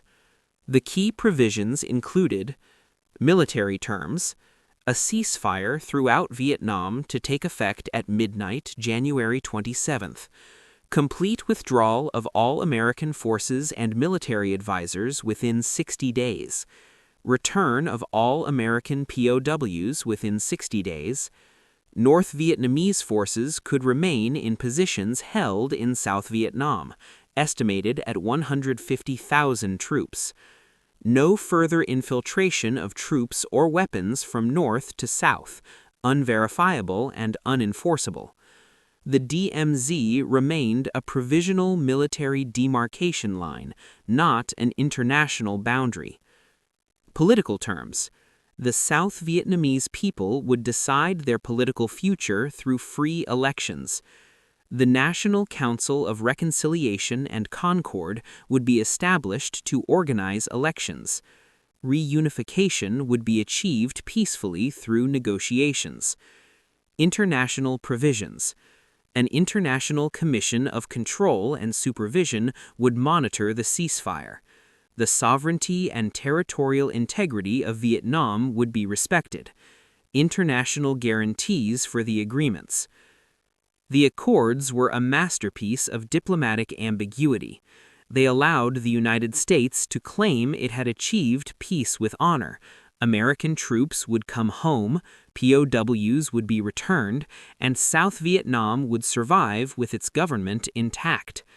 North Vietnam could claim it had achieved its goals. American troops would leave while North Vietnamese forces remained in the South, positioned to resume the struggle for reunification. But the agreement guaranteed nothing except American withdrawal. It contained no enforcement mechanisms. It relied on goodwill and international supervision that proved toothless. It was less a peace agreement than a face-saving mechanism, allowing the United States to exit the war while deferring the final outcome. President Phu signed only under extreme American pressure and after receiving written assurances from Nixon that the United States would respond with full force to any North Vietnamese violations. These promises would prove worthless. Beginning February 12, 1973, North Vietnam began releasing American POWs as part of the Paris Accords. Over the course of several weeks, 591 Americans were released, most of them aviators shot down over North Vietnam, some of whom had been imprisoned for over 8 years. The releases were staged at Hanoi's Gia Lam Airport. Prisoners would be brought to the tarmac, their names called, and they would walk to American C-141 transport aircraft waiting to take them to Clark Air Base in the Philippines and then home. The images of returning POWs were among the few uplifting moments of the entire war. Families reunited after years of separation. Men who had endured torture and isolation returned home to heroes' welcomes. The American public, exhausted and divided by the war, could at least celebrate their return. Among the released prisoners were men who would become famous. Commander, later Vice Admiral James Stockdale, the senior-ranking officer at the Hanoi Hilton who had endured torture and orchestrated prisoner resistance. Lieutenant Commander, later Senator John McCain, son and grandson of admirals, shot down in 1967 and imprisoned for over 5 years. Air Force Colonel, later Brigadier General Robinson Risner, who had spent over 7 years in captivity. And Navy Lieutenant Everett Alvarez Jr., the first American aviator captured, who spent over 8 years in prison. The returning prisoners told stories of torture, of primitive conditions, of years in solitary confinement, but they also told stories of resistance, of maintaining military discipline, of keeping faith that they would eventually come home. Their courage provided a narrative of honor that contrasted with the war's otherwise ambiguous outcome. Operation Homecoming was a success. All known American POWs were returned, but controversy remained over Americans listed as missing in action, MIA. Families demanded answers about the fate of over 2,500 servicemen whose remains had not been recovered. The question of MIAs would haunt American-Vietnamese relations for decades. On March 29, 1973, the last American troops left South Vietnam, completing the withdrawal mandated by the Paris Accords. The final U.S. military personnel to leave were the Marines guarding the Defense Attaché Office in Saigon. The war that had consumed American attention for over a decade cost over 58,000 American lives, wounded over 300,000, cost hundreds of billions of dollars, and divided the nation was finally over. But for the Vietnamese, the war continued. The ceasefire lasted only on paper. Within hours of the Paris Accords taking effect, both sides claimed the other had violated it. North Vietnamese forces attacked outposts to improve their positions. South Vietnamese forces did the same. The International Commission of Control and Supervision, composed of representatives from Canada, Poland, Hungary, and Indonesia, proved powerless to enforce anything. The fighting continued at levels that in any other conflict would constitute full-scale war. In 1973 alone, over 25,000 South Vietnamese soldiers died in combat. North Vietnamese casualties were similarly high. Tens of thousands of civilians died in the ongoing conflict. But these deaths no longer included Americans. The United States had achieved what it wanted, extrication from a war it could not win. Whether South Vietnam would survive was now, officially at least, South Vietnam's problem. When American combat troops departed in early 1973, they left behind a South Vietnam that was stronger in some ways than many expected, but also fundamentally fragile. ARVN numbered over 1 million troops, well equipped with American weapons. The Air Force had over 2,000 aircraft. South Vietnam had tanks, artillery, and helicopters. On paper, it was a formidable military. But the military had critical weaknesses. Officer corps corruption remained endemic. Desertion continued at high rates. Motivation was questionable. Were soldiers willing to die for the Thieu government? And crucially, ARVN had become dependent on American logistics, ammunition, and air support. Could it function effectively without that support? The Thieu government controlled the cities and much of the countryside, but its legitimacy remained questionable. It was authoritarian, corrupt, and based more on American support than popular will. Political opposition was suppressed. The government had not reformed significantly despite years of American pressure. The Provisional Revolutionary Government controlled significant rural areas, particularly in the Mekong Delta and along the Cambodian border. Their infrastructure, while damaged by years of fighting, remained intact, and critically, they had the patient backing of North Vietnam, which had never abandoned the goal of reunification. South Vietnam's economy had become addicted to American aid and the money from supporting hundreds of thousands of American troops. With American troops gone and aid decreasing, the economy faced severe challenges. Inflation was high, unemployment was rising. Hundreds of thousands of South Vietnamese had worked for Americans in various capacities. What would they do now? The United States had promised continued aid and air support if the ceasefire were violated, but Nixon's presidency was being consumed by the Watergate scandal. Congress was increasingly unwilling to fund continued involvement in Southeast Asia. The American public wanted to forget about Vietnam. South Vietnam stood alone, armed and equipped by America, but without guaranteed American protection, facing an enemy that had never accepted the idea of permanent division. Even as the Paris Accords were being negotiated, the Watergate scandal was beginning to consume the Nixon presidency. The break-in at Democratic National Committee headquarters in June 1972 had initially seemed like a minor incident, but persistent reporting by Washington Post journalists Bob Woodward and Carl Bernstein, along with congressional investigations, gradually revealed a pattern of illegal activities and cover-ups that reached the highest levels of government. Nixon's involvement in the cover-up became increasingly clear throughout 1973. His presidency weakened steadily as revelations multiplied. By late 1973, impeachment was being discussed seriously. Nixon's ability to conduct foreign policy, including supporting South Vietnam, was severely compromised. This had direct consequences for South Vietnam. The promises Nixon had made to Thieu that the United States would respond forcefully to North Vietnamese violations of the Paris Accords became increasingly hollow.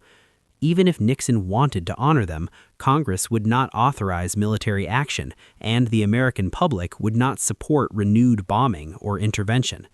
Moreover, Congress began cutting aid to South Vietnam. In 1973, Congress appropriated $2.3 billion in military aid for South Vietnam. In 1974, that was cut to $1 billion. For 1975, Congress approved only $700 million.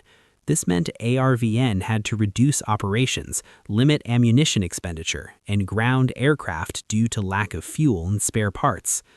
The combination of reduced aid and the impossibility of American military intervention meant that South Vietnam was increasingly on its own, facing an enemy that was rebuilding strength and preparing for final victory.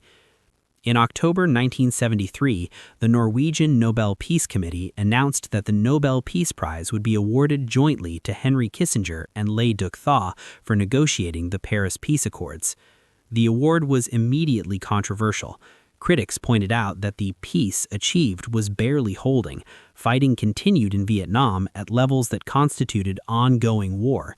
Kissinger's role in expanding the war into Cambodia and Laos and in conducting the Christmas bombing seemed inconsistent with peace.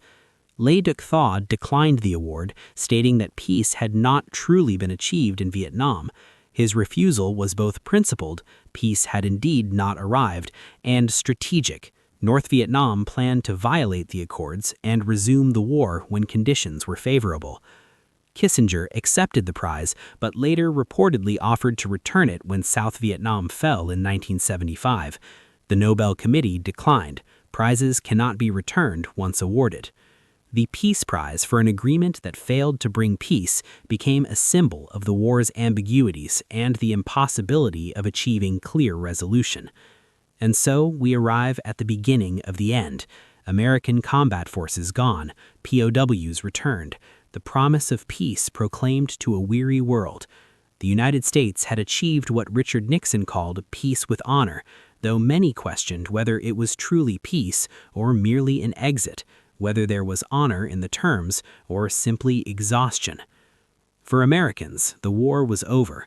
The last Marines had departed from Saigon. The prisoners had returned home to tearful reunions. The draft ended, replaced by an all-volunteer military. The anti-war movement, having achieved its goal of American withdrawal, largely dispersed. The nation tried to move on, to heal, to forget the war that had divided it so bitterly. But for the Vietnamese, North and South, the war continued. The ceasefire was a fiction, ignored by both sides within hours of its proclamation. The fighting went on, not with American participation, but with American weapons, American equipment, and the consequences of years of American involvement. In Hanoi, the Politburo watched as American forces departed and as the Watergate scandal paralyzed the Nixon presidency. They recognized that the Paris Accords had accomplished their essential goal, removing American combat forces while allowing North Vietnamese forces to remain positioned throughout the South. Now it was a matter of time, of rebuilding strength, of waiting for the right moment to complete what had been started in 1954, the reunification of Vietnam under Hanoi's control. In Saigon, President Thieu watched with growing desperation as American aid declined, as Congress cut budgets, as Nixon's promises of support proved empty. He had been forced to sign an agreement he knew meant eventual defeat. Now he could only hope that somehow, against the odds, South Vietnam might survive. Our final chapter approaches, the saddest chapter, the one where promises made could not be kept, and where a nation built with such effort and cost finally collapsed. We will witness the final North Vietnamese offensive, the panic as South Vietnamese military disintegrated, the desperate evacuations, and the fall of Saigon.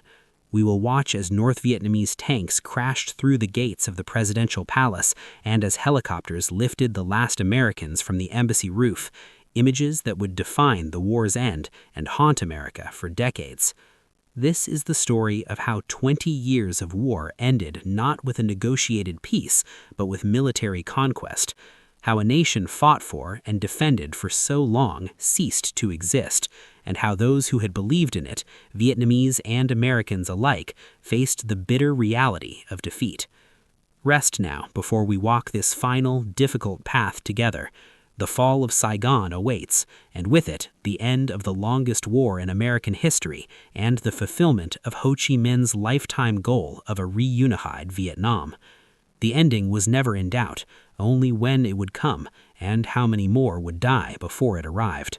We have traveled together through more than 20 years of conflict, from colonial war to Cold War proxy struggle, from optimistic advisors to 500,000 American troops, from certainty to disillusionment to withdrawal.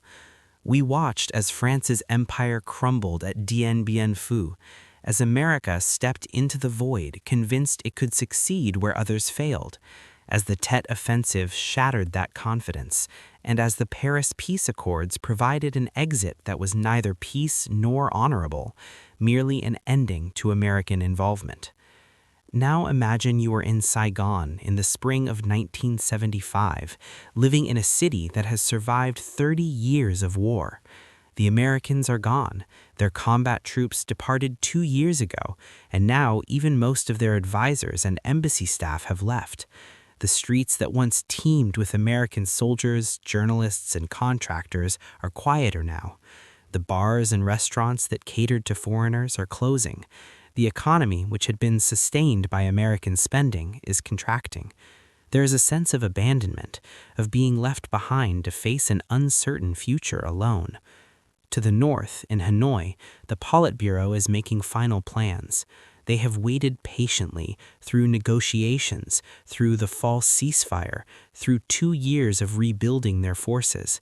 They have watched as American aid to Saigon dwindled, as Nixon fell from power consumed by Watergate, as Congress signaled that it would never authorize renewed American intervention.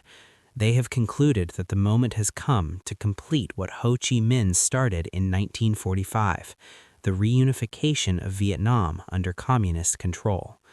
This is the final chapter, the story of how South Vietnam, built with such effort and defended at such cost, collapsed in just 55 days. It is the story of a military offensive that turned into a rout, of promises broken and allies abandoned, of desperate evacuations and the iconic images that would define the war's end. It is the story of how April 30th, 1975 became Liberation Day for the victors and the day of loss for millions who had believed in South Vietnam. This is the story of the fall. The peace that followed the Paris Peace Accords was a fiction maintained only in diplomatic language.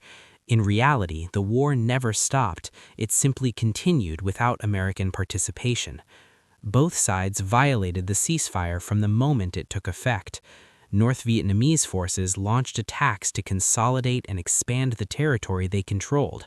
South Vietnamese forces did the same.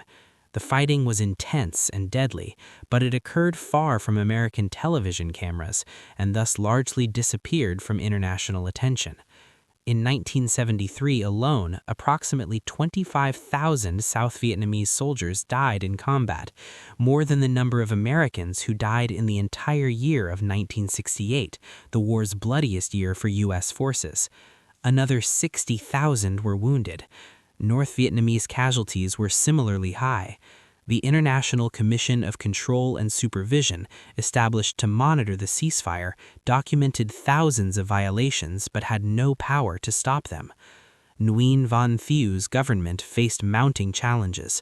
The economy, which had been propped up by American military spending, contracted severely. Unemployment soared as hundreds of thousands who had worked supporting American forces lost their jobs. Inflation spiraled out of control. By 1974, it reached over 200% annually. The price of rice, the staple food, tripled. The reduction in American aid had immediate military consequences. ARVAN had been equipped and trained to fight like the American military, with abundant ammunition, fuel, artillery support, and air power. But those resources required constant resupply. When aid was cut from $2.3 billion in 1973 to $1 billion in 1974, ARVAN had to drastically reduce operations.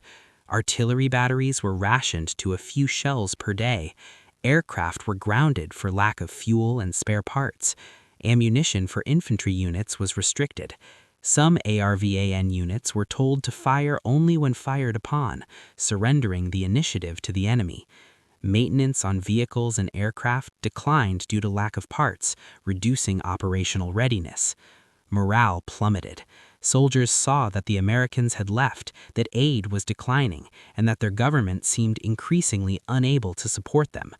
Desertion rates, already high, increased further. Corruption worsened as officers stole and sold supplies to supplement inadequate salaries. Meanwhile, North Vietnam was rebuilding and preparing. Despite the Paris Accords' prohibition on sending additional forces south, Hanoi massively reinforced its troops in South Vietnam. Over 100,000 additional soldiers infiltrated down the Ho Chi Minh Trail in 1973-1974. The trail itself was dramatically improved. Sections were paved so trucks could travel in all weather. A fuel pipeline was constructed running from North Vietnam all the way to communist base areas in the south. North Vietnamese forces in the south were reorganized into conventional divisions with armor, artillery, and anti-aircraft defenses. By early 1975, North Vietnam had positioned over 300,000 South Vietnamese troops in 18 divisions equipped with Soviet-supplied tanks, artillery, and surface-to-air missiles. The strategic balance had fundamentally shifted. South Vietnam was weakening, while North Vietnam grew stronger. The only question was when Hanoi would launch the final offensive. On August 9, 1974, Richard Nixon resigned the presidency rather than face certain impeachment and removal from office for his role in the Watergate cover-up. He was succeeded by Vice President Gerald Ford, who had never been elected to national office. He had been appointed vice president after Spiro Agnew resigned in a separate scandal. Nixon's fall had profound implications for South Vietnam. Whatever one thought of Nixon's character or his conduct of the war, he had been personally committed to preventing South Vietnam's collapse. He had promised President Thieu, in writing, that the United States would respond with full force to North Vietnamese violations of the Paris Accords. Those promises died with his presidency. Gerald Ford inherited a nation exhausted by Watergate and Vietnam, a Congress determined to prevent further involvement in Southeast Asia, and a public that wanted to move on. Ford's ability to aid South Vietnam was severely constrained. Congress had already passed the Case Church Amendment in 1973, which prohibited American military involvement in Southeast Asia after August 15, 1973. Further legislation restricted the president's ability to commit forces without congressional approval, and when Ford requested additional emergency aid for South Vietnam in early 1975, Congress debated but ultimately refused to provide it. The American people, who had been told the war was over with the Paris Accords, had no appetite for renewed involvement. Opinion polls showed overwhelming opposition to sending troops or resuming bombing. The credibility of government claims about Southeast Asia had been destroyed by years of deception. When Ford administration officials warned that South Vietnam faced collapse without additional aid, many Americans were skeptical or simply didn't care. The promises Nixon had made to Thieu, the written assurances that had convinced him to sign the Paris Accords, proved to be worthless pieces of paper. In December 1974, North Vietnamese forces launched a limited offensive in Phuoc Long Province, northeast of Saigon. The province capital fell on January 6, 1975, marking the first time an entire province had been lost since the Paris Accords. Critically, the United States did nothing in response. There were no B-52 strikes, no naval bombardment, no threats of renewed intervention. The fall of Phuoc Long passed with barely a protest from Washington. This confirmed what Hanoi's leadership had suspected. The United States would not re-enter the war regardless of what North Vietnam did. The path to final victory was open. In early 1975, the Politburo met to plan the final campaign. General Van Tien Dung, the chief of staff of the Vietnam People's Army, the North Vietnamese military, proposed a major offensive in the Central Highlands for 1975 with the goal of collapsing South Vietnam's northern defenses. If successful, a final campaign to take Saigon would follow in 1976. The plan was cautious, reflecting years of fighting and enormous casualties. No one in Hanoi wanted to launch an offensive that would fail and force them to negotiate from weakness again. But as events unfolded, the caution would prove unnecessary. South Vietnam would collapse far faster than even the optimists in Hanoi imagined. On March 10, 1975, North Vietnamese forces attacked Ban Ma Thuot, a city in the Central Highlands. The city was defended by elements of 3 ARVN divisions, but many troops were on leave for the Lunar New Year. The attack achieved complete surprise. NVA tanks and infantry, attacking from Cambodia, quickly overran outer defenses. ARVN units fought in some areas, but retreated in disorder in others. Within 2 days, Ban Ma Thuot had fallen. It was a shocking defeat. The city had been considered relatively secure, and its rapid collapse demonstrated ARVN's fragility. President Thieu made a fateful decision. Rather than reinforcing the highlands and fighting to retake Ban Ma Thuot, he would withdraw forces from the northern provinces and consolidate around more defensible areas. He ordered a retreat from Pleiku and Kon Tum in the highlands and from the northernmost provinces of South Vietnam.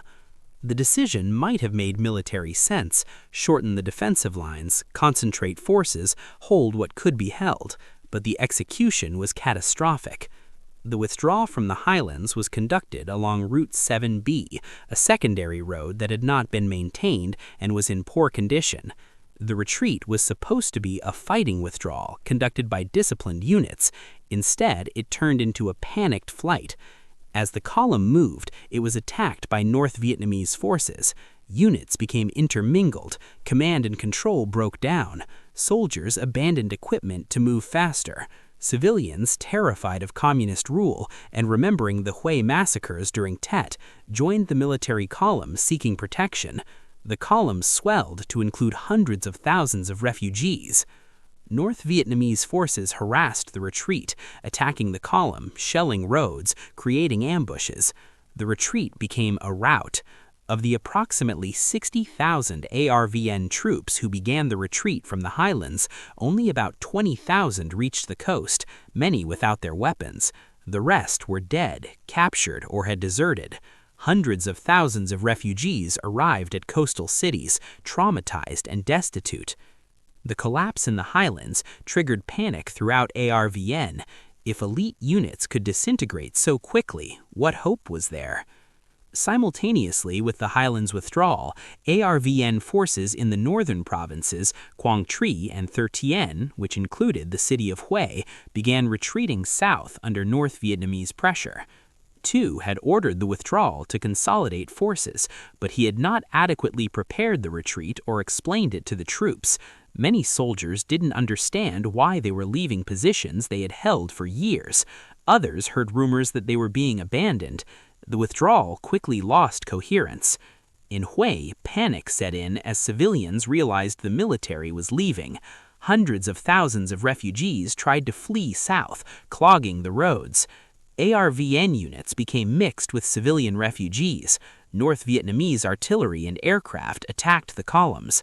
The retreat became a humanitarian disaster.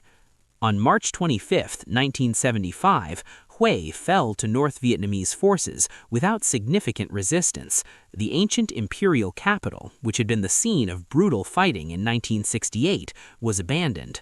Hundreds of thousands of refugees continued fleeing south. On March 29th, Da Nang, South Vietnam's second largest city and a major military base, collapsed in absolute chaos. The city was inundated with refugees from the north. ARVN units disintegrated. Soldiers fought with each other and with civilians for space on ships and aircraft, trying to evacuate people. At the airport and docks, scenes of absolute desperation unfolded. Aircraft and ships were mobbed by thousands trying to escape. Some aircraft tried to take off with people clinging to the landing gear, falling to their deaths as the planes gained altitude. Ships pulled away from docks with people jumping into the water trying to swim after them. ARVN soldiers discarded their uniforms and weapons, desperate to escape before the communists arrived. Over 100,000 people were evacuated from Da Nang in the final chaotic days, but hundreds of thousands more were left behind. When North Vietnamese forces entered the city on March 30th, they found a scene of devastation, abandoned equipment, fires burning, streets littered with discarded uniforms and weapons. In just 20 days, South Vietnam had lost the entire northern half of the country. Provinces that had been defended for years fell in days or hours. ARVN had lost over half its force through combat losses, desertion, and disintegration. Equipment worth billions had been abandoned. The North Vietnamese were stunned by the speed of the collapse. General Giáp immediately revised his plans. There would be no pause, no consolidation, no waiting until 1976. The final assault on Saigon would begin immediately. Through late March and early April 1975, North Vietnamese forces advanced rapidly south, encountering sporadic resistance that rarely lasted more than a few hours. On April 1st, Nha Trang, a coastal city that housed a major airbase, fell. Again, the collapse was accompanied by chaotic evacuations and desperate refugees. On April 21st, President Thieu resigned in a bitter televised speech. He denounced the United States for betraying South Vietnam, reading from Nixon's secret letters promising support. The United States has not respected its promises. It is inhumane. It is not trustworthy. It is irresponsible, he declared. He transferred power to Vice President Chon Von Hung and fled the country, eventually settling in London and then Massachusetts. Hung served for just 1 week before transferring power to General Giáp von Minh, Big Minh, the same officer who had led the coup against Diem in 1963. Minh was seen as acceptable to the communists and was brought in to negotiate a peaceful transfer of power. But Hanoi had no interest in negotiations. They were days away from total victory and would accept nothing less than unconditional surrender. By mid-April 1975, North Vietnamese forces had encircled Saigon. Over 100,000 NVA troops with tanks, artillery, and air defenses were positioned around the capital. They cut roads, seized outlying towns, and prepared for the final assault. Inside Saigon, the atmosphere alternated between denial and panic. Some South Vietnamese still believed that America would intervene, that B-52s would appear at the last moment as they had during the Easter Offensive. Others recognized the end was near and desperately sought ways to escape. The American presence had been reduced to a skeletal staff at the Embassy and Defense Attaché office. Ambassador Graham Martin, who had spent 2 years denying that South Vietnam was in danger, now faced the collapse he had insisted would not happen. He resisted calls for early evacuation, fearing it would trigger complete panic. The American evacuation plan, called Operation Frequent Wind, was designed to remove remaining Americans and certain Vietnamese who had worked for the U.S. government and would face reprisals. But the planning was inadequate for the scale of the crisis. There were tens of thousands of Vietnamese who had legitimate claims to evacuation, employees of the U.S. government and contractors, their families, others who had collaborated with Americans. As North Vietnamese forces tightened the noose around Saigon, desperate Vietnamese besieged the American embassy, seeking evacuation. The streets filled with people trying to reach the embassy or other evacuation points. Families sold their possessions for whatever they could get, hoping to buy passage on a ship or aircraft. On April 28th, North Vietnamese aircraft captured South Vietnamese A-37 Dragonflies, bombed Ton Son Nhut Air Base, destroying aircraft and making the runways unusable for fixed-wing evacuation flights. The attack killed 2 American Marines, the last U.S. military personnel to die in the Vietnam War. With the airport unusable, the only evacuation option was helicopters flying from the embassy and other designated sites to aircraft carriers offshore. At 10:51 a.m. on April 29, 1975, the American radio station in Saigon broadcast a specific signal. The temperature in Saigon is 105 degrees and rising, followed by the song White Christmas, sung by Bing Crosby. It was the code that Operation Frequent Wind, the final helicopter evacuation, had begun. What followed was one of the most dramatic and desperate evacuations in history. Helicopters, primarily CH-53 Sea Stallions and CH-46 Sea Knights from the aircraft carriers USS Midway, USS Hancock, USS Coral Sea, and others offshore, began landing at designated sites around Saigon. The largest evacuation point was the American Embassy, where thousands of Vietnamese and remaining Americans had gathered. The embassy compound became a scene of desperation and chaos. The walls were topped with barbed wire, and Marines guarded the gates, trying to control the crowds. Vietnamese who had worked for Americans or had evacuation authorization pushed toward the gates. Others, without authorization but desperate to escape, tried to climb the walls or push through the gates.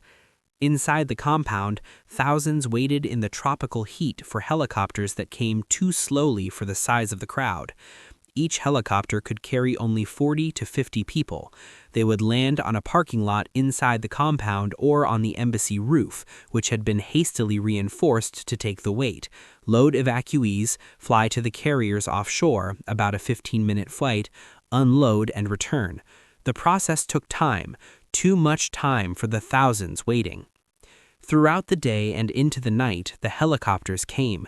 Pilots flew exhausted, making trip after trip through deteriorating weather. On the aircraft carriers, the decks became so crowded with helicopters that some were pushed overboard to make room for more arrivals. South Vietnamese pilots, seeing the evacuation, commandeered helicopters and flew their families to the carriers. Some flew helicopters they barely knew how to operate. Major Bui Tong Lim flew a Cessna 01 Bird Dog with his wife and 5 children crammed in the 2-seat aircraft, dropping a note on the USS Midway's deck asking them to clear space. The carrier crew pushed helicopters overboard and Lim landed successfully, a feat of desperation and skill. Ships below the evacuation helicopters became crowded with South Vietnamese civilians and military who had commandeered boats and vessels to escape. The U.S. Navy picked up thousands from these small boats. The exodus from Vietnam had begun. As the evacuation continued through the night of April 29 through 30, the situation grew more desperate. North Vietnamese forces were entering Saigon's outskirts. Artillery shells began falling in the city. Time was running out. Ambassador Martin, who had spent the day denying the crisis until forced to evacuate by direct orders from President Ford, finally agreed to leave. At 4:58 a.m. on April 30th, he boarded a helicopter from the embassy's roof, carrying the embassy's American flag. But hundreds of Vietnamese still waited in the embassy compound. Marines continued guarding the perimeter, holding back crowds outside while trying to evacuate those inside. At 7:53 a.m., President Ford ordered the evacuation terminated. Only Americans would be taken from this point. The Vietnamese in the compound would have to be left behind. Marine Security Guard Captain Jerry Berry and his men conducted a final sweep of the embassy building, making sure no Americans were left. Then they retreated to the roof, sealing stairwell doors behind them with chains and riot gas to slow anyone following. At 7:53 a.m. on April 30th, 1975, the last helicopter, a CH-46 Sea Knight with the call sign Swift 2-2, lifted off from the embassy roof carrying 11 Marines, the final Americans to leave Vietnam. On the ground below, the remaining Vietnamese realized they had been abandoned. Some managed to escape on their own. Others were left to face an uncertain fate under the coming communist government. The embassy gates, which had held back crowds, were broken open. Vietnamese poured into the compound, finding it empty except for scattered documents, abandoned possessions, and the realization that the Americans had left them behind. As the last American helicopters disappeared over the horizon, North Vietnamese tanks were already in Saigon streets. At 10:30 a.m. on April 30th, 1975, a Soviet-built T-54 tank numbered 843 crashed through the gates of Independence Palace, the presidential palace. Other tanks followed. North Vietnamese soldiers poured into the building. They found President Giang Van Minh and his cabinet waiting in a reception room. Minh attempted to surrender, reportedly saying, "I have been waiting since early this morning to transfer power to you." The North Vietnamese colonel replied, "There is no question of your transferring power. You have nothing in your hands to surrender, and so you cannot surrender what you do not have." At 11:30 a.m., Minh went on the radio and announced the unconditional surrender of South Vietnam. He ordered all South Vietnamese forces to cease fighting and lay down their arms. The Vietnam War was over. South Vietnam had ceased to exist. For the victors, April 30 was Liberation Day, the culmination of 30 years of struggle, the fulfillment of Ho Chi Minh's dream of a unified, independent Vietnam. North Vietnamese soldiers, many of whom had fought for years, some since the war against France, marched through Saigon streets to cheering from some residents, sullen silence from others. For those who had fought for South Vietnam, the day brought defeat and fear.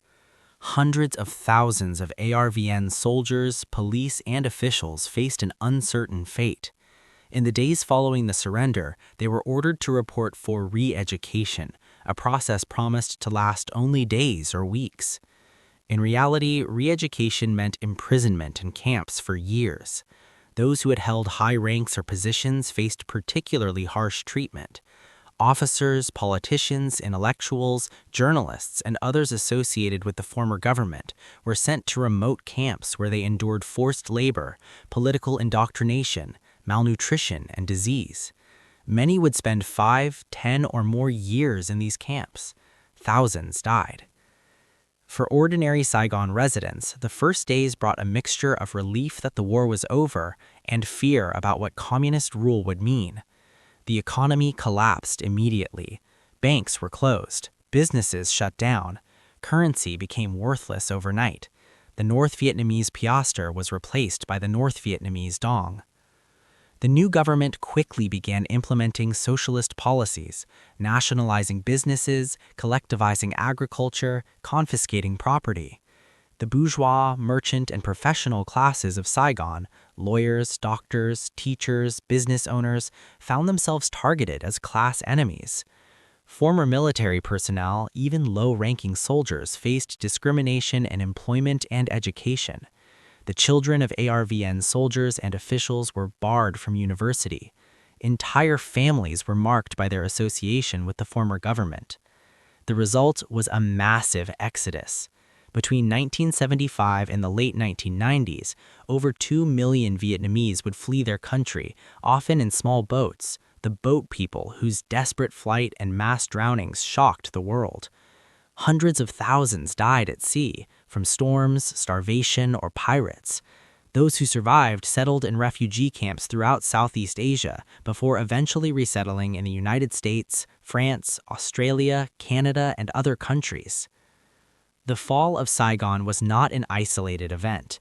Throughout Indochina, communist forces were victorious in the spring of 1975. In Cambodia, the Khmer Rouge, a radical communist movement led by Pol Pot, had been fighting the US-backed Lon Nol government since 1970. On April 17, 1975, 13 days before Saigon fell, Phnom Penh surrendered to Khmer Rouge forces.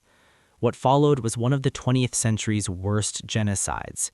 The Khmer Rouge immediately emptied Phnom Penh and other cities, forcing the entire urban population into the countryside at gunpoint. They sought to create a purely agrarian communist society, eliminating cities, money, education, and anything they associated with Western influence or capitalism.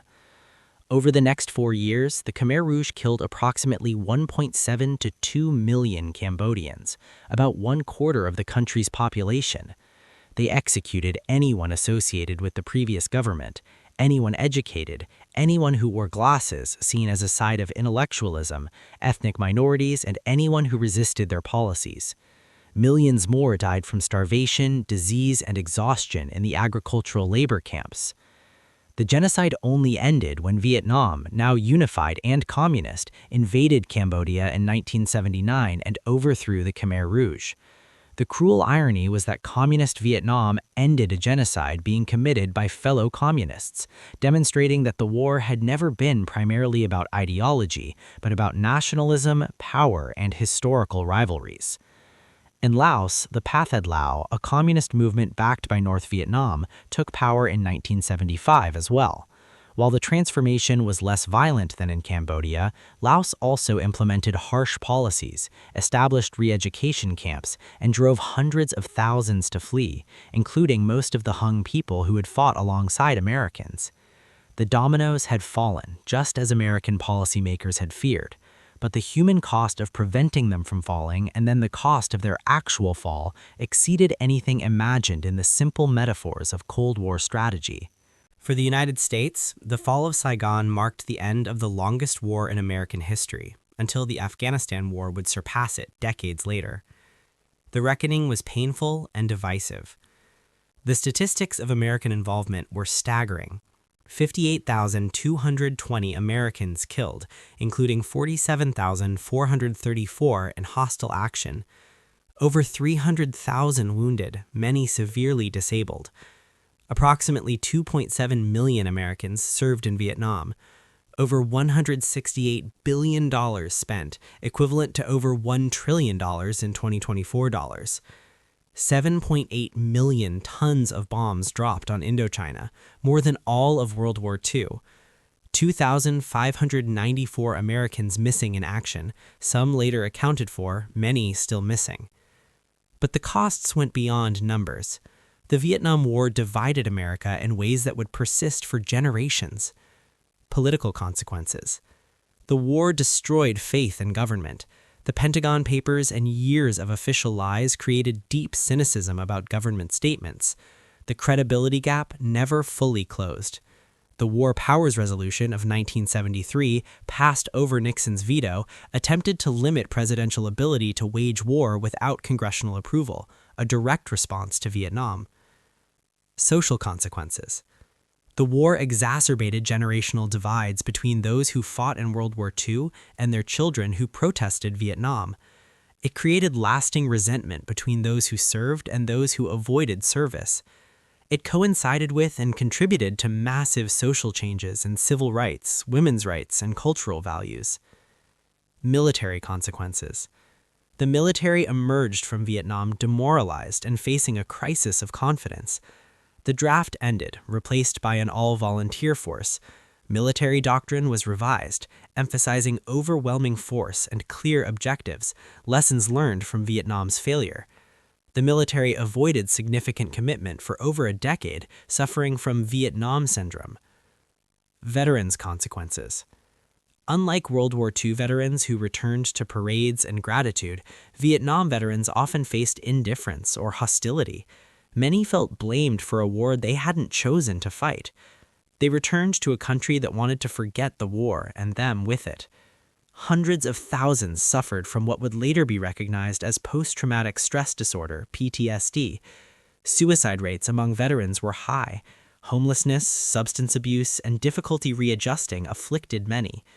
Veterans also suffered from exposure to Agent Orange, the herbicide used to defoliate jungles, which caused cancers and birth defects. It would take decades for America to properly honor Vietnam veterans and to separate the warriors from the war. The Vietnam Veterans Memorial in Washington, D.C., dedicated in 1982, became a place of healing, its black granite walls inscribed with the names of all American dead. For Vietnam, the costs of the war were almost incomprehensible. Human losses. Approximately 1.1 million North Vietnamese and Viet Cong fighters killed. Over 250,000 South Vietnamese military killed. Estimated 2 million civilian deaths, North and South combined. Hundreds of thousands missing, millions wounded and disabled. These numbers represent approximately 10% of Vietnam's entire population dead, with millions more wounded or displaced. Physical destruction. Millions of acres of forest destroyed by bombing and Agent Orange. 26 million bomb craters. Entire cities destroyed and had to be rebuilt. Infrastructure devastated. Roads, bridges, ports, factories, power plants destroyed. Agricultural land poisoned by chemicals, littered with unexploded ordnance. Decades after the war, Vietnamese farmers still died from unexploded bombs and mines. Children born in the 1980s and 1990s suffered birth defects from parents' exposure to Agent Orange. The war's physical scars persisted for generations. Economic consequences. Vietnam emerged from the war devastated economically. Decades of warfare had destroyed productive capacity. The country was isolated internationally, facing American trade embargoes and lacking diplomatic recognition from most Western nations. The communist government's economic policies, collectivization, nationalization, central planning, failed to generate prosperity. Through the 1980s, Vietnam remained one of the world's poorest countries. Only in the 1990s, with economic reforms, doi moi, and normalization of relations with the United States, did prosperity begin to emerge. On July 2, 1976, North and South Vietnam were formally reunified as the Socialist Republic of Vietnam, with Hanoi as the capital. Saigon was renamed Ho Chi Minh City in honor of the revolutionary leader who had died in 1969, 6 years before seeing his dream of reunification fulfilled. But reunification was not reconciliation.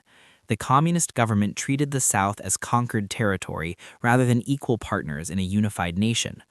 Northern officials and party cadres were sent south to run the government and economy, sidelining Southern communists who had fought for years.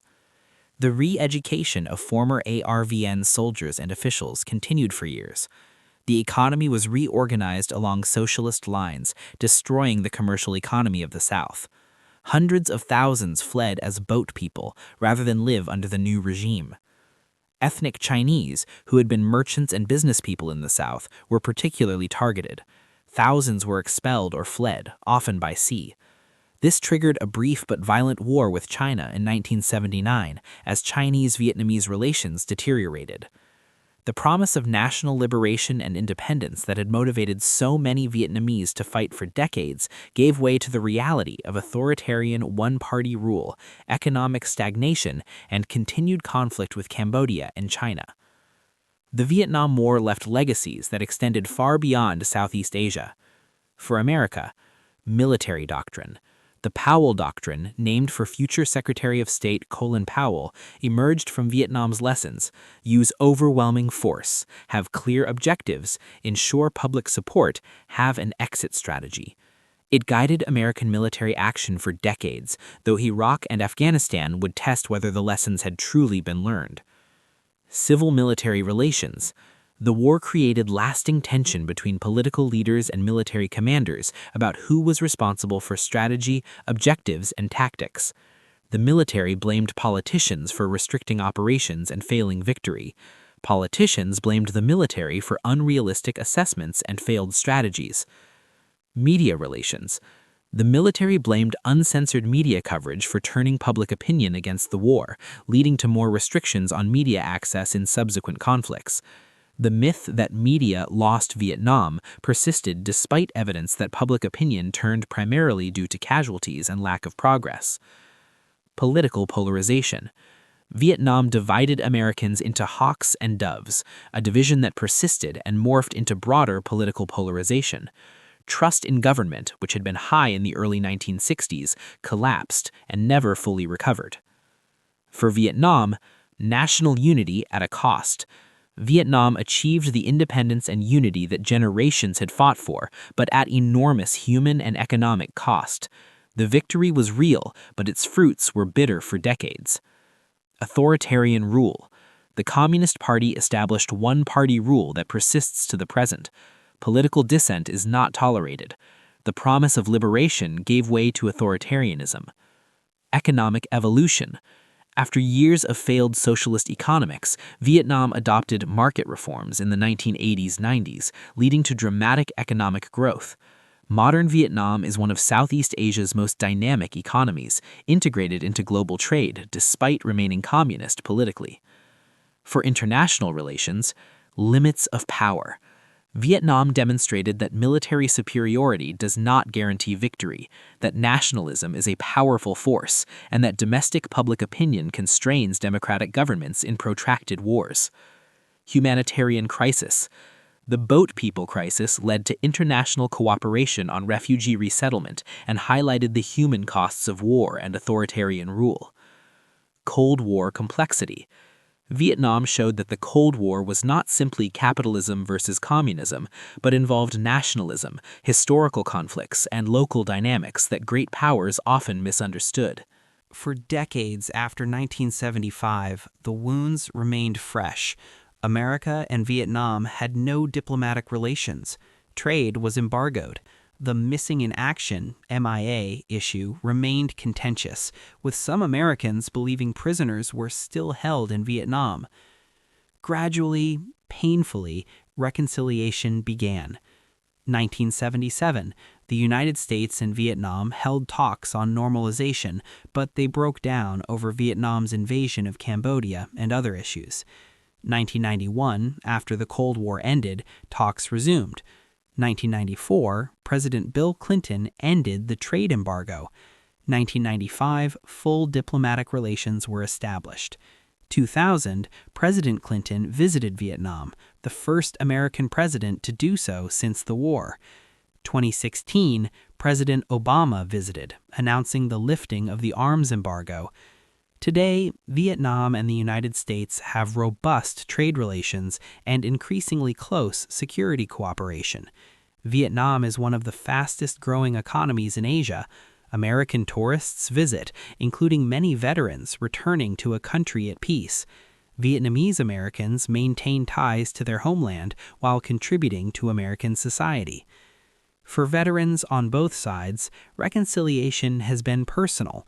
Some have returned to Vietnam, meeting former enemies, finding common humanity in shared suffering. Vietnamese and American veterans have worked together to clear unexploded ordnance and address Agent Orange contamination. But for millions, the wounds never fully healed. Vietnamese who lost family members, Americans who lost comrades, refugees who lost their homeland, they carry the war's scars throughout their lives.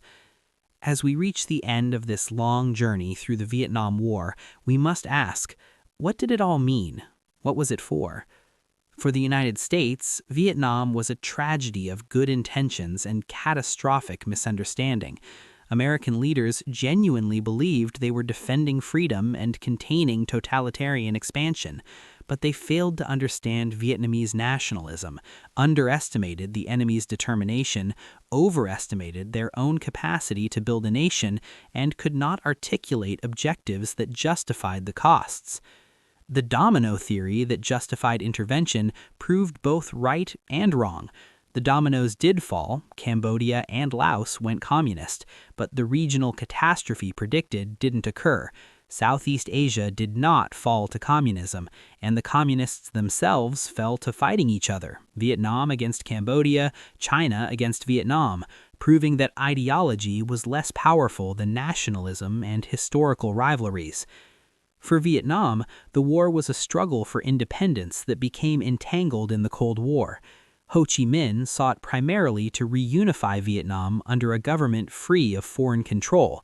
He would ally with anyone, the United States during World War II, the Soviet Union and China during the wars against France and America, who would support Vietnamese independence.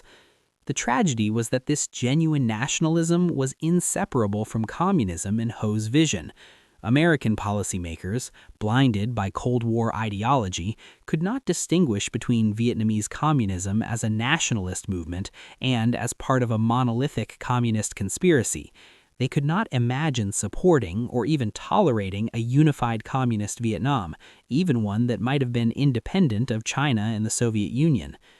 Both sides believed they were fighting for noble causes. Both were willing to sacrifice enormously, 58,000 American dead, over 3 million Vietnamese dead, for their visions. And in the end, both achieved less than they hoped and paid more than they imagined. The war that was supposed to prove American resolve and contain communism instead damaged American credibility, divided the nation, and demonstrated the limits of military power. The war that was supposed to liberate Vietnam and bring independence instead left the country devastated, impoverished, and ruled by authoritarians whose economic policies failed for decades. Beyond the grand strategies and political calculations, the Vietnam War was ultimately about individuals, millions of them whose lives were forever changed. The American soldier, 19 years old, drafted from a small town, who spent a year in fear and confusion, fighting an enemy he couldn't see for a cause he didn't fully understand, who returned home to indifference or hostility, and who carried the war with him for the rest of his life. The Vietnamese mother who lost her husband to French bullets, her son to American bombs, her daughter to re-education camps, who survived decades of war and continued living in the rubble of her destroyed village, tending rice paddies still littered with unexploded ordnance. The South Vietnamese officer who believed in his country, fought courageously, was promised American support, and ended up in a re-education camp for 10 years, emerging to a country that treated him as a traitor and later fleeing as a boat person to start a new life in California. The North Vietnamese soldier who walked the Ho Chi Minh Trail for 6 months, carrying supplies and weapons, who fought in the jungles for years, who survived while most of his unit died, who liberated Saigon and returned home to find his village destroyed by American bombing and his family scattered. The refugee child who fled Saigon in April 1975, who spent months in refugee camps, who was resettled in America and grew up between two cultures, who succeeded in the American dream while carrying memories of loss and displacement. The pilot who flew over 100 missions, who was shot down and spent 7 years in Hanoi's prisons, who was tortured but refused to break, who returned home to a country that had moved on and didn't want to hear his story. Each of these stories is unique, but millions share similar trajectories. The war touched so many lives, destroyed so many families, created so much suffering that its true cost can never be fully calculated. And so we reach the end of our journey through the Vietnam War. From French colonialism through American intervention to communist victory, from certainty to doubt to defeat, from hope to disillusionment to acceptance. We have walked together through 20 years of conflict, witnessing the decisions of leaders and the suffering of ordinary people, the battles won and lost, the promises made and broken. We have seen how good intentions can lead to catastrophe, how pride can prevent wisdom, how nations can stumble into disasters they cannot escape. The Vietnam War stand as a monument to the limits of power, the persistence of nationalism, the unpredictability of war, and the terrible gap between what we hope to achieve and what we actually accomplish. It reminds us that military superiority does not guarantee victory, that foreign interventions are fraught with unintended consequences, and that the costs of war fall heaviest on those least responsible for its beginning. For Americans, Vietnam remains a wound that has healed but still aches, a war that divided the nation, shattered faith in government, cost tens of thousands of lives, and ended in images of defeat that still resonate. The lessons learned from Vietnam about the importance of clear objectives, public support, understanding the enemy, and knowing when to leave have been taught and forgotten and relearned multiple times since 1975. For Vietnamese, the war is both triumph and tragedy, independence achieved at horrific cost, unity purchased with millions of lives, a victory that brought decades of poverty and authoritarian rule before prosperity finally emerged. Modern Vietnam is vibrant and dynamic, but the war's scars remain visible in the landscape, in the missing generation, in the families still divided.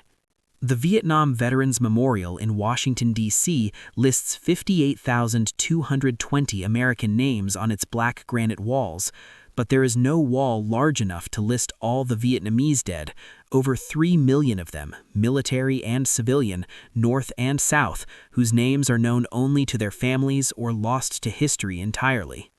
As we close this documentary, we should remember all who suffered, the soldiers who fought with courage on both sides, believing in their causes, the civilians caught between armies, whose villages became battlefields, the refugees who fled, leaving everything behind, the families torn apart by ideology and war, the veterans who carry physical and emotional scars decades later. We should remember not to glorify war, but to understand its costs, not to judge those who made different choices, but to recognize the moral complexities they faced, not to forget the lessons learned, but to apply them with wisdom. The Vietnam War ended on April 30, 1975, when North Vietnamese tanks crashed through the gates of Saigon's presidential palace. But its consequences echo still, in the politics of both nations, in the lives of millions touched by the war, in the lessons debated by each new generation. Perhaps the final lesson of Vietnam is this, that wars begun with confidence and conviction can end in doubt and defeat, that the most powerful military in the world cannot compensate for lack of political legitimacy and popular support, that nationalism is a force stronger than ideology or firepower, and that the costs of war are always greater than anticipated and borne by those least responsible for its beginning. The Vietnam War was a tragedy for all involved: Americans, Vietnamese, Cambodians, and Laotians, millions of ordinary people swept up in forces beyond their control, trying to survive, hoping for peace, dying for causes that seem, in retrospect, insufficient justification for such suffering. As we remember this war, let us honor all who suffered, by understanding what happened and why, by learning its lessons, by recognizing the shared humanity of those on all sides, and by working to prevent such tragedies in the future. The war is over, the nations have reconciled, life continues, but we must not forget. Vietnam, 1954 to 1975, 20 years of conflict, millions of lives changed forever, one of the defining events of the 20th century and a reminder of war's terrible costs. Thank you for walking this difficult journey with us. May the lessons of Vietnam guide us towards wisdom, compassion, and peace.